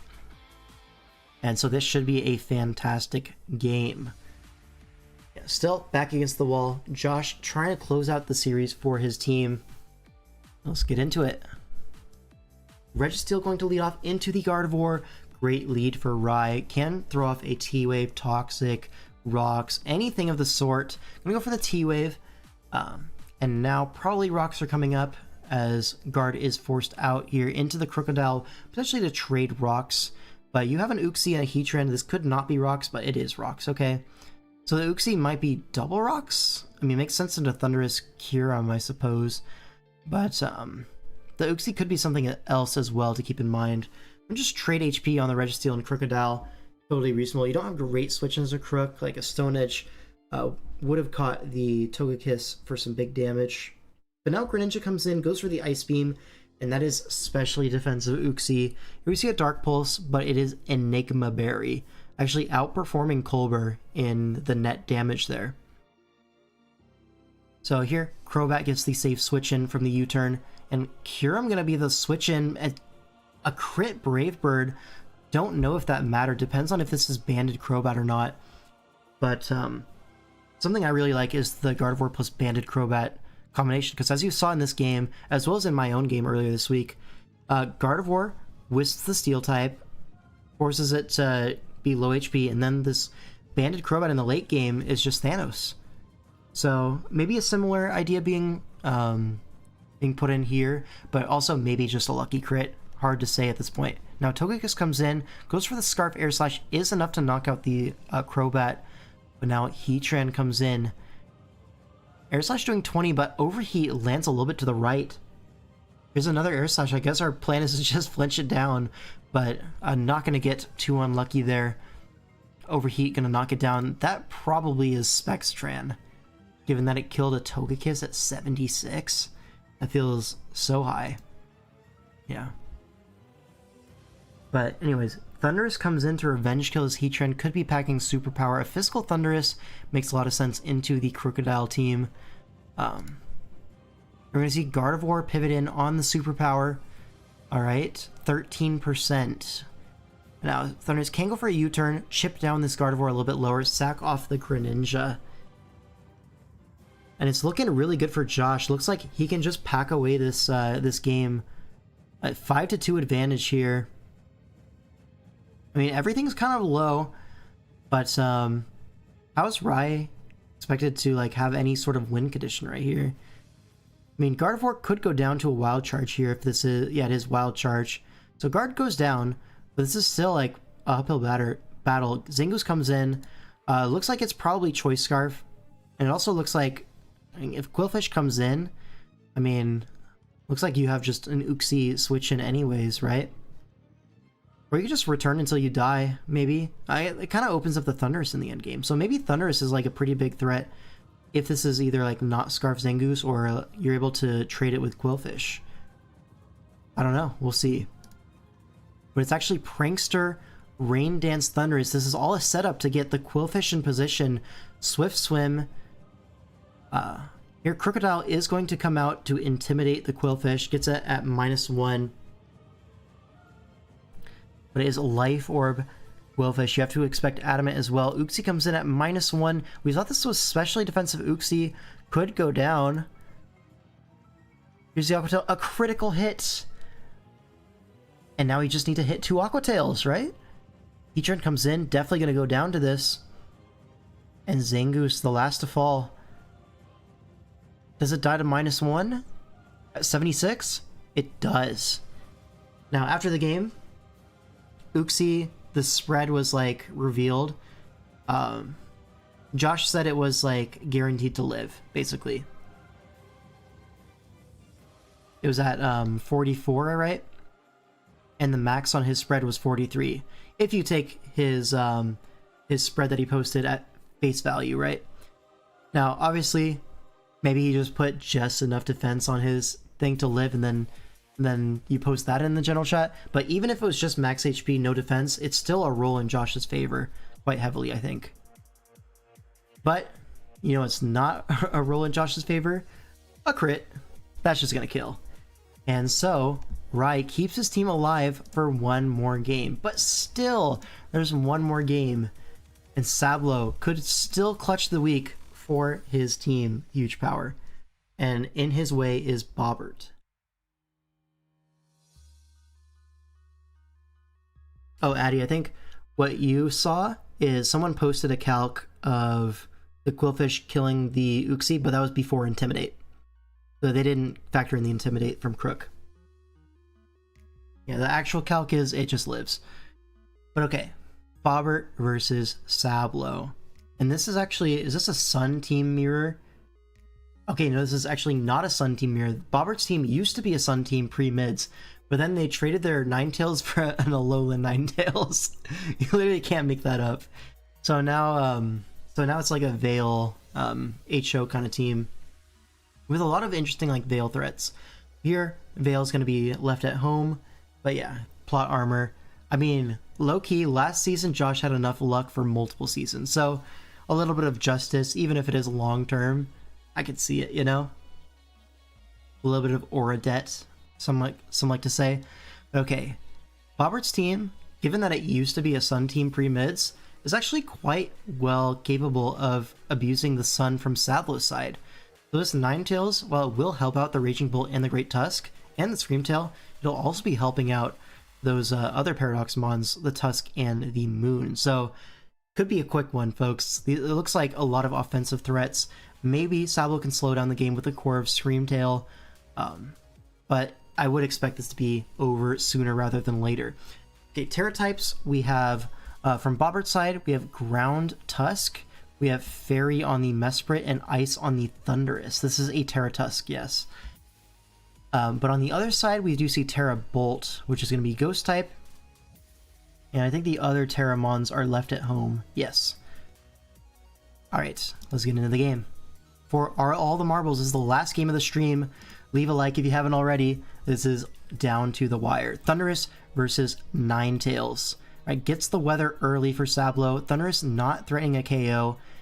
A Weather Ball could hurt this Thunderous quite badly, but also this could be some kind of weather disruption. It could be Rain Dance Thunderous.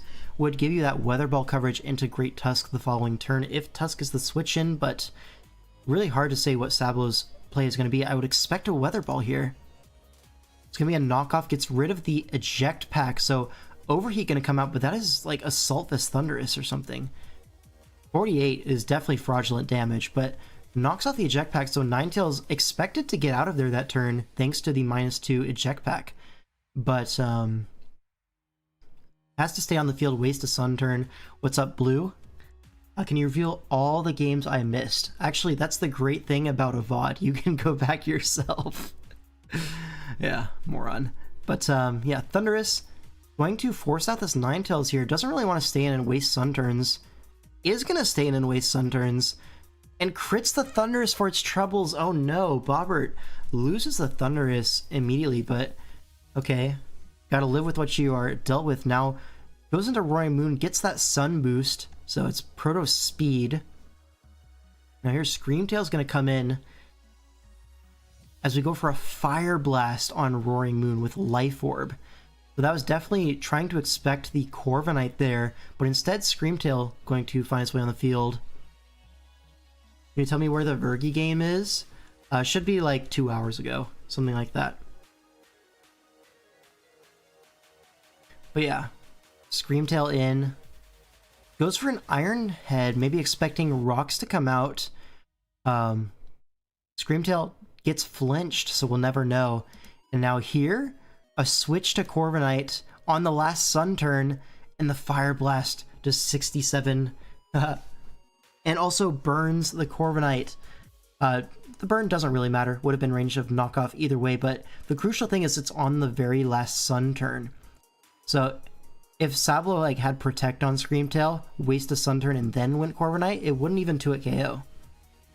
But because of that no Protect on Screamtail, Bobbert able to abuse that Sun, get rid of the Corviknight. Yeah, 2 banger games in a row. Yeah, this is really good stuff from Bobbert. Not every day you see Fire Blast, Roaring Moon, but here, Raging Bolt going to be the revenge kill. Should be a Terra Ghost, potentially. Yeah, you Terra Ghost here, go for a Draco Meteor. Feels like if you're willing to make that play, you are Choice Scarf, Raging Bolt, as otherwise you're kind of risking a knockoff from the Roaring Moon if it decides to just stay in. But Mesprit coming in, able to absorb that Scarf Draco, potentially get rocks up. Rocks do go up as Screamtail reveals booster energy for when the sun goes down, but here Psychic Noise is going to prevent like a Wish Protect, keep the Screamtail low, and Dazzling doing next to nothing. Screamtail very low. Metagross comes in, threatening a Bullet Punch, and Screamtail should go down to that. So, but we're actually going to save the sack, go into Raging Bolt on the Bullet Punch, takes basically nothing, threatening a Terra Blast here, goes for the Terra Blast on another Bullet Punch, but Metagross actually lives. But it was eject button, so Bullet Punch still the best click no matter what. So Metagross actually goes down to rocks now. That's actually a big deal for something like the Weavile. You no longer have that Bullet Punch in the back. Even if you're able to spin, right, you're in shard range. So this Weavile might just be Thanos in the end game. We'll have to see. Raging Bolt locked into Terra Blast. Great Tusk comes in. We're going to see no ground resist actually. So this Terra Ground Great Tusk finding its mark with Earthquake, but the opposing Great Tusk max defense, able to shrug that off with very very little issue. Is 2-hit KO'd in the future, but is able to shrug off that one hit. Now here, another Earthquake from Bobbert. I feel like this might be a mistake, honestly. I feel like allowing that knockoff feels wrong. I feel like you just go Metagross if you wanted to punish a spin, because you just die to rocks, and then what's your follow-up there? I guess you don't have clean follow-up at this Tusk. This Tusk, really hard to break, actually, if you are Bobbert.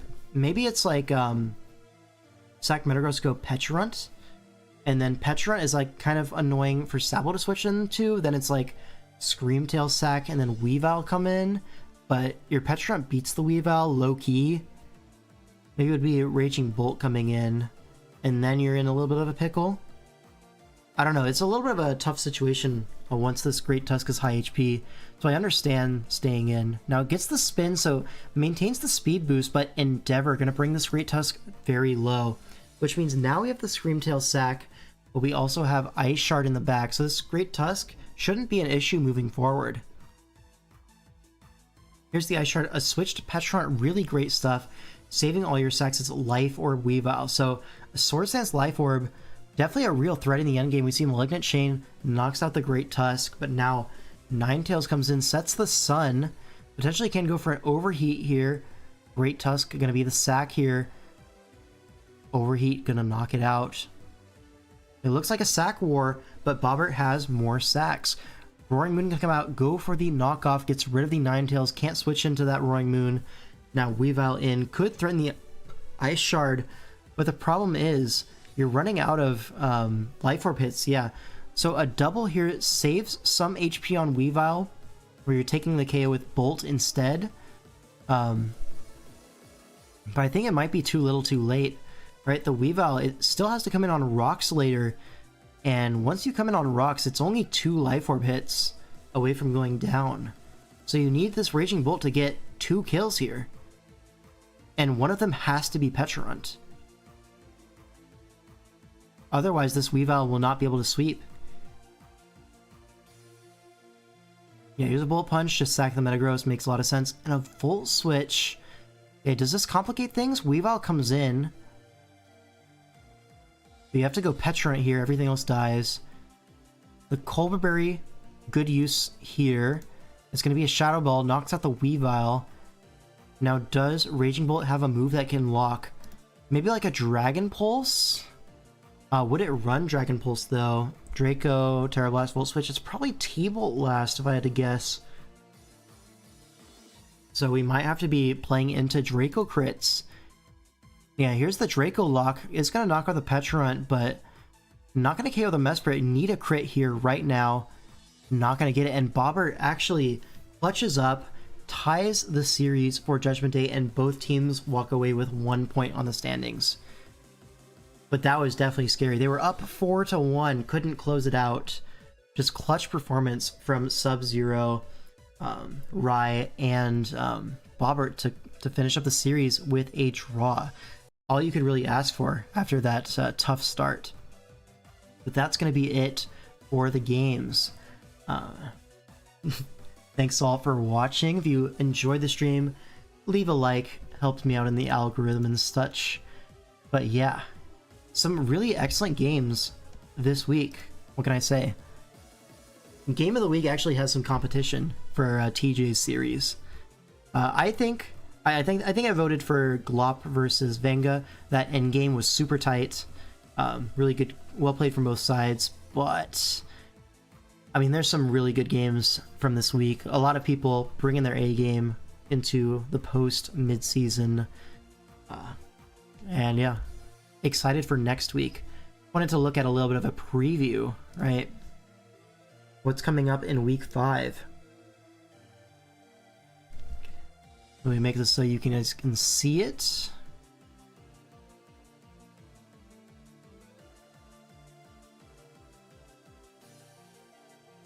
Can I just zoom out a little bit? Does that catch everything on the screen?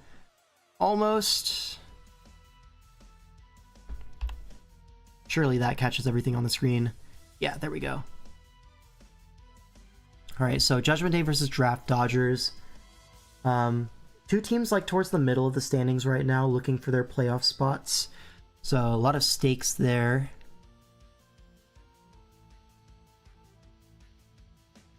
Vergi versus Gypsy King. So we get to see how big is Vergi's plot armor, because Vergi's undefeated so far.